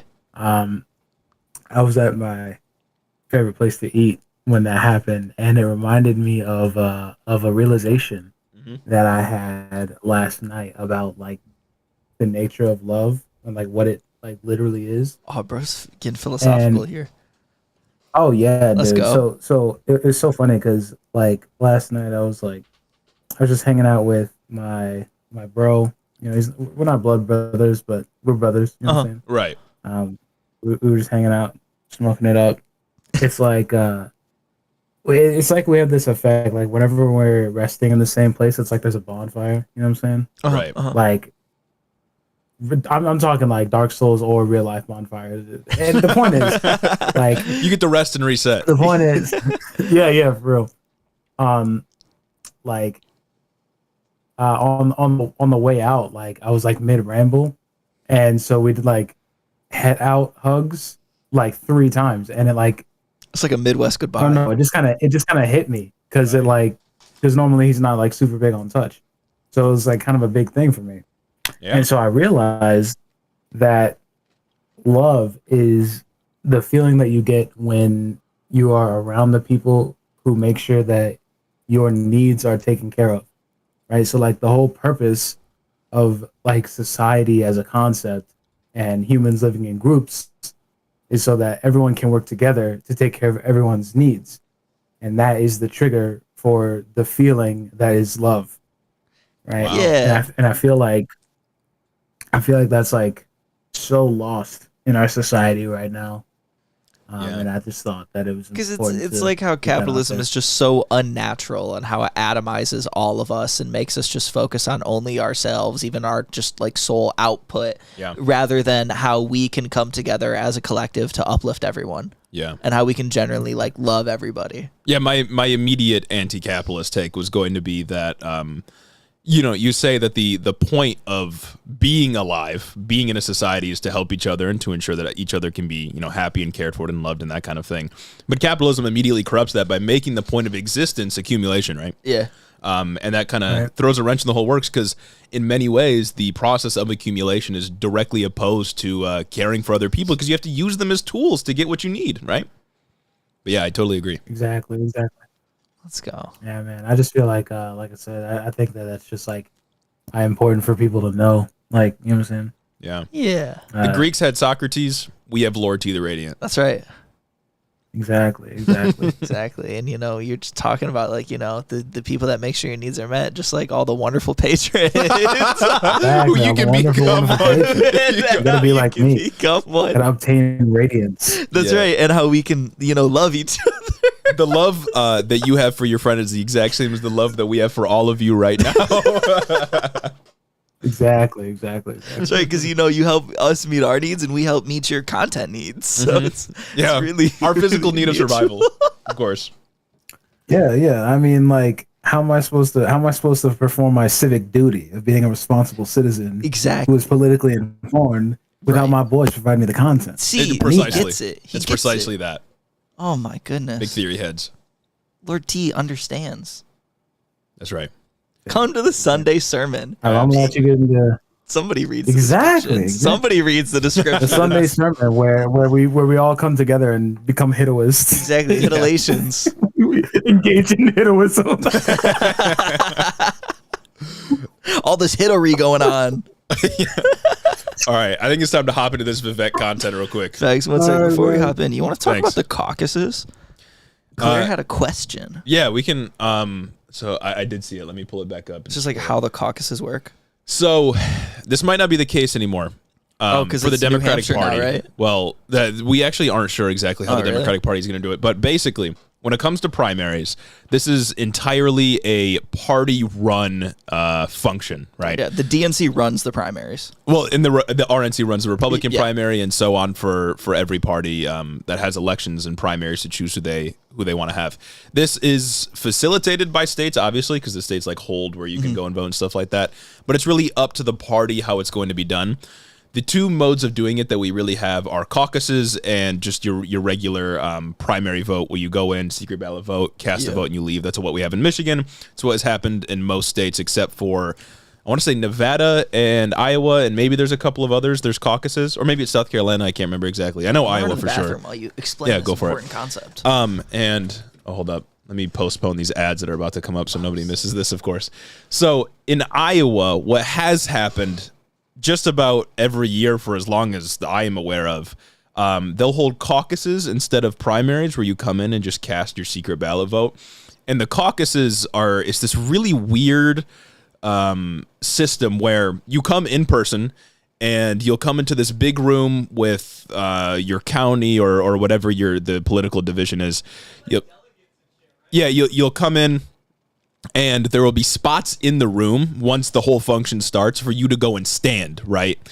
And these spots are dedicated to each of the candidates. So if we're talking Democratic primary, you have one for Joe Biden, you have one for Bernie Sanders, you have one for Elizabeth Warren, and so on and so forth. And you walk around and you go and stand at whatever candidate you want to vote for, and then they count everybody up, and then they determine what percentage every candidate has of each vote, or what percentage each candidate has of the vote in total. And then the one with the lowest percentage is knocked off. There's a percentage that they determine for viability. This is the percentage you have to be above in order to stay in the election. Everyone below that percentage is knocked off. And then the lowest vote earner is also knocked off if they're above viability. And then they do it again. So people reorganize themselves. If you are kicked off of a candidate that you were voting for, you have to go choose somebody else to stand at and vote for. It's kind of like ranked choice voting, but you're like physically doing it in 3D space. It's a really weird system. And eventually they whittle it down to where everybody's above viability, and then they award delegates based on that vote in a similar fashion to how primaries do it. And delegates are just awarded based on whatever percentage you get of the vote. For most states, for the Democratic primary, Republicans sometimes do winner take all, where if you win a majority or plurality, you just get all the delegates. For Democrats, it can be a little bit different. It varies state by state. It's very confusing. Every state has their own laws in terms of how their primary elections have to go. And then the party obviously comes in and makes their rules as well. But that is off dome exactly what I remember of how caucuses work. It's very confusing. I don't know if they're going to do it because of the whole snafu that happened last time around with Pete Buttigieg. Pete Buttigieg won, and then there was a lot of allegations of like cheating or something like that. I don't exactly know what happened, but they might not do it this way because of that whole snafu. It may just all be secret ballot primaries like we see in a lot of other states. I hope that wasn't overly complex. The primary system in this country is very weird. And the fact that it's all ran by parties basically guarantees that party elites get whoever they want to run in the general election. So Mayor Pete won the Iowa election, yeah. The Iowa primary, or caucus, sorry. Pete won the Iowa caucus? Pete won the Iowa caucus with Bernie right behind. They basically had I think it was both 25% or something like that. I'm not obviously I'm not a conservative with the election now, but that's crazy. Yeah, I'm election denying. Mayor Pete, I might have to. Maybe they're onto something. I'm all for election denial if it services my agenda. The boys are going to have to raise their Patreon prices when the country defaults. Hey, we were talking about it last time. Inflation. We were talking, get in now while you still can. Lock in the lower prices. You'll be grandfathered in. Is that what Alice in Wonderland references when they do a I have no clue. Are you talking the movie, the books? I haven't seen the movie in so I wish I knew. Trying to get this to focus again. Yeah. Anytime we get up, it unfocuses. Sorry, guys. I got a tiny little boy bladder. Yeah. All right, let's get into this with content, guys. Are we ready? Yeah. He's running really as the first Piers Morgan, president of the United States. Ramaswamy is obviously a long shot, but his arguments that America's become a nation of victims. Is this guy? That some on Wall Street now collude with government. Nation of Victims? Oh, that's his others book. Made me want to learn more about it. Yeah, Wall Street is crippling capitalism. The fucking socialists on Wall Street. Yeah, guys, Wall Street, the famously anti-capitalist corporation. You're doing surprisingly well. Bunch of socialists. people who bet, which is not perfect, but the most reliable guide, you're in 5th place among the Republicans. You're ahead of Kristi Noem, ahead of Mike Pence. We're looking to be number 1. That's the goal. Holy but it's a shit. steady That climb. smile was I mean, crazy. it's like where Donald Trump was in 2015. That's about where we looking are to in get the ahead. polling nationally. Look, I'm not a political scientist. My this guy is. projections of who's going to do I am, what yeah. This guy over is the course officially. of a year and a half, those predictions aren't worth much. But what I am in this race to do is to speak truth at every step. And my entire electoral strategy is I'm going to actually say what I believe. And we'll Truth, like the NRA freed the slaves single-handedly. I don't know what it is, but his smile is so fake. But at the same time, is it John Brown? Was he the guy? The radical abolitionist, Yeah, John he Brown, was a radical leftist. You can't trust him. We'll find out whether that's a winning strategy or not. My bet is that it is. I just came here from New Hampshire, spent 5 days on a 10-county bus tour there. If we're doing what we're doing in rooms of 100 I don't know. It or feels like he's 200 trying people so at a hard to time, smile. and we can take that nationally, I have full confidence we win this election. But more importantly, it's not about who wins this election that matters. It's the fact of how we actually revive our missing national identity. That's why I'm in this race, and I'd rather speak truth and lose the election. It's like bordering on our straight national white nationalist. identity. Yeah. Like it's so close. Like, what is America's national identity? Go Yeah. ahead, Vivek. What is it? Yeah, like Describe it to me. And we're so close to getting there, especially with Apple pie and baseball. Yeah. and yeah. I don't even know what to say. Rather than to play some political snakes and ladders. and figure it out. That's the number 1 issue, revive our national identity? I actually think it is. And explain what that means. Oh, here we go. So look, if you ask people my age, I'm 37, I'm a millennial, what does it mean to be American? You get a blank stare in response. I think that is a moral vacuum. It is a vacuum at the heart of our national soul. What would you wish the response to be? I'd wish the response to be something that was grounded in the principles that set America into motion. Hey, yo, chill. Slavery, right? Yeah. Like, what principles Wait, set here we America go. He's going to say basic ideas. Built on basic ideas like the rule of law, like free speech and open debate, that we embrace meritocracy over grievance, that we embrace the unapologetic pursuit of excellence. You know what I think of excellence when I think like the exploitation of slave labor, meritocracy. That's what I think. I think of people working hard. I think about all the in the spot they deserve. open debate that happened leading up to the Civil War, where one side wanted to enslave people so bad that they tried to secede. You know, the open debate that we had at the beginning of our country, the democracy we had, that only white men of white propertied men could participate in. That was my favorite. God, that we live in a country where the people who we elect to run the government are the ones who actually run the government. Even if I disagree with them, let it be the people we elect, rather than a permanent managerial, bureaucratic, permanent state class that actually runs the show today. Don't hit the buzzwords there. That's what it means to be American. We fought a revolution to bring ourselves together. Badass. Yes, may come from many different skin colors, that there's 2 different genders, that there are 2 different political parties. But what unites us wait, what? is a commitment to those common sense, bureaucratic, permanent state class that actually runs the show today. Word salad on God. That's what it means to be American. We fought a revolution to bring ourselves together, that we're, yes, may come from many different skin colors, that there's 2 different genders. Wait, whoa. Bro just had to hit the anti-trans narrative. He was trying to do inclusion, right? Yeah, he was trying to this is our national, like we're built on these principles, but I don't understand, because usually people only ever bring up 2 political parties in a negative sense. Yeah. So it's like he's either pro there only being 2 political parties, or he's anti there. If he's dude. He's he's like, gotta throw the we're a 2 country of many races. We're a country of immigrants. We have a diverse population. I hate trans people. Only you can only be a boy or a girl. Just got to hit all the beats, right? That there are 2 different political parties, but what unites us is a commitment to those common set of ideals. That's what it means to be American. Yet now you get a dull, lobotomized stare. That's effectively what you get when you ask somebody what it means to be American, if not an actual shameful response, almost apologizing for the existence of a nation founded on those ideals. And yes, I think that's the most important issue. Why? Because our economic revival depends on a revival of self-confidence. Because the revival of our leadership on the global stage, The revival of American self-confidence on the global stage starts with restoring self-confidence at home and in each of ourselves. Bro's not and so that's why this presidential campaign for me is more of a cultural campaign than a political campaign, though it's taken the form. Like he's doing the culture war. I gotta believe he knows what he's doing, right? Like he doesn't cross me as like a stupid individual.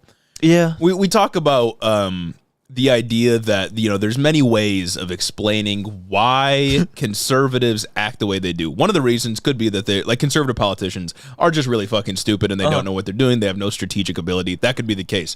He doesn't cross me as the kind of guy that doesn't know what he's talking about.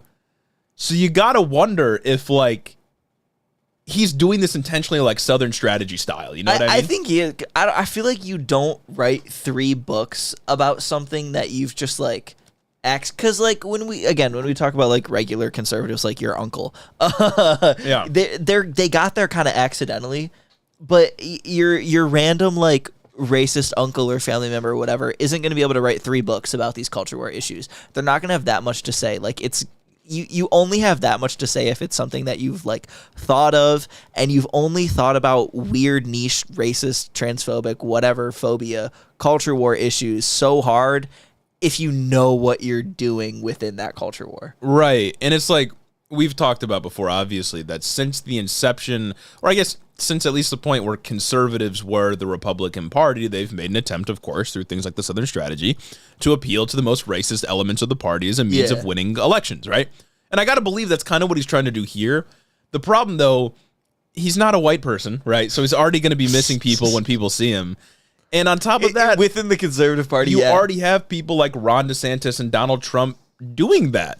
I don't know where his rhetoric really fits in. I don't know where he sees that it fits in because the white nationalist arguments are kind of already being made.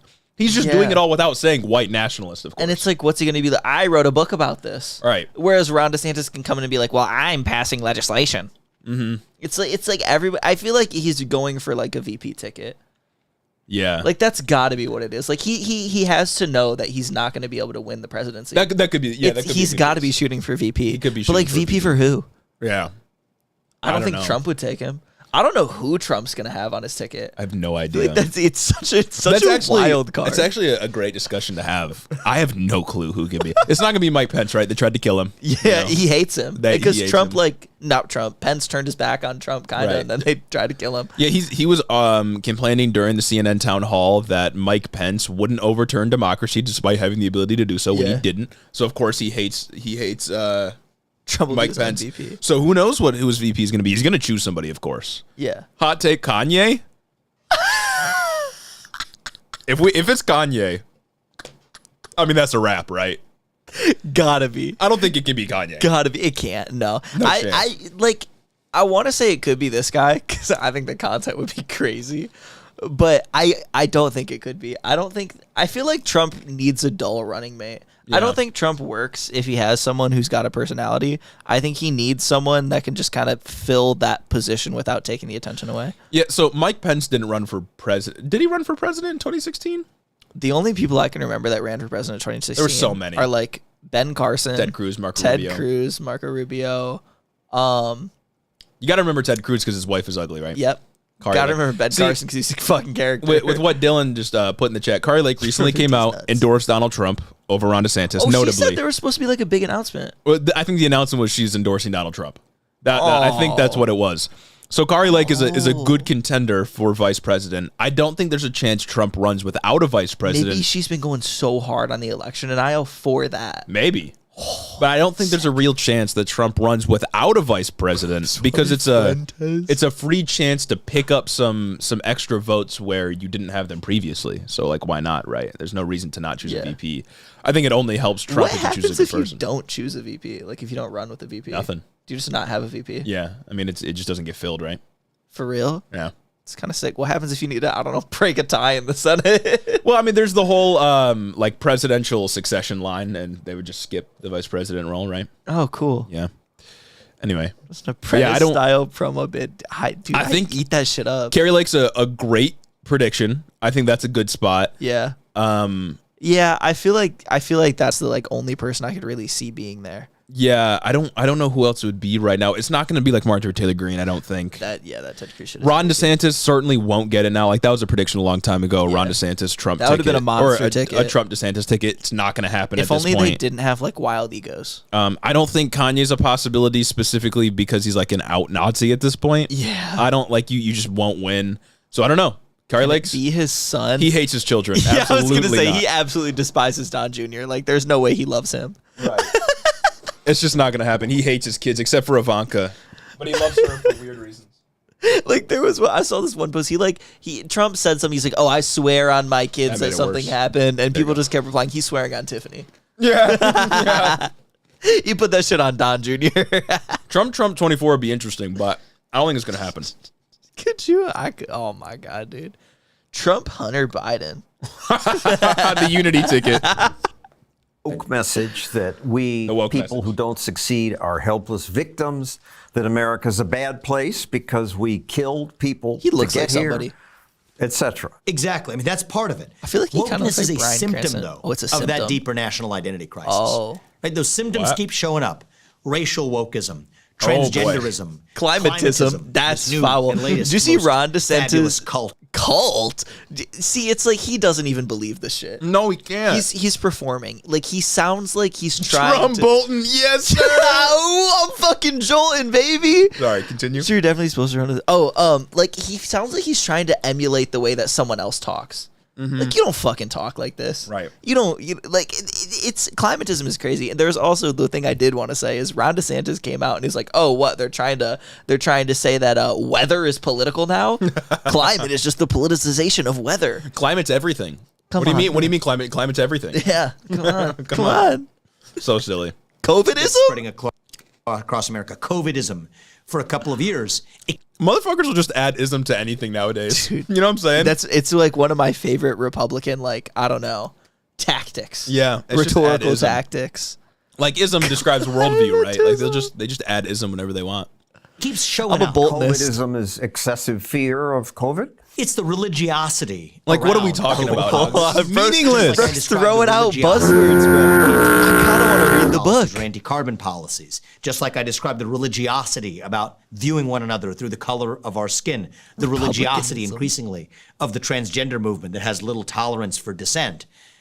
The reason, bro, it's a matter of human rights. Because the dissent is like you want to kill them, right? Like that's the dissent. Or the dissent is you shouldn't exist in society. You can't use the bathroom. The dissent is no, you can't express yourself. The dissent is, like, motherfuckers are out here taking serious political positions, saying shit like, yeah, you can't wear girl clothes. You have a pee-pee. Yeah. Like, that dissent is stupid. Yeah, Ben Shapiro had that take recently that there was like a good argument to ban what is it? Men wearing like female coded clothing or something like that. I don't know what the fuck. Or like impersonators. Like, what are we doing? Yeah. It was like male female impersonators are banned in, where was that? Was that Missouri?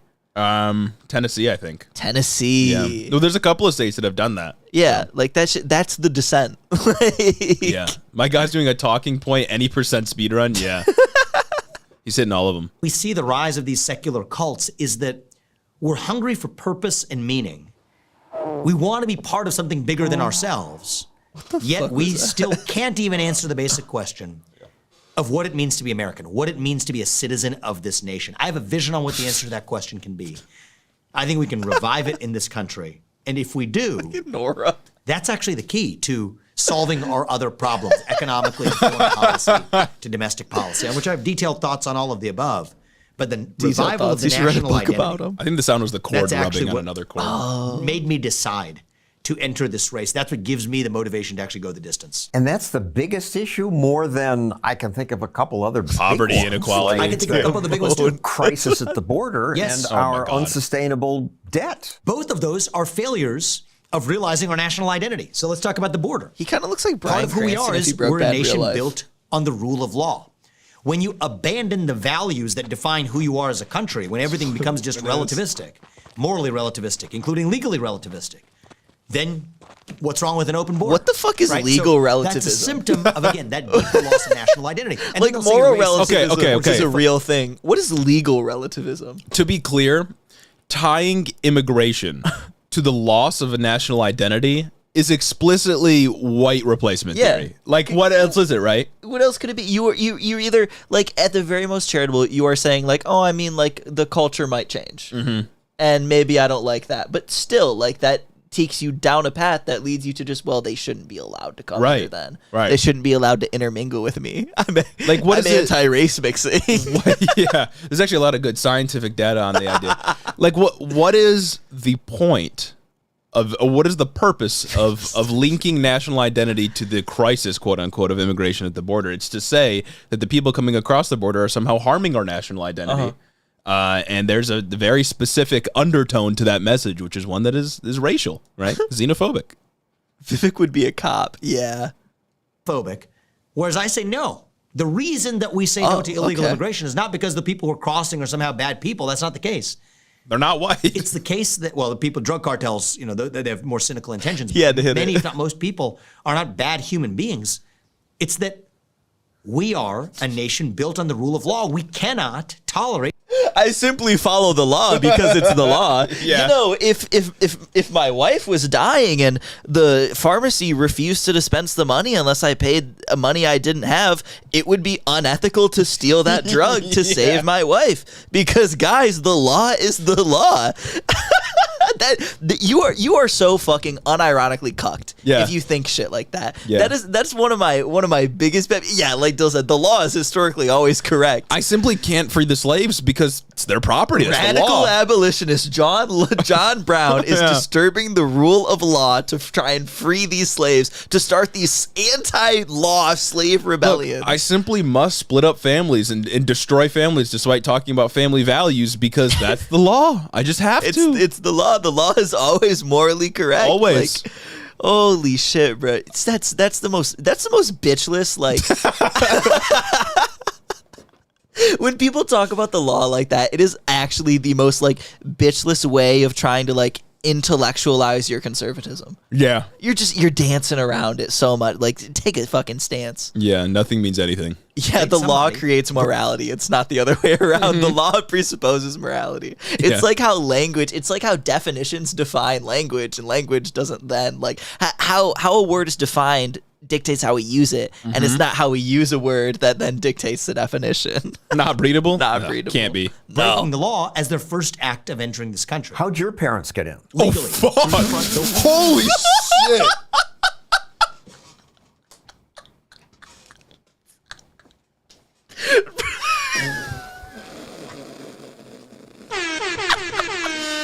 Oh my god, golly, holy moly.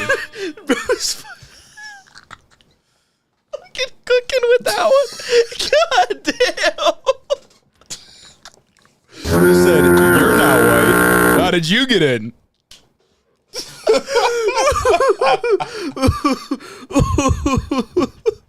That is absurd. This is fucking sick. Holy shit. He found the most racist interviewer. He took say yes to everything seriously. Like the amount of vitriol for immigrants that dude had when he asked that. We got to run that one back. Yeah, yeah. Let's get the play-by-play. Are Let's not get the bad review. human beings. It's that we are a nation built on the rule of law. We cannot tolerate somebody breaking the law as their first act of entering this country. How'd your parents get in? Through the front door. My dad came here to get an education. He got an educational visa. My mother married my father. He wasn't She's a asking. physician. Like he didn't actually want to know. How It was an your parents accusation. got it. It was an accusation. That's crazy. That's perfect. That's just too good, right? Who built a career as a successful geriatric psychiatrist. So that's how my parents came here, and I think we should. That was in the 80s. My understanding is now an Indian computer engineer with skills Holy shit, dog. who applied legally would take 20, 50, 100 years to get in because we're so tough on letting people in legally. Well, I'm a big fan of merit-based immigration in this country. I think we should want more immigrants like my parents. I'm a big fan of not letting in minorities unless they have a college education, unless they're already rich. That this has never been done before. Unless they're already rich and already well-to-do. God damn, bro, we're just repeating immigration policies that we used in like the fucking last century. That we decided were horrible. That we right? decided Yeah. were bad and unethical. We should reopen Ellis Island, if I'm being honest. Come on, man. Holy shit. Not all Republicans will agree with me on that. That's fair. We can have a debate about this, but I believe in merit-based immigration. To me, merit means A, the contributions you're going to make to this country, and B, your civic commitment to the country. The contributions. But I believe in merit-based I only believe you should be let in if you're putting in more than you take out. Yeah. So we should let everybody in So from I the guess we're southern letting border. everybody I guess in. from the southern border, they're killing it because famously they do put in more than they let out because they literally can't fucking take anything out. So here's the thing. I think He's a libertarian. Okay. There's obviously two sides to this. Economically, immigrants, of course, put in more than they take out because they often don't get the benefits that people always claim that they get to have. More people in the country means there's more. The economy is moving more, which obviously means that people are spending more money, people are making more money, etc. Like the list goes on. But there's also, and as a white guy who was born in the United States, I'll check myself here. I don't know everything about this, but there also is, I've heard from a lot of people that I've known that have immigrated here, that this like concept that you have to assimilate and you can't keep the culture that you already had, like you have to get rid of it to make people feel more comfortable with your existence. And I don't fully know how to articulate the problematic nature of this, and I don't know if anyone in chat knows about this, but what he's basically calling for here is that you leave your culture at the door and you fully assimilate and kind of leave that behind as a means of maintaining the identity of the United States, which is, of course, one that is white supremacist, I guess. Well, it's also because it's like you only do that to cultures that you pretty much like deem bad. Yeah, like you deem other cultures as just like being worse, and so like you have to leave that at the front door before you can gain entry into New York because we don't want any of that over here. We'll only take the aspects that we like of it. Yeah, and I mean, like, Trump had the most lucid answer to this question several years ago when he said that he wants less immigrants from Africa and more from Scandinavian countries. Yeah. Why is that? Just straight up. Like straight up. He doesn't want black and brown people immigrating into the country, and he only wants white people. Like that. Well, like, what's the understanding, right? Well, maybe he just wants more merit-based immigration. Scandinavians are swarthy, not white. We're going back to old versions of whiteness. You mean the Vikings, the pillagers? Yeah. Immigration. I don't believe in turning a blind eye to border security in the name of advancing immigration policy. Border security and immigration are two separate questions. See a syndicate. We should deal with it. Merit-based means, are you educated? Do you have money? How do you decide merit? It's a great question. So I think that the likelihood of making a contribution to the country, specifically an economic contribution to the country, combined with civic allegiance to the country, passing a civic exam that you would have to at the time you got to be citizenship, maybe even at the time you get a visa, we should bring that up.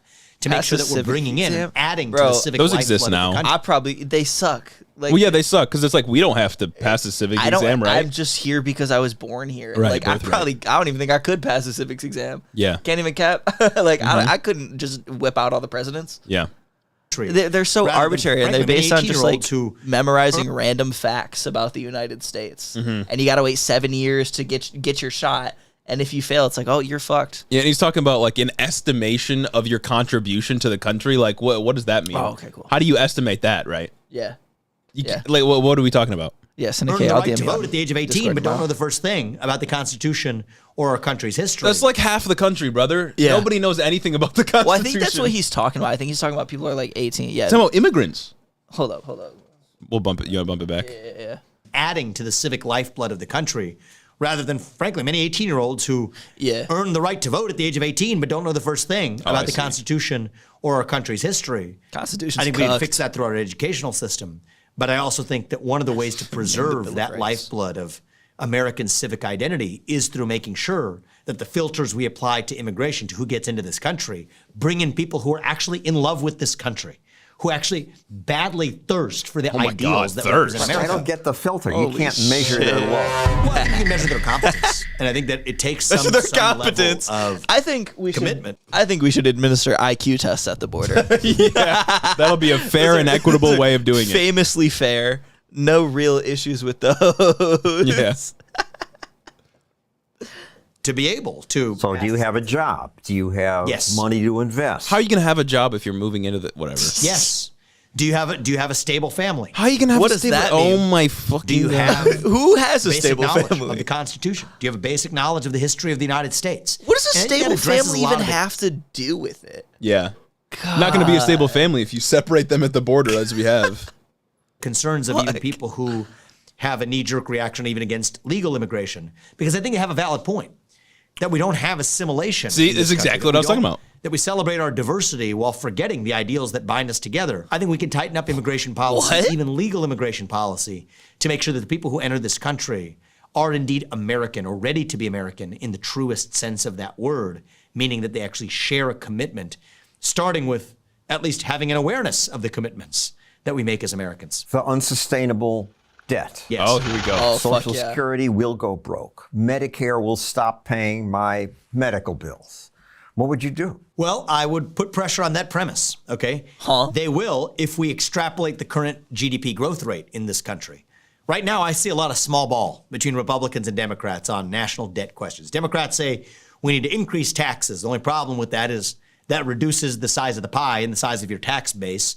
So that's a self-defeating What are you talking about? It also wouldn't solve Medicare. It also really wouldn't solve Medicare. Yeah, I don't know. Exactly. I feel like the issue with Medicare is it's a funding thing. Like we need funding, and you know how the government gets their funding. We funded these things over several years, decades, sometimes. No, guys, you don't get it. If you tax them more, then you will have less people to tax in the future because you're taxing them more. So I don't think we can do it. Guys, sorry. It would explicitly increase the money. Yeah.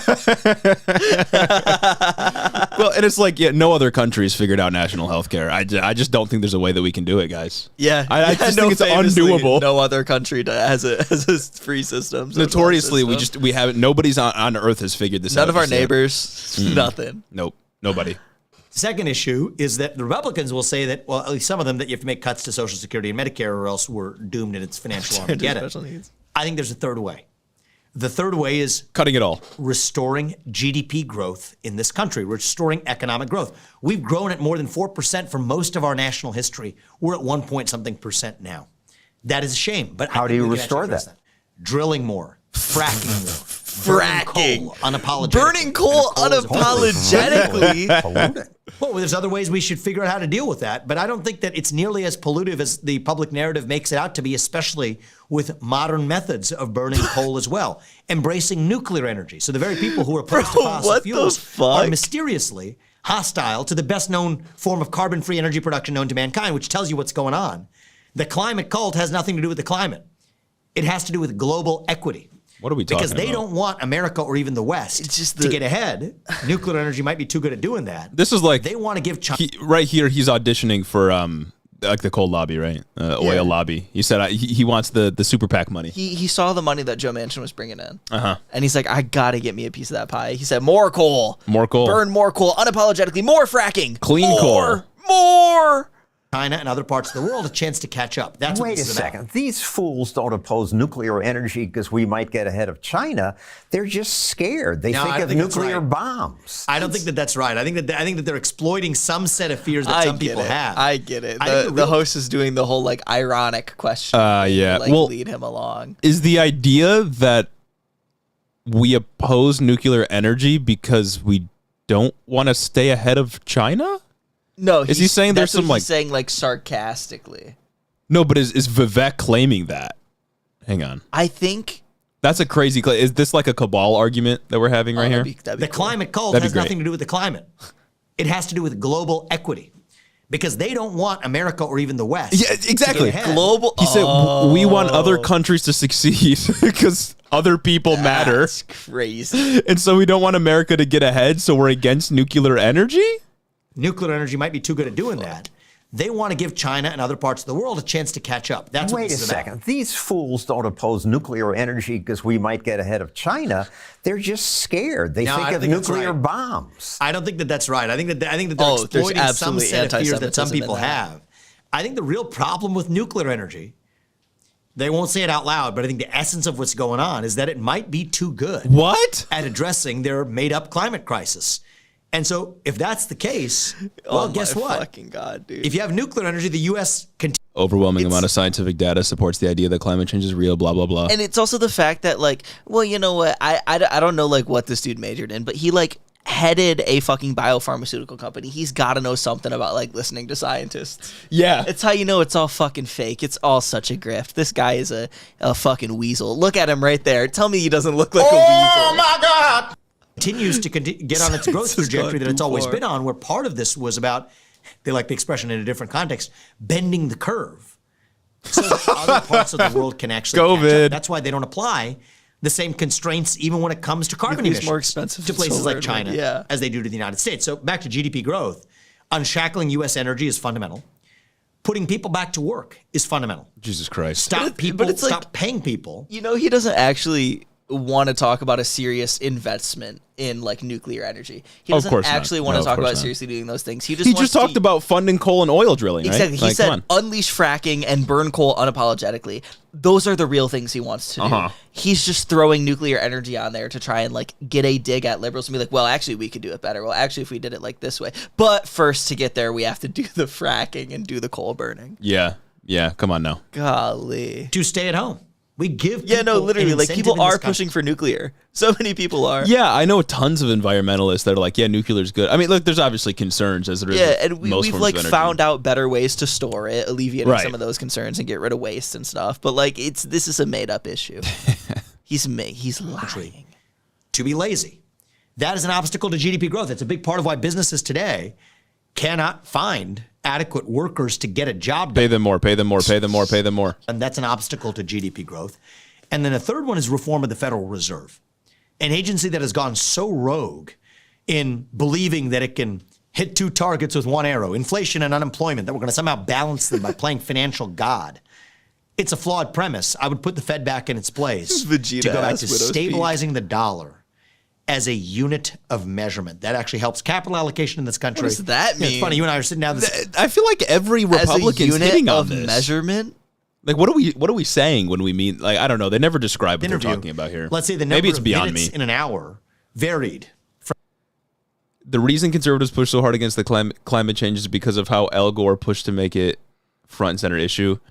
I think it's honestly mostly just because that's the fucking coal lobby is just in their pockets. Yeah. They got so much fucking money. They more money than God, honestly. Like we have actual evidence that groups like the Daily Wire and Prager University are funded to just push propaganda from coal and oil companies. Like that's their purpose. They get millions of dollars just to do that. Mm-hmm. And I'm sure that's the truth for many other like news publications, newspapers, journals, whatever. And like obviously all the data disagrees with them, but the point is that all the money is on the coal and oil side.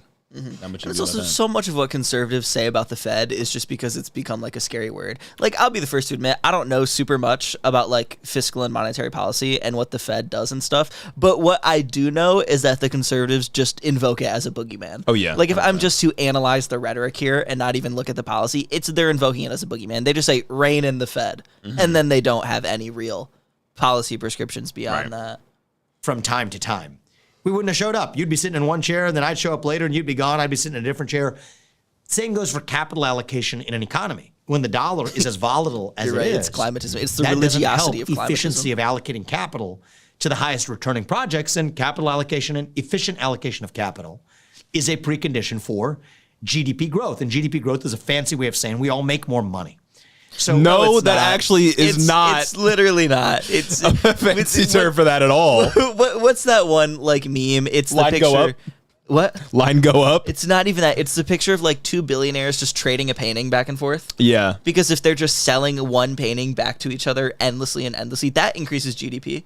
It's not even that. It's also like GDP tells you nothing about how people are actually doing in a country, right? It just tells you how much like of things is being spent. Yeah. Like like money's being spent, products are being sold. We have the highest GDP in the world of any country at any time in history. And people, can't afford an emergency expense. Yeah. People can't afford their rent. They are living paycheck to paycheck. They're struggling to afford the cost of healthcare. Thousands of people go without healthcare every year. Like, obviously, people aren't doing well. And they haven't been. This has been consistent across presidencies, of course. God. Again, I think that any economist would tell you self-confidence in psychology is an important part of an economy, too. Revitalizing our national sense of Jesus self-confidence. Christ. It's all just especially among national workers, sense. Is also national something that identity. spurs confidence in the economy itself. It's just so with those four things, I think we can get back to 5+% GDP growth, let alone the 1 point something that we're in. But back to your original premise. He thinks he's cooking. We so have hard like with 5% GDP growth in 2020 or 2021. A lot of that was like bouncing back from the pandemic, but it was there. I mean, it's like growing at over 3+%. The idea that we're going to run out of Social Security or Medicare actually goes away. We will grow our way out of our problems. That's how we do it. How do we grow our way out of that problem when you don't want to tax people more? You don't want to, solve the issues of like the budget. Right. And increasing the money that we can allocate towards that program by, I don't know, taxing people more. Yeah, Emma's got it right. Meaningless jargon. It's that simple. Yeah. You've said you would fire over half of the government's work. Oh, that's a good way to make it run. Close the education department. Close the other education departments. department. Yeah, I would shut down the He just said we got to improve education. He's shutting down the Department of Education. U.S. Department of Education. What are we doing? Not because I'm anti-education, but because I am pro-education. And the federal government has no business in education that should be administered locally, and there's a lot of things wrong with that. What other agencies? I'd shut down he said move on. Fire more than half the government workers. Yeah, so big cuts. Yes, so in the Federal Reserve, I wouldn't shut down the Federal Reserve. I'd just lay off over 90% of the people working there. There's over 22,000 people in the U.S. Federal Reserve System now. We need less than 2,000. Taking jobs away. If its scope goes back to stabilizing the U.S. dollar, scope of focus. The FBI, a politicized government agency. Of course. In that case, we do need federal Get law the Trump enforcement. voters. But the culture of that agency has become so corrupt. They're targeting white they're just supremacists. socialists, bro. Can you believe this? They're targeting white supremacists. It's so corrupt. They're coming after I conservatives. want more coal. That you're not also going to more fix nuclear. it top down. You have to do it bottom up. And you can't do it bottom up without actually closing down the current FBI and creating some. Yeah, it's like when there are a lot of, I don't know of a lot, but there are some conservatives I see, like mainstream people, that'll say abolish the Department of Education. Oh, it happens all the time. I don't like if it's not if we're not going to run public school federally and then statewide. It's usually more of a statewide program. Yeah. Who's going to do it, right? The private schools? Is that what they want? Because that's what it is. That's like all of Betsy DeVos's plan was like what she ultimately wanted things to turn into. Like Ben Shapiro talks about this. He wants a private school voucher system. Mm-hmm. Is that not just what we have now, but for School choice, profit? right? Not even like school choice. Is that not just like for profit? Because now you have to worry about getting a voucher instead of just like being able to go to a school choice Right. school. And like any system that privatizes some necessity, whether it's education, food, whatever. Yeah. So any system that does that and makes it for profit basically guarantees that there will be some subset of the population that will never have access to it. Uh-huh. And the point of making things publicly owned, like the education system, K through 12, as poor as it may be, means that everyone just gets it regardless of who you are, regardless of where you are. And that's what's good about it. We almost had K through 16 at one point, never got there. And now I'm in debt, many dollars. Minnesota's getting there. Communism in Minnesota. They're doing communism in Minnesota. It's crazy. You should hit the Patreon so you can listen to this week's pod early where we cover all the communism that's going on there. Minnesota's the vanguard. He wants school to be only accessible to people with money. I mean, yeah, that's really it. That's the idea. That's the idea, because then all the other people just have to work for him. Mm-hmm. Mm-hmm. And what's the fastest way to attain upward social mobility and improve your economic status? College. Education. It's education. Michigan look like a haven right now. I do like Michigan, yeah. True. He just wants things in general to be only accessible to people with money, yeah. Yeah. I mean, that's the point of like the ANCAPs, right? And I don't think he's like necessarily ANCAP, but he's getting there, certainly. Marxism, Waltzism. Yeah, I'm a Marxist Vivekist. I'm a Walshist. Matt Walshist. Plushy beanie baby. Something new to take its place. A new, smaller agency. Well, like Andrew Yang was supporting this dude. Yeah. Is this not like why would Andrew Yang like him? But it's also like, what does any of this mean? Yeah. What does get rid of the Department of Education and build it up from scratch mean? Right. Like functionally, like, yeah, I can go in, I could walk around, I could come on the pod every week and say like, I could just talk about like, yeah, I want to dismantle capitalism and leave it there. And it's like, while I do, I also go through the effort to explain why these systems are, wrong, why I disagree with certain ways that we do things, what I think can be done to change these things. I'm not just sitting there like, yeah, shit, guys, we need to really abolish this. Mm-hmm. And that's it. Just get rid of it and things will be better. It's not entirely obvious, huh? Golly, bruh. Yeah. I don't care, do you? But like, if I was Vivek and Andrew Yang wrote in Politico, big time political magazine, right? Yep. If I was Vivek and Andrew Yang, a loser, wrote a whole story, or I guess opinion piece about how I could win, I'd be pissed. I would be so angry. That's like negative PR. Yeah, that is want to be ridiculous. associated with this guy. Yeah, no, like you like now I'm looking at him and all I can think is like this is the Andrew Yang for the Republican Party this year, and that's bad branding. You don't want that. That is awful. At least not where Andrew Yang is now. Maybe previously. We need but more Hiltonist Ramaswamians. I'm Yeah. I'm a Hillaryist Ramaswaminian. Clintonism, yeah. That's right, baby. A leaner, fit-for-purpose agency that respects the Constitution and the law rather than making it up as it goes along. Which is what today's What about FBI the is. housing FBI. department, agriculture department, labor department? Yeah, we're evaluating. I mean, a lot of those are on the potential Yeah, chop block. you know, We're seven weeks into this gonna campaign. get Labor rid of department's just so fucking powerful. So many unions in this country The just ACLU is holding just running through holding the poor poor corporations. meager business owner by the balls. You know, back when I owned my biopharmaceutical company, I remember a lowly employee in one of our 30 plants across the world. He was thinking about unionizing, and I killed him. Yeah, he's dead. I personally fucking killed him. Conservative presidential tagline: "I'm with her, but it's a dude running on trans issues." I don't think he's against like the gender ideology. But the agencies have identified that we would shut down and stay shut down include the U.S. Department of Education. It wouldn't even open and then back a long up. list of other agencies that will need to be shut down and possibly have something rebuilt to take their place. FBI, IRS gotta go. ATF, that's the Bureau of Alcohol, Tobacco, and Firearms. Yep. I've also said similar things about the Nuclear Regulatory Commission, which is fundamentally hostile to nuclear energy in this country. The culture of that agency is broken. We're going to have to rebuild something to take its place. You've said you would pardon Donald Trump if you were elected. I said I would pardon Donald Trump and anybody else who's been the victim of a politicized prosecution in this country. We've had a lot of those. Douglas Mackey, maybe a less well-known name. He's somebody facing up to 10 years in prison right now, facing sentencing that could go up to 10 years. For what? For making jokes. What was this dude's name? Douglas Mackey. Look that shit up The right internet now. about Look that Hillary shit up right Clinton's now. voters. Pull it up, Jamie. By the way, the same joke was made in return about Trump supporters. The person who made that joke continues to roam the American terrain perfectly free. And I think it's a good thing. She shouldn't have been prosecuted, but Douglas Mackey shouldn't have been I prosecuted. think I'm pretty well informed. I don't know about this person. Really? They're Yeah. facing a prison term? He's facing up He to definitely 10 years just do nothing. in prison. That's what He was just saying. convicted. And I think this is sad. This is something that we see every What did day he in this do? country. Even I'm many trying of to the read about it. January 6 defendants who were denied due classic January process to be 6 able to talk. see potentially exculpatory evidence. That's a due process failure. Exculpatory, And what the John, fuck? I'll tell you this. I'm principled on this. I was one of the weird guys back in the 2000s who was My arguing for man. the importance of due process. Hang on. Let me. This is. What is this? Oh, U.S. Attorney's Office, Eastern Okay. District of New York. Convicted of election interference. Between September 2016 and November 2016, Mackey conspired with other influential Twitter users and members of private online groups to use social media platforms to disseminate fraudulent messages that encourage supporters of presidential candidate, not president, Hillary Clinton, to vote via text message or social media, which in reality was legally invalid. Yeah, purposefully lying about voting methods. Yeah, you can't you can't do that. And it looks like this is a coordinated effort to mislead people. 58,000 followers. Like, yeah, you can't do that. Obviously, you can't do that. This isn't just making jokes about Hillary Clinton support. They love lying.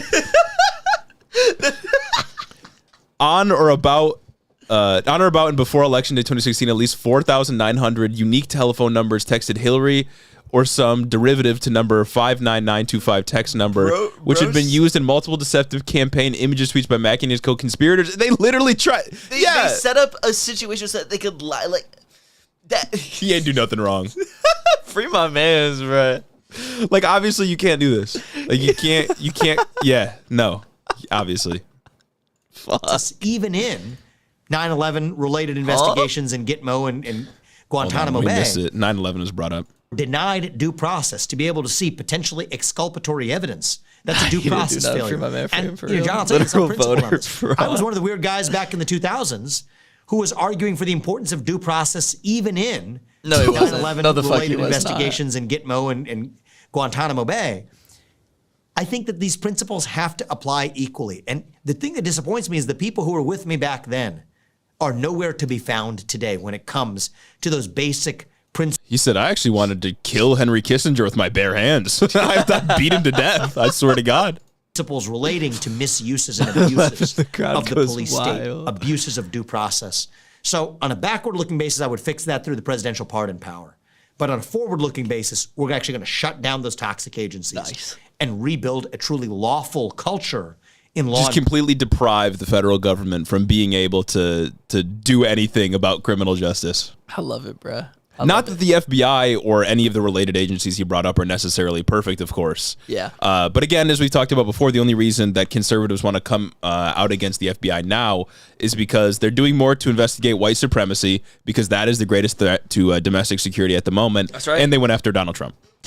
Enforcement itself. Who would have ever thought? Would you pardon Edward Snowden? I would pardon Julian Assange. But not Edward Snowden. I'm weighing Edward Snowden. It's a tough question. The reason I would pardon Assange, and the reason that one's a lot easier for me to WikiLeaks guy, right?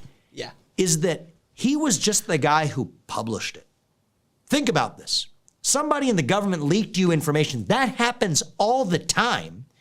It's normal practice of the press. There's even formal procedures for how these leaks occur, but the government just picked on him. But you're not allowed to tell people that we're spying on them. That's unacceptable. Edward Snowden's You're not allowed to actually be a whistleblower. Edward Snowden's going to hell. Forget the name of this individual. It was a transgender individual who Obama pardoned. I feel like that's a weird stance to take, to not pardon Snowden when you're like on this line. Yeah. That's weird. Wouldn't have pardoned this individual if they weren't transgender working with Julian Assange. It was Chelsea Manning. That was the name of the person. And so in Julian Assange's case, the person who published the information got arrested. But then in Edward Snowden's case, it was the person who leaked it. So I think that we have a backwards system here where the really federal law enforcement apparatus is just going crazy willy-nilly against the people they don't like. And I think I'm the first person to say this. I absolutely would pardon Assange. And I think it stands for something that goes beyond political partisanship in this country. It stands for who we really are. But Snowden? So Snowden, I'm actually collecting the facts on this. I'm going to be very honest with you, right? Assange, I think, is the easier case.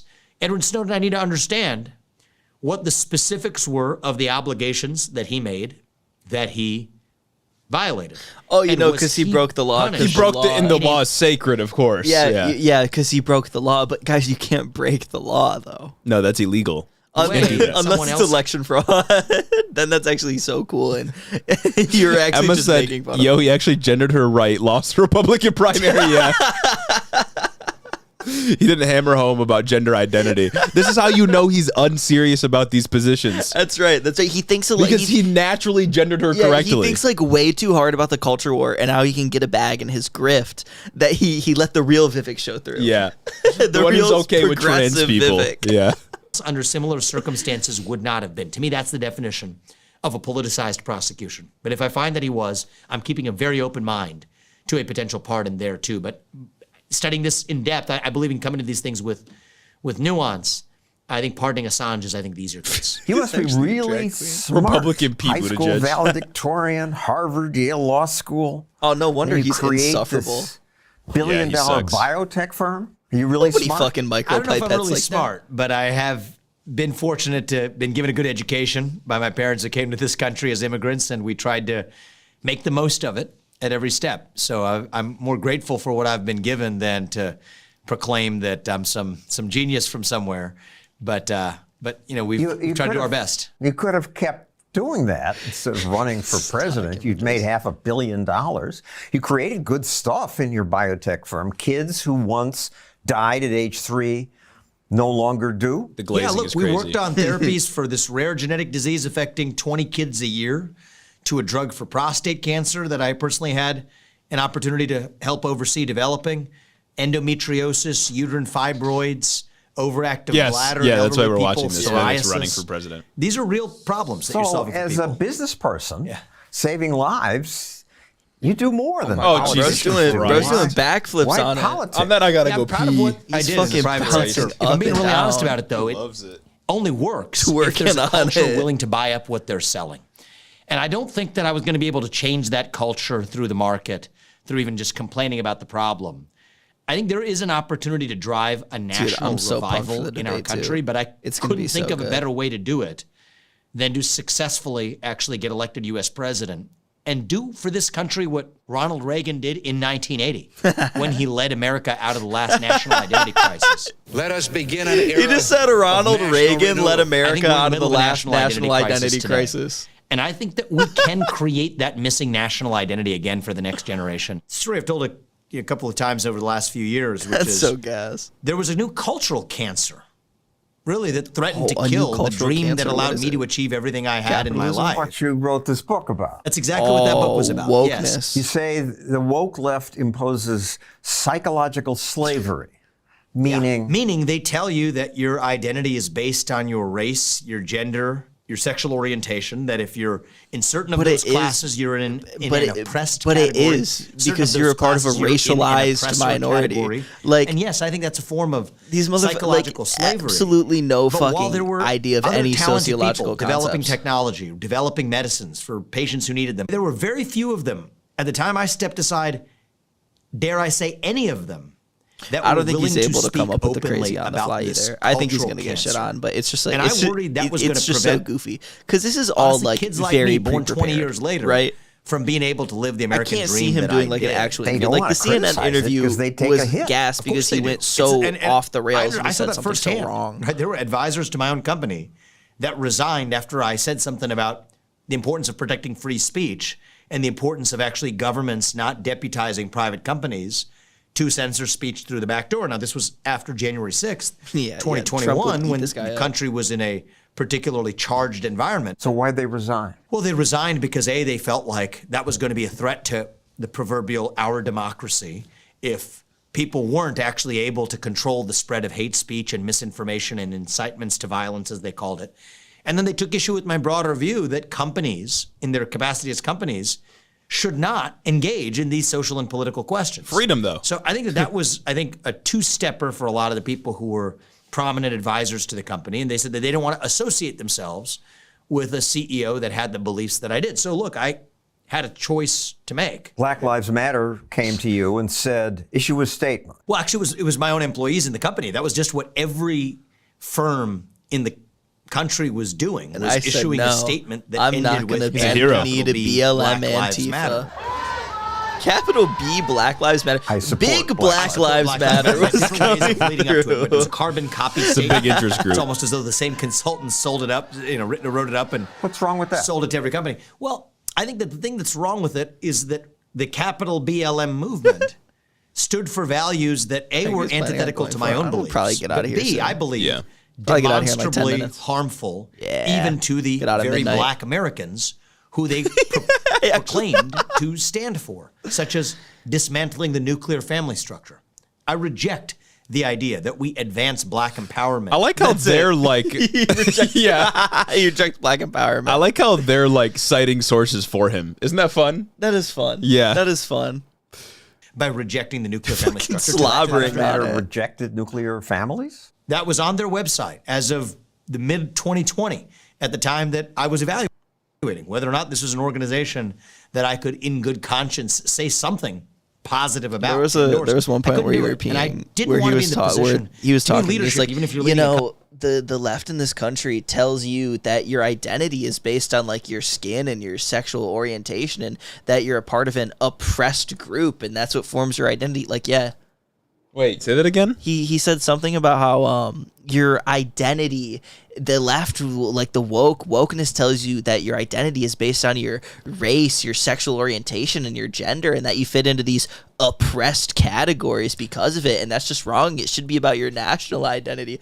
Like, yeah, dog, you're a racialized minority. Like that's what happens when you're racialized. Yeah, you're kind put of into these forced to boxes. take on that identity. Your identity Well, is something that's socially constructed anyway. And why is he saying that your national identity should supersede other components of your identity that are probably more prominent in your personal life? Like, you're probably exposed to racism more often than you're exposed to being hated or loved for being an American. You form an identity around your race and whatever other like group you belong to, because specifically here in America we have oppressed you explicitly because of those things. Like, if you're trans, it's pointed out that you're trans all the time, whether it's legislation that makes you fear for the status of your life or how you self-express yourself, or it's people in your interpersonal life making fun of you, being vicious, doing all those things like that. Yeah, that shapes your identity because it's in conflict. And it's why we have terms like trans community, LGBTQ community, black community, because you're forced to form these communities to protect yourself, right? Yeah. Like that's the whole idea. Is that they why- become integral parts of your identity because you have no choice, because you are discriminated based on those components of your identity. That's why we don't talk about the white community because again, whiteness is a purity test. And it's like that. That's why like. If you have brown skin, you're a racialized minority. Yeah. Because conservatives always love to talk about like, oh, the color of your skin shouldn't matter. It's like it does because we've made it matter. You made it matter. The color of your skin has nothing to do with you, with it. It's the way, it's the things that we have attributed culturally to the color of your skin that has caused these issues and racialized you and made it a part of your identity. Yeah. Also, I looked up the BLM thing he was talking about. Apparently, this is what Capital BLM said. They said, "quote We make our spaces family friendly and enable parents to fully participate with their children. We dismantle the patriarchal practice that requires mothers to work double shifts so that they can mother in private, even as they work in or even as they participate in public justice work." Yeah. So it's just the idea of dismantling the hierarchy, which is like obviously they're not trying to take your families away. Yeah. He clip jumped them, right? That's all it was. Means being honest with the people you lead. So the convenient thing to do would have been to say what literally every other CEO in corporate America was saying. I couldn't in good conscience do that. I tried other ways. I talked to our employees about how our mission is I tried really hard to say that black people are good, but guys, I just couldn't. I couldn't bring myself to say that black people are people. It's a big ask for him, at least. It was a lot. I'm trying really hard to be the CEO. Oh my goodness! And you want me to come out and support black people? Come on. Golly. It united us, whether we were black or white, whether we were Democrat or Republican. That was uniting us in common cause. I advised them to be safe. The company was based in New York City. There were indeed riots breaking out across the country in cities at that time. But said that, look, I care about you guys and I care about our mission. Let's be united in that. And that's something we can be proud of. I sent a full email to the company about it. The feedback I got is that missed the moment. Of course there it was did. A specific demand in America at that point in time for CEOs and other cultural leaders to stand in favor of very specifically Black Lives Matter. Cultural leader is crazy. That led to a controversy, and I would say a series of not only escalation in my experience as a CEO, but really self-reflection for me. That if after having lived the full arc of the American dream, if after having founded a multi-billion-dollar biotech company, is that not just like ladder kicking? Like he's saying he experienced the American dream because, you know, he had immigrant parents that brought him here, etc. Yeah. And then he's saying, oh, well, there's still existing problems based on race in this country. I'm not going to support y'all. Yeah. Y'all got it. Yeah. Like, come on now. No, because it's literally like if I said, well, I mean, shit. I mean, my Jedi survivor ran fine. Yeah. Fuck you. My Jedi survivor ran fine, so I don't really see why I need these patches. That I was leading as CEO, that I had built from scratch, that even if I wasn't free to speak my mind. Built from scratch. What hope was there for other Americans that had to, many of them, make a decision about whether they were going to even be able to put food on the dinner table if they lost their job for saying the wrong thing at work? And I just started to see it. To me, it felt... They couldn't say... No, Never, I'm not even going to... I was going to do something crazy, but I'll stop. It's late. Like there was this culture of fear, an epidemic, a pandemic in some ways. 4 hours, yeah. Fear that had spread across the country that prevented people from expressing themselves. I'm starting to understand how Hassan can do this all day. He finds one 50-minute video, then you pause and you go on the tangents. It's like, I fucking get it now. You know, if you know, you know, basically. The employees who, after the town hall where these issues were raised, privately emailed me to say that, hey, I actually agree with everything you're saying. I just don't... All right, I think this has got to the point where he's just rambling now. Not that he wasn't rambling before, of course. He was. So sick. Let me see if what I a can... dude, bro. He's definitely a sleeper hit of this election cycle. I do like that he's like involved. I think it's fun, right? Yeah. I think it's a good time, generally speaking. But I don't really know that he's going to go anywhere. In conclusion, all the Republicans are insane. I think we've learned that from this live stream, certainly. And before we go, just for the one time, because I love it so much. For the one time. My mommy or my wife, and we have my mommy or my wife, and we have my mommy. It's so good. It's so good. Shout out to all of you guys. Yeah, thanks for coming. For staying here, listening to us ramble on for like 5 hours. Yeah, no, we've been on here for 5 hours now. It's a lot of fun. I hope we can do more of these in the future. I would like to do more live streams for sure. Maybe we need to find a time to do these that is I don't know, workable for more people, since this is going pretty late, and I know people. I don't know how many people like a Friday night. I'm sure people like want to be out. Yeah. And doing other things. You know what I mean? But talking to you guys was great. I'm glad we got to talk to some patrons. Facts. We've wanted to do something like this for a while. And since we aren't big enough to do like fan meetups anywhere in the country, it is nice to be able to do it virtually. Hit on tour, basically. Yeah. You know what I'm saying? But no, this is a good time. We'll definitely do more of these throughout the summer now that we have some time. Yeah. It's a blast. More. Yeah. More. Thank you. Any final thoughts in the chat before we dip out? It was good to see everybody. It's good to talk. I know a lot of you have been around for a long time. Some of you are new. Welcome. Hope you stay around. Of course. Hope we don't push you guys away with our fantastic takes. Always correct. We're just right. Amazing to talk to you guys. Yeah. Oh my goodness. Amazing to talk to you. Thank you to the people that were brave enough, because it is I feel like it's kind of daunting to come on a stream and just like talk to someone as the person who's not the content creator. You know what I mean? Yeah, it really is. I feel like that's a big ask. I mean, we're not not streaming to tens of thousands of people like Hassan or other streamers are, but still, a big crowd. So it is wild. Appreciate everyone. 5 hours is crazy. Watch Demon Slayer if you haven't. For real. It's pretty sick. Report back. Talk to us about it. Yeah, report back. Next live, we'll talk about Demon Slayer. Yeah. Excellent. Have a good night, everybody. All right. We're going to end the stream here. Bye, everyone. Sleep tight. Gift and we'll go so far. Thank you.